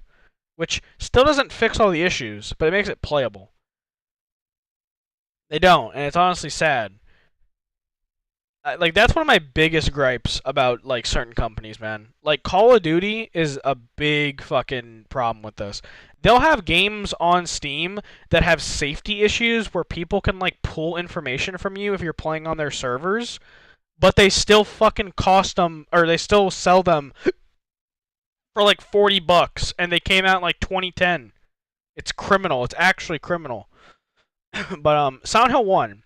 So yeah, this is why the chicken's here, because it just feels weird to have Silent Hill 1 directly next to Homecoming. It doesn't feel right. So the chicken's the buffer, because this game is like a 4.5 to a 5 out of 10. This game's like an 8 to an 8.5 out of 10. I'll say, like, the bad stuff about Silent Hill 1 first. This game is definitely a product of its time. Like, it's... Obviously, it's the first Silent Hill game. It's definitely the most dated. Like, going back and playing it now, it definitely doesn't hold up to certain standards now, obviously. So it's a little rough to play now. Like, Silent Hill 2 and 3, especially 3, don't feel bad to play. Like, they still feel good to, like, a certain standard set today. Silent Hill 1 is a little rough around the edges in that aspect. Like, I would say the combat in Silent Hill 1, depending on the enemies you're fighting, is pretty frustrating. There's certain enemies in Silent Hill 1, like pterodactyls and shit flying around, and there's, like, these, like, dudes and, like, fucking, like, I don't even know. They're, like, frog dudes, and, they jump on you and, like, tackle you. It's so annoying to fight them. So, like, that aspect of the game, I don't like. I really don't. But this game peaks with atmosphere and vibes. Arguably, this game has the best vibes and atmosphere in the whole series. Like, from the beginning soundtrack that plays to, like, the whatchamacallit, to the introduction where you're running around the alleyways and the camera's changing on you, and you go into the other world, and it turns into like this like, you know, rusty, you know, other world aesthetic, like, you know, like that's coined by Silent Hill, and you end up getting ambushed and die, and it was all a dream, right? Like, this game has like peak atmosphere, and like some of it definitely comes from like the PS1 limitations to graphics and like how they had to kind of do it. Like the fog, for example, right? The fog in this game is used as like it's used because of its limitations, but because of it, it adds to the game so much. Because like obviously back then you can't render a shit ton of things in a PS1 game at once, right? So like they added the fog as a way to alleviate that, right? But having the fog be so dense and so close to you adds so much to the atmosphere. And then this game has some of the best puzzles in the game or in the series. The piano puzzle is so peak. So peak. There's certain environments in this game, like I forget what the hospital, or not the hospital, the what's it called? The school building. I forget what it's called, like the actual name of it, but the school building is one of the best areas in a Silent Hill game, period. So fucking memorable. This game's also like the most weird, but in a good way. Like the way it plays into like the cult story, the bosses and everything. Like it's a very weird game, but like in a good way. It's good weird. It's that kind of weird that you're like, I don't know why I like this, but I like it. So Silent Hill 1, like an 8 to 8.5 out of 10. Really good game. I'm so, like honestly, for how old it is, it holds up really well in certain aspects. It's just a little rough around the edges to play at times. Next we got mouthwashing. I played this on stream maybe like 6 months ago or some shit. Something like that. And it definitely is one of the most unique games I've probably ever played. Again, it's more of like, I say this in a good way, it's like a walking sim in a sense. There's very little actual gameplay in the game. But similar to like a game like Shadow of the Colossus, where like there's not much going on, but it says so much. That's kind of how mouthwashing is. Like what it's able to do with like its characters and its story and the layers it adds to it and everything, it makes for such a memorable experience that you just won't forget. It's also like Silent Hill 2, where it has a fucking depressing, sad story that has no happy ending. Just up front, I'm like that like it is sad, it is depressing, it is tragic, but goddamn, do they do such a good job of telling the story? Like it is up there as one of the best stories I've ever played in a game, 100%. Like without a fucking doubt. It is arguably, and Andy, you might agree with me on this. It is arguably more tragic and more depressing than Silent Hill 2. I would say it is actually. Like honestly, with what happens in the game and what happens to the characters and the outcome of it all, it is arguably, if not just way more tragic. Especially when you go into the layers of like them working for a company that doesn't give a shit about them and like, you know, the stuff they sell, to, you know, the character. Forgive me, I forget most of the characters' names. That is not a fault of the game. That is a fault of me. Hey, what's going on, Nate? Welcome to stream. Hope you're doing well. Just chilling, man. We just finished Silent Hill 2, and I wanted to do like a quick little horror tier list of games I played. I don't have work tomorrow, so that's why I'm up kind of late. But yeah, like the way they're able to build a story with those characters and how much depth that game has, like layers to it. I mean, very similar to Silent Hill 2 in that sense. It's so memorable. I love the way they do their story too, how it cuts and everything. Like you go from certain days and like it counts. Like the story's all kind of thrown at you with different pieces, and you have to kind of piece it all together while you're playing through it. It's a great game. It's also terrifying in a weird way. There's not a lot of like jump scares or stuff in the game. I mean, there are. The game makes you feel unsettled and uneasy because of its story and because of how depressing it is.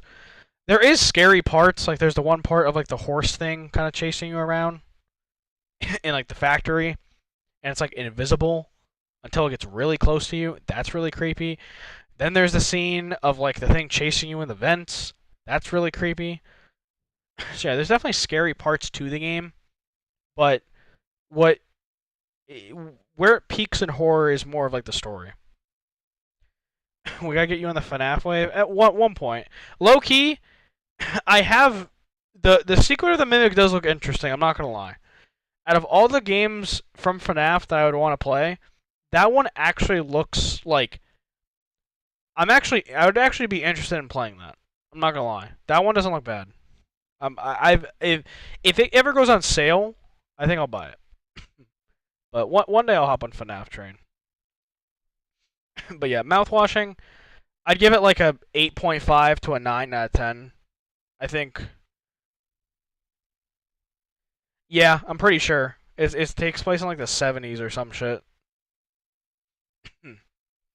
But mouthwashing, one of the most unique games I've probably ever played. Very tragic, depressing story, but again, obviously it does it in such a good way. The way it executes its story and its layers is amazing, and its depth.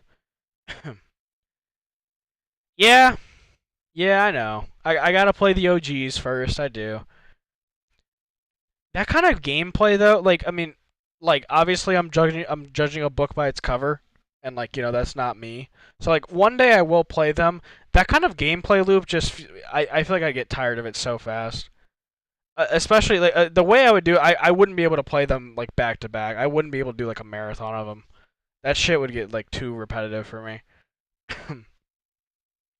I know some of them are good. I know a lot of people say the fourth one's really good, the fourth FNAF. And the first one's just iconic. I'd have to do it in spurts. I don't think I can do a marathon of it. But mouthwashing, I'd give it 8.5 to a 9. Great game.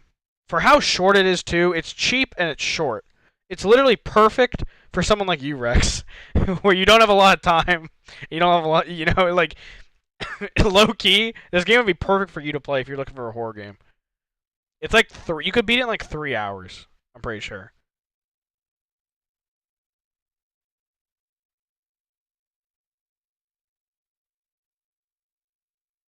Yeah, I know it's not exactly the same.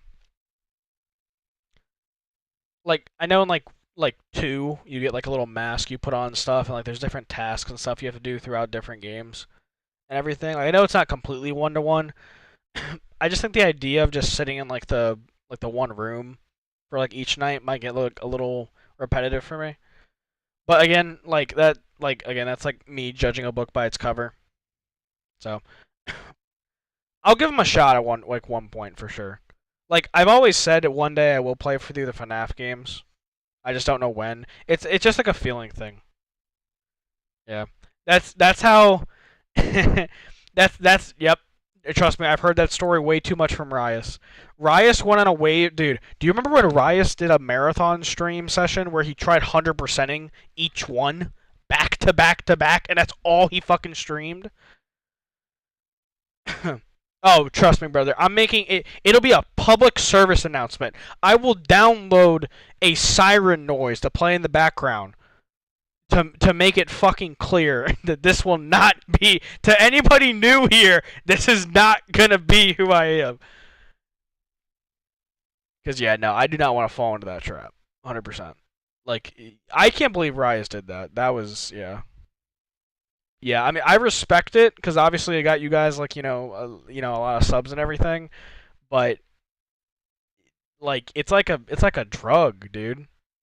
It's like you couldn't get away from it. Yeah, mouthwashing. 8.5, 9 out of 10. Great game. Highly recommend. Next one. We got Little Nightmares 1. No, not 1 and 2. 1. Yeah, every once in a while, whenever I'm in Rias' chat or wherever I'm playing with him and whatnot, every once in a while there'll be someone that just joins his chat and say, "Are you ever gonna play FNAF again?" No, it's actually insane. It's honestly insane. I remember people used to be in Rias' chat that are just never in there anymore, and they used to always be there, and they were just FNAF people.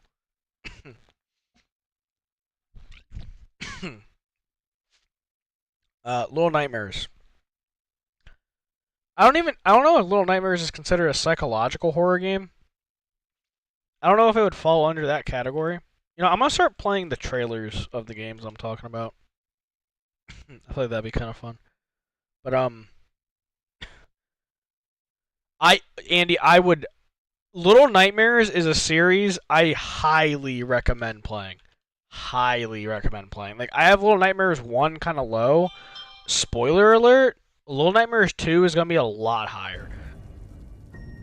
This game and this series, to me... Alright, I'll see you later, Rex. Appreciate you being here, man. Hope you have a good night. I mean, I kind of was, like, not, like, on purpose, I guess. Hi, bye, Rex. I played a horror game at the beginning of not the month. Well, yeah, I guess the month, yeah. I played a horror game called Lost in Vivo. Then I played the Resistance game, and then I played Silent Hill. So I played 2 horror games in, like, the past 3 games. Kind of all by just, like, coincidence, I guess. I mean, I haven't played a horror game on stream in so long, so I kind of wanted to. But that streak ends Monday because I'm gonna be playing through Donkey Kong Country, the first one. That's the first video game I've ever played. So, yeah. I mean, I probably should. Again, the problem with me isn't just like how I've been going about like just streaming and shit. Is just like the games I choose just come off a feel. Like, you know what I mean? Like it's just like I want to play something, so I just kind of put it on like a calendar, or not a calendar, but like I have like this shit. Like this is like how my mind works. It's like I'll make like a list of games I want to play, and then I'll put them in like a little block, and then those would be the games I play next. So like Resident Evil 1, I really want to play Resident Evil 1, so I put in like the next thing. But there'll probably be like some horror games. I mean, let's be honest, horror games is like one of the most saturated genres that like I'll probably have plenty for Halloween. But maybe that's what I'll do FNAF. You never know. But Little Nightmares, like the entire series, but obviously like focusing on one. No bullshit. This series has, I think, captures and creates some of the best atmosphere in a game I've ever played. From the sound design to your character, to the enemy design, to the world building, to the soundtrack. The soundtrack of Little Nightmares games is so fucking peak. It is honestly so fucking peak. I truly believe it is one of the best soundtracks I've ever heard in a game, period. And again, it's not one of those like horror games that's like focused on jump scares, right? It's a horror game that like literally it plays with your childhood fears. It's your little nightmares when you were a kid. It's your exaggerated mind as a child, like taking over in these games, and that is exactly what you need. You and I need to play It Takes Two. I think we've both played it with different people. I've played it with Chad. Yeah. Maybe at one point. We've we've been talking about playing through some games, or some co-op games together. Like there's another co-op. Yeah, I played it. I played it with Chad before. There's some co-op. We played the new one that came out recently. The Split Fiction one. We streamed that together. That was really good. We both played A Way Out. I know you played it with him, and then I played it with Chad. That's kind of how it went with like co-op games for a while. Now me and him have started playing more co-op games together though. Like maybe like a month from now, him and me we were going to play Resident Evil 6 together, which is like a co-op game, like a co-op horror game. We played through RE5 together on stream. Actually, Loki, Rise and I have played through quite a bit of games on stream together, like co-op wise. Nothing like platformer though. But no, this Honestly, the Little Nightmares games, like, the way it plays with kind of the idea of using, like, your childhood fears and, like, how your mind worked as a child, like, well, I appreciate that, Nate. Appreciate you stopping by. Nice talking to you. Enjoy editing, and I hope you have a good night. But, the way it plays with, like, the kind of exaggerated mind you have as a child, and kind of like, I guess, similar to what I have, where like you make something worse than what it really is. That kind of plays into that and like what this is. But yeah, Little Nightmares 1, playing as 6, going through the world, the atmosphere it creates. I mean, it's just amazing. There's honestly not a lot of bad things I could say about the game. The DLC and how it connects with everything, and I'm not going to spoil anything, because I know you said you want to play it, Andy. But all I'll say is you have to play the DLC if you play through Little Nightmares 1. You have to play the DLC. Play it after, though. Play the main game first, then play the DLC. Andy, honestly, you might cry. Like, legitimately, you might shed a tear. You get like 100%. But and the puzzles are fun in the game. I mean, it's definitely not the highlight for me in the game. Like the puzzles are good, but they're not like the highlight. The puzzles are I don't know. Maybe. I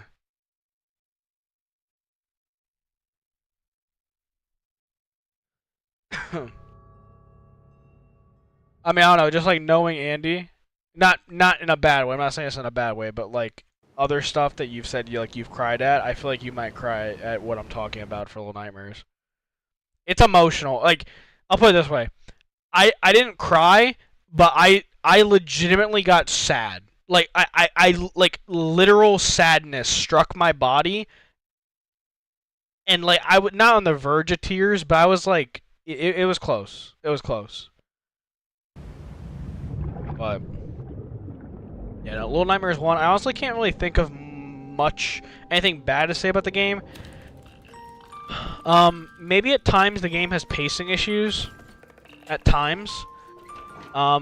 Sometimes the controls can be a little bit annoying. Like, this game will have like a problem of like depth perception, I guess. Like, you'll be trying to like jump to a platform that like is here, right? And you're on like this one. But, like, you might not be on, like, the same plane of the platform. So, like, you'll be jumping from here, right? And thinking you're going to land on it. But then, like, in reality, your character's, like, going to fly off like this. Like, to me, that's probably the biggest complaint I can say. But besides that, the game is it's a 9. It is absolutely a 9. I love Little Nightmares. This is actually the first horror game I ever played.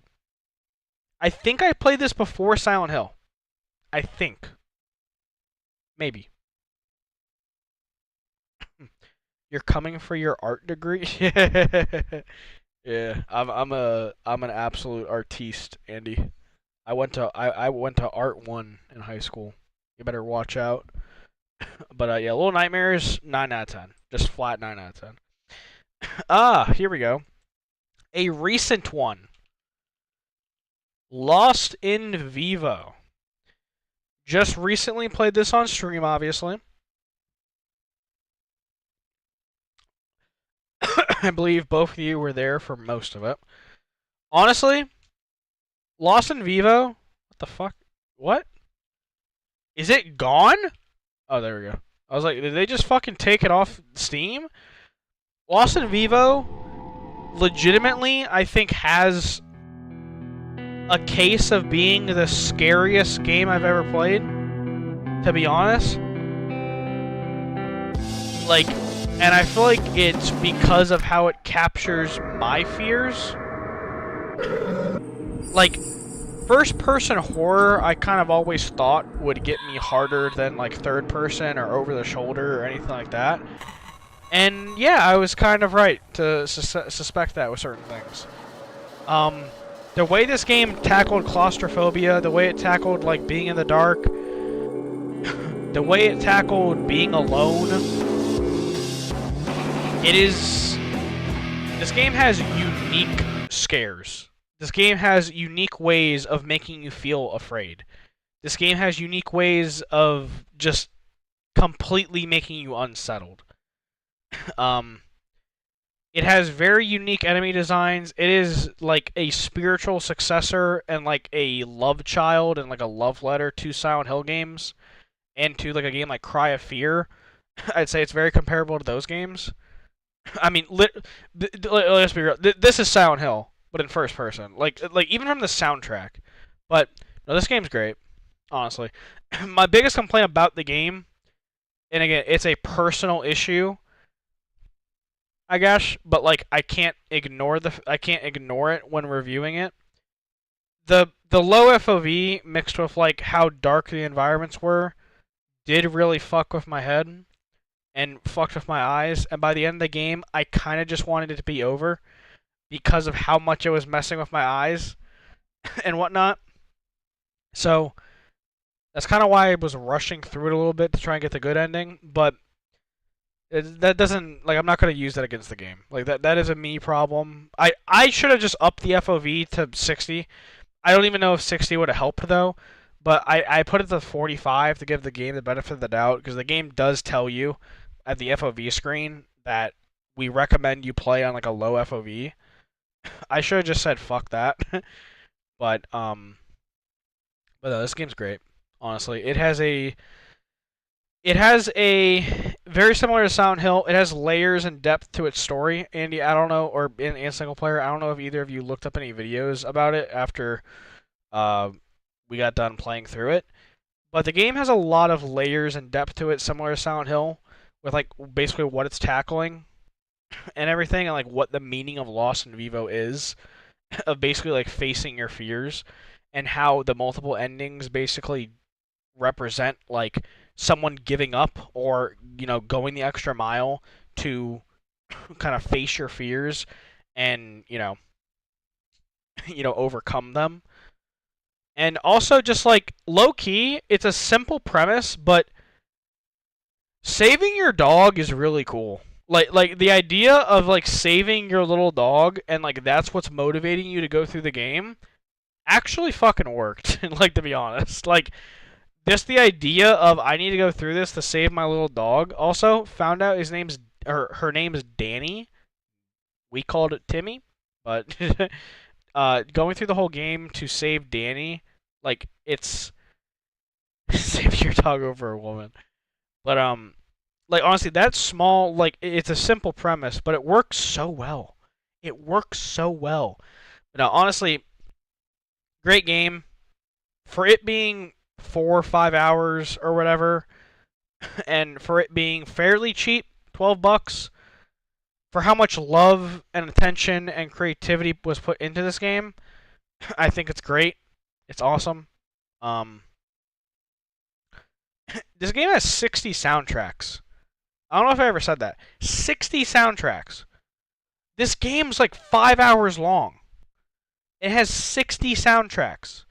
Now, granted, some of them play very quick, but still, that's insane. That is like 60 unique soundtracks. That's wild. But no, Lost in Vivo, great game. I'd probably give it like a 9, probably like a flat 9. Again, arguably the scariest video game I've ever played. I'm trying to think of again what holds it back is like the whole camera thing. And like maybe lack of depth. Nah, I don't know. Like, it doesn't need depth. It's like Silent Hill. It doesn't need depth. I'll take that away. Number 4. Silent Hill 3. My second favorite Silent Hill, technically, if we're talking unique games. Silent Hill 3 is... Let me think for a second to word it right. Silent Hill 3 is probably the Silent Hill I've spent the least amount of time with, but also I still really loved my playthrough of it and was able to appreciate it for what it was, and it being, you know, basically more Silent Hill. First major compliment. Heather / Cheryl, best protagonist out of the OG Silent Hill games. I mean, I've never played 4, but I honestly can't see Henry being better than Heather. He might. I don't know. Maybe I'll be proven wrong at one point. But Heather is such a likable protagonist and so relatable to probably so many people. Like, you know, playing throughout the game. It kind of continuing on like the story of Harry from Silent Hill 1, but also adding more of like a layer of depth and like, you know, like more to it, similar to Silent Hill 2, where like the main premise of the game is still like the kind of cult story and everything, but it also adds some certain themes to it that maybe Silent Hill 1 didn't really have. You know, there's like, you know, a big thing that like if you look up like, you know, Silent Hill analysis videos and everything, you'll find a lot of stuff about how like it goes through like, you know, like womanhood and stuff like that. And obviously I, you know, can't relate to that shit, you know, while I was playing through it, but like I can still appreciate it and, you know, can like see what it was trying to do, and obviously like talking to like certain people and, you know, like watching videos about it. It's cool how they were able to like kind of intertwine that into the story and how it like was so seamless with the cult story. So that it basically being, you know, obviously a legit sequel to Silent Hill 1, with like more of like a layer of like psychological depth on people. It having like a layer of psychological depth like Silent Hill 2, I think made it a really unique experience to go through. Also, arguably, and I don't know, and if you play through Silent Hill 3, I'd argue this might be the scariest of the original 3. I don't know, like from a straight horror perspective, like obviously like Silent Hill 2 has its own horror with like it being like psychological and more unsettling, but Silent Hill 3, like the actual scares of Silent Hill 3 and even the environments, I don't know, I'd argue it might be the scariest of the OG 3. I think it like I don't know, it really might. Like some of the bosses, the environments, some of like the moments within the game, like the one scene, spoilers for Silent Hill 3. The one scene when you watch, okay, so basically played it. The one scene where Heather's staring at the mirror, and the Heather on the mirror, that side starts getting like infected basically, and like blood and veins start appearing everywhere. But Jesus Christ, what the fuck? And it eventually seeps into Heather's side through a sink and everything, and the game starts taking away your health, starts damaging you. You don't notice it at first. Like that scene was really, really unsettling and really creepy. Like very disturbing. Like that's just one of like, you know, like a few that I could probably think of on the top of my head.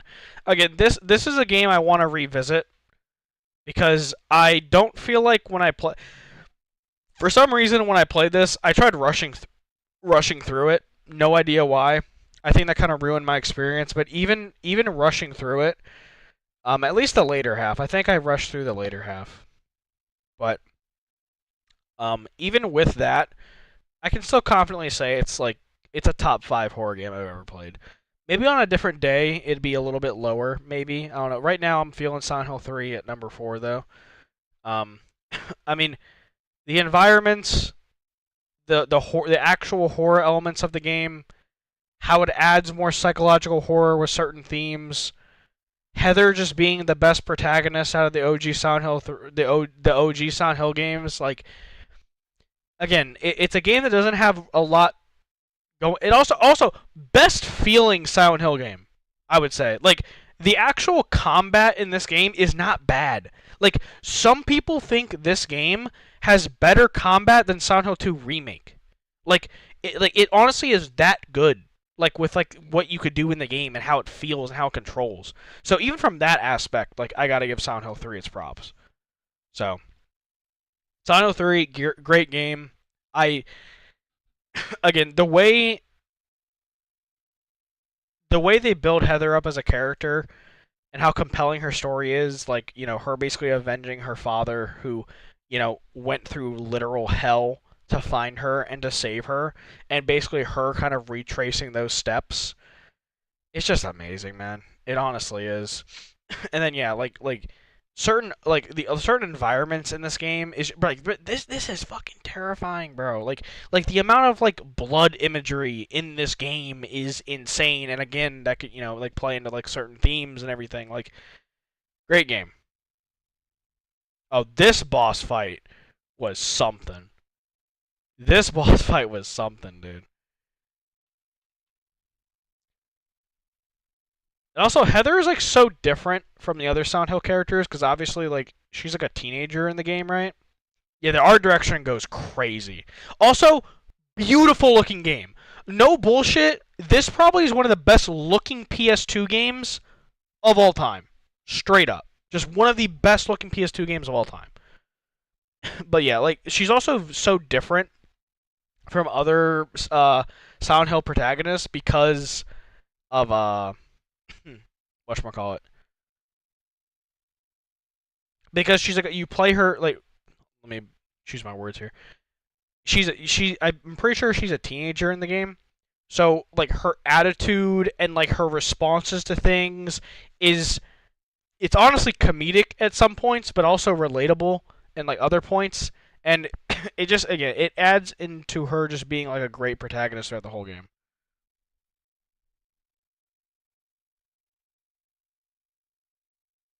Exactly. 100%. Like, that one decision, I think, adds so much to the game.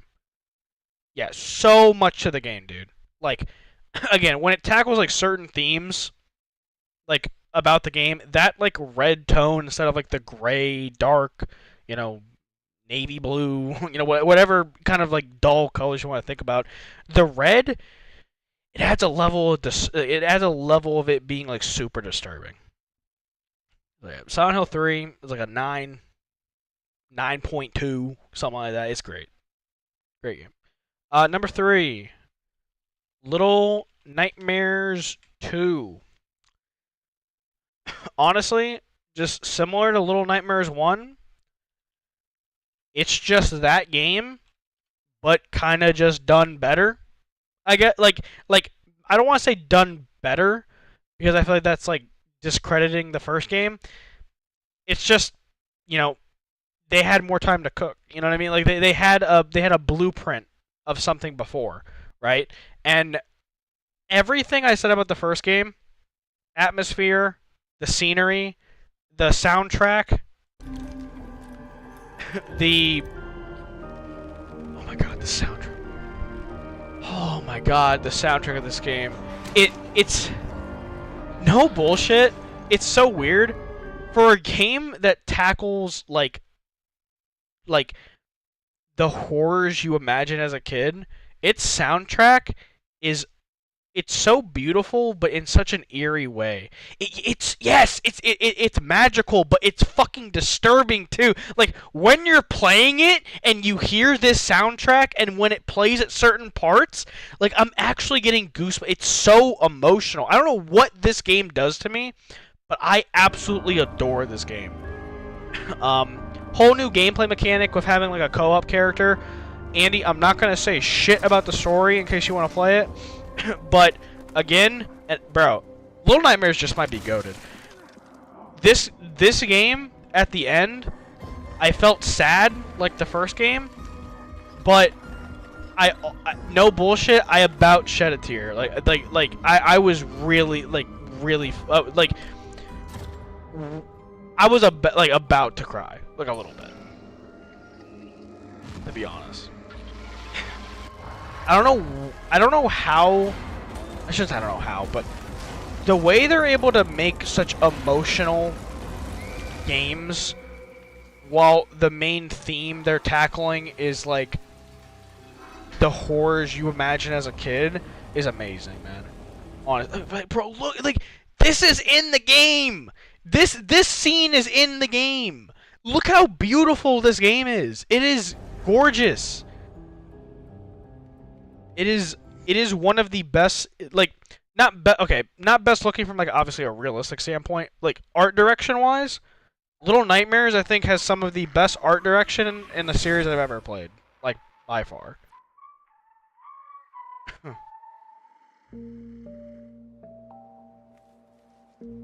Yeah, dude. The big ass people, the big ass people. Like these environments. It's so beautiful. It's so beautiful. Fuck, man. I will say this game does have an issue similar to the first game. It has slight pacing issues, and the controls are also kind of like like the same problems I have with Little Nightmares 1. I have with Little Nightmares 2. It's similar in that regard. But every positive of Silent Hill 1, every positive of Little Nightmares 1, I just have with the second one, but just amplified. So, yeah. Amazing game. Terrifying. Yeah, you do.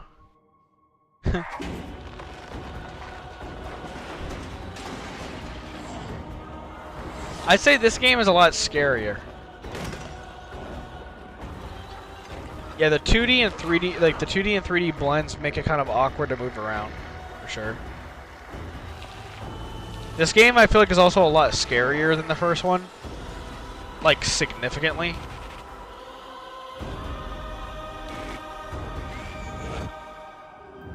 Yeah, Little Nightmares 2. High 9, man. Like 9.5. Damn near 10. But number 1 and 2, I definitely won't spend very long talking about these. Just throw them up here. It's Silent Hill 2 OG and Silent Hill 2 Remake. I mean, we've literally just played through Silent Hill 2 again. I've glazed it enough. It is the greatest story ever told in gaming, in my opinion. I think it's one of the scariest games I've ever played, but not in like a traditional sense. The layers to this game, the depth to this game, the symbolism, the meanings, the different ways you can interpret it, the environments, the soundtrack, the characters. What more can I say?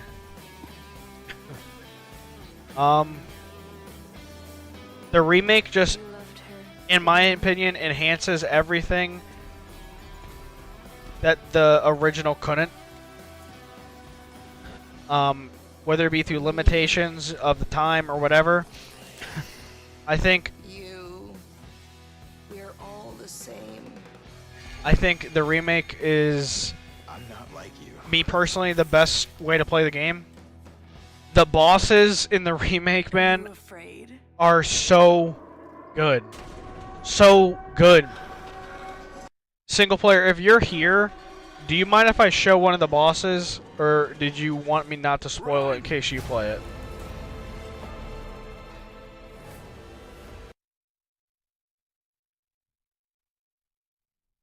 Wait, what do you mean?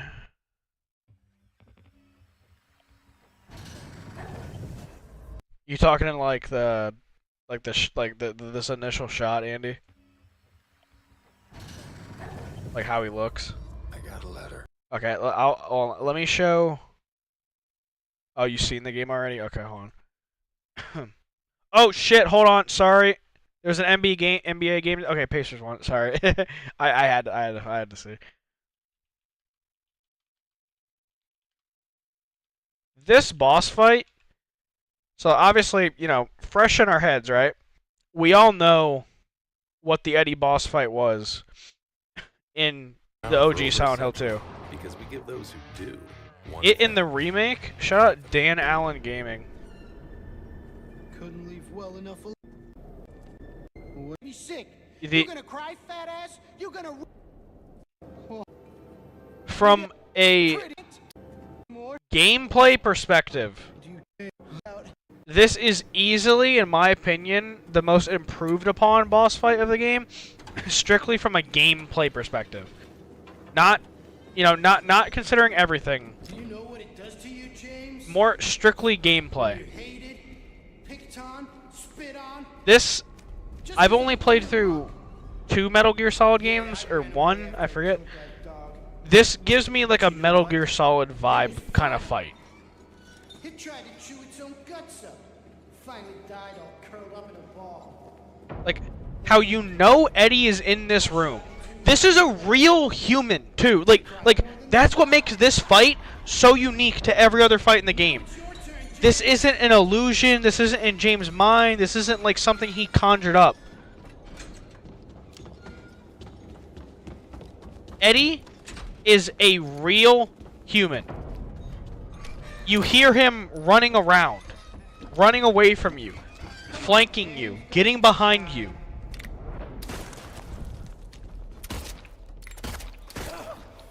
Okay, yeah, that's what I was that's what I was thinking you were talking about. I didn't want to assume it just in case you weren't. But yeah, they low key were. They low key were.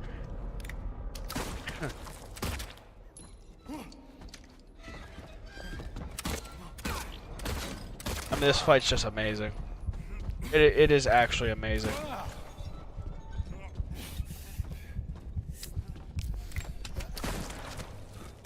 And with the dodge mechanics, how you can actually dodge behind the meat. And then like how this fight has fucking layers to it, dude. How he makes it even harder to see him. He makes it even harder to hear him. Oh, it's terrifying. You hear also, yo, shout out, yo, no shame. No shame. Eddie, obviously, kind of a big fella. That boy can run fast. That boy can run fast. Hey, what's going on, Rob? Join Corey, you're done. Yeah, I'll probably hop in. I don't know if I'll do a movie, but I'll hop in. But like hearing his footsteps just chasing you in the dark and like not knowing if you're gonna turn around in time to see him right in front of you. We could, yeah, no, I'm down.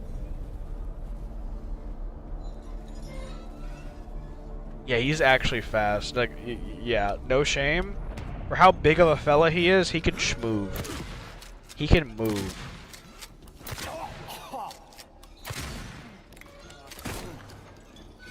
Yeah, this fight is amazing. It is actually amazing. And then, I mean, while we're here, while we're glazing the remake, right? Let's just throw up arguably also the best boss fight in the game. The Maria boss fight. I mean, dude. Easy guys, don't hear from. Oh, nope. Sorry. I need no commentary, brother. Dan Allen. Shout out Dan Allen. Stop it. And I can't just keep pretending. Dude, Andy, when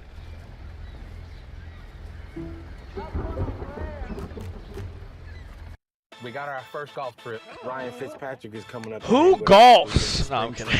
Your team. When we got to phase 2 of this, Andy, I was so terrified.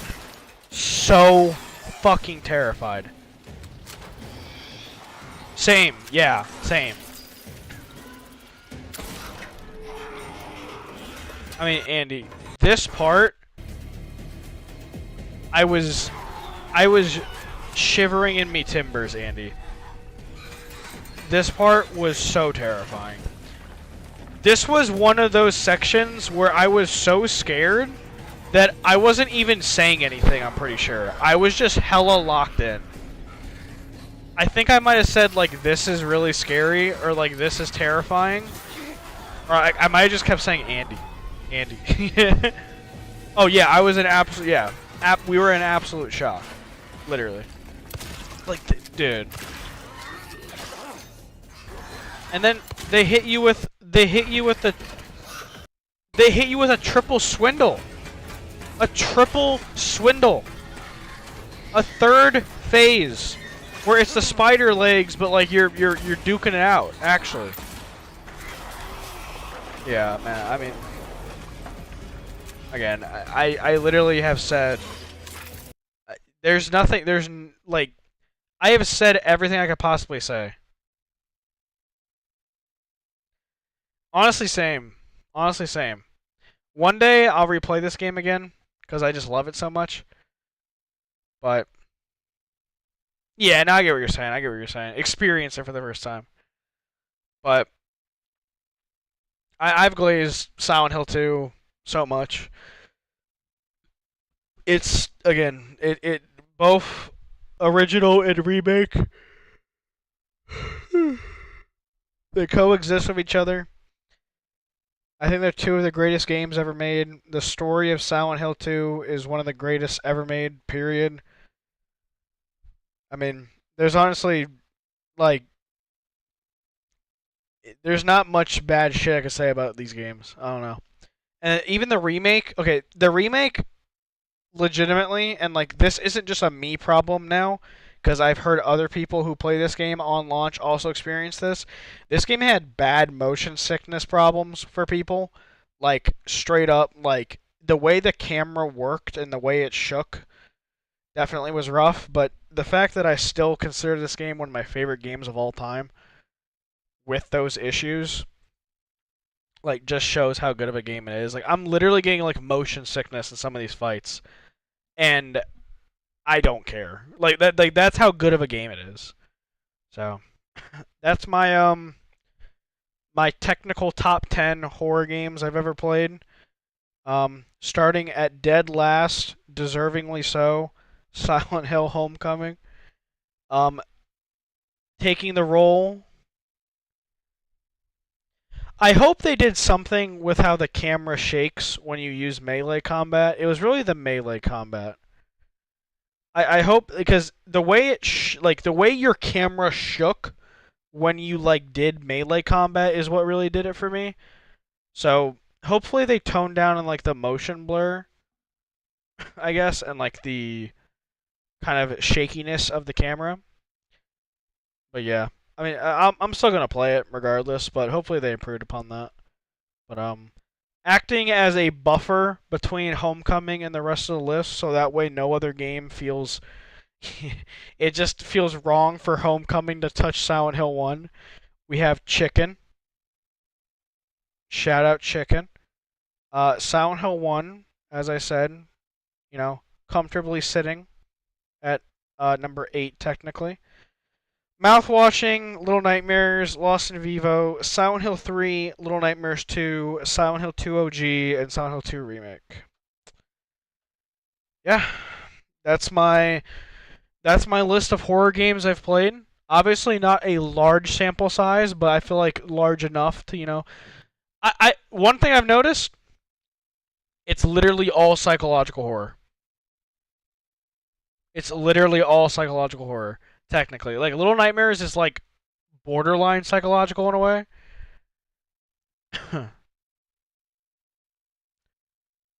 Yeah. I'm gonna have to throw some like Dead Spaces in here. Well, sooner rather than later, we will be playing. We're gonna be playing Resident Evil 1. I mean, that's definitely not psychological horror, it's survival horror, so, you know, that'll be good. There's that. I'm crazy, why am I crazy, man? I mean, I'm not saying you're not wrong, but why am I crazy? But, yeah, so, which RE1? The, like, GameCube remastered one, like the new one. Not the new one, like the new-ish, the remastered one, the one that isn't from the PS1, like the one from like the GameCube. Yeah, so we're gonna be playing that. But yeah, played. Technically, all of these are psychological horror games. Again, Little Nightmares is like. It's not psychological horror, but it's like it's the same kind of feeling you get with these games. So it kind of groups together. The point I'm trying to make is I haven't played like a Dead Space or like an Outlast or like, you know, stuff like that. So one day we'll have to play through some of that stuff. But yeah. So that's probably where I'm gonna call it though. Almost there with it. Wait, with what? With RE1? Yeah, we're getting there. What? Oh my god. Did I buy any new games? No, not yet. I mean, like, technically. I know what you're talking about, Andy. It's Resident Evil Village. And I second this motion. They are very beautiful goth women. The sisters. The three sisters. Yeah. Yeah. You talking about them? Yeah, RE8, yeah.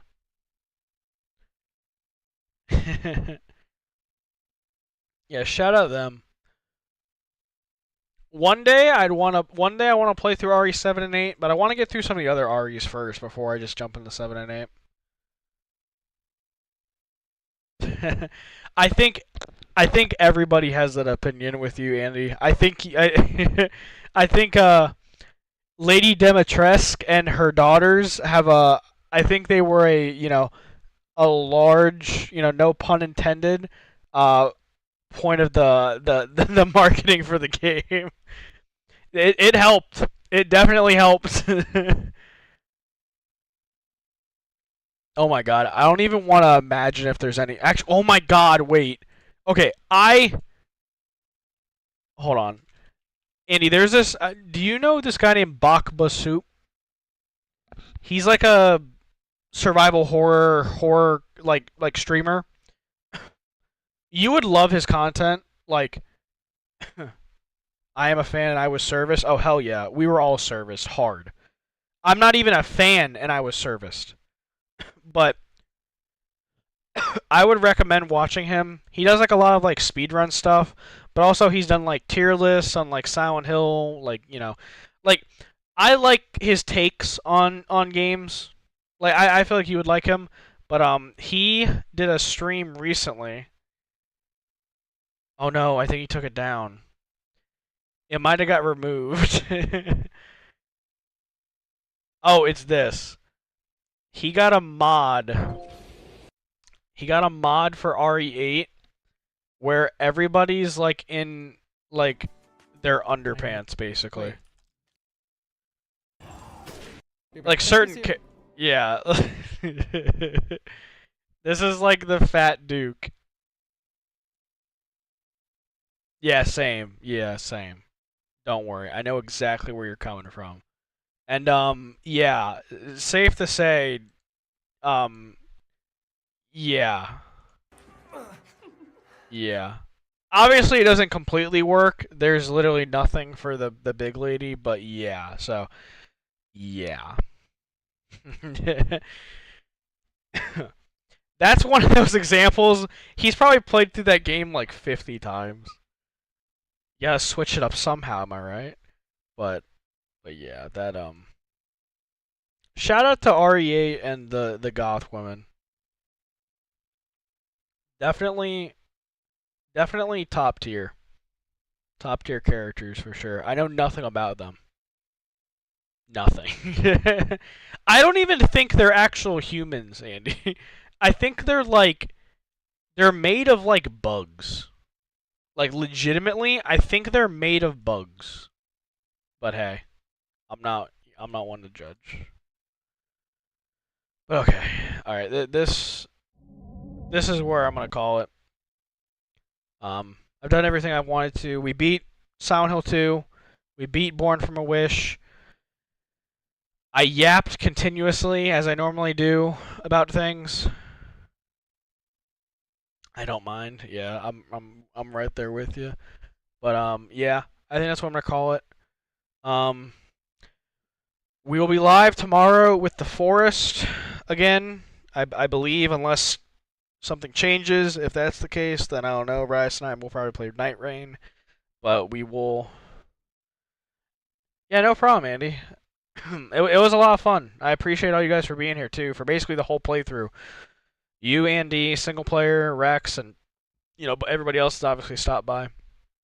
This was a lot of fun, and I'll definitely hit you up, Andy, whenever I play through another horror game again.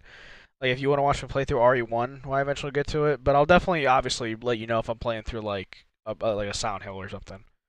But yeah, I'm gonna call it here. Tomorrow we'll play The Forest for our Friday game night, and then Saturday game night. I don't know exactly what we're playing yet, but the next actual game we'll be playing on stream will be Donkey Kong Country.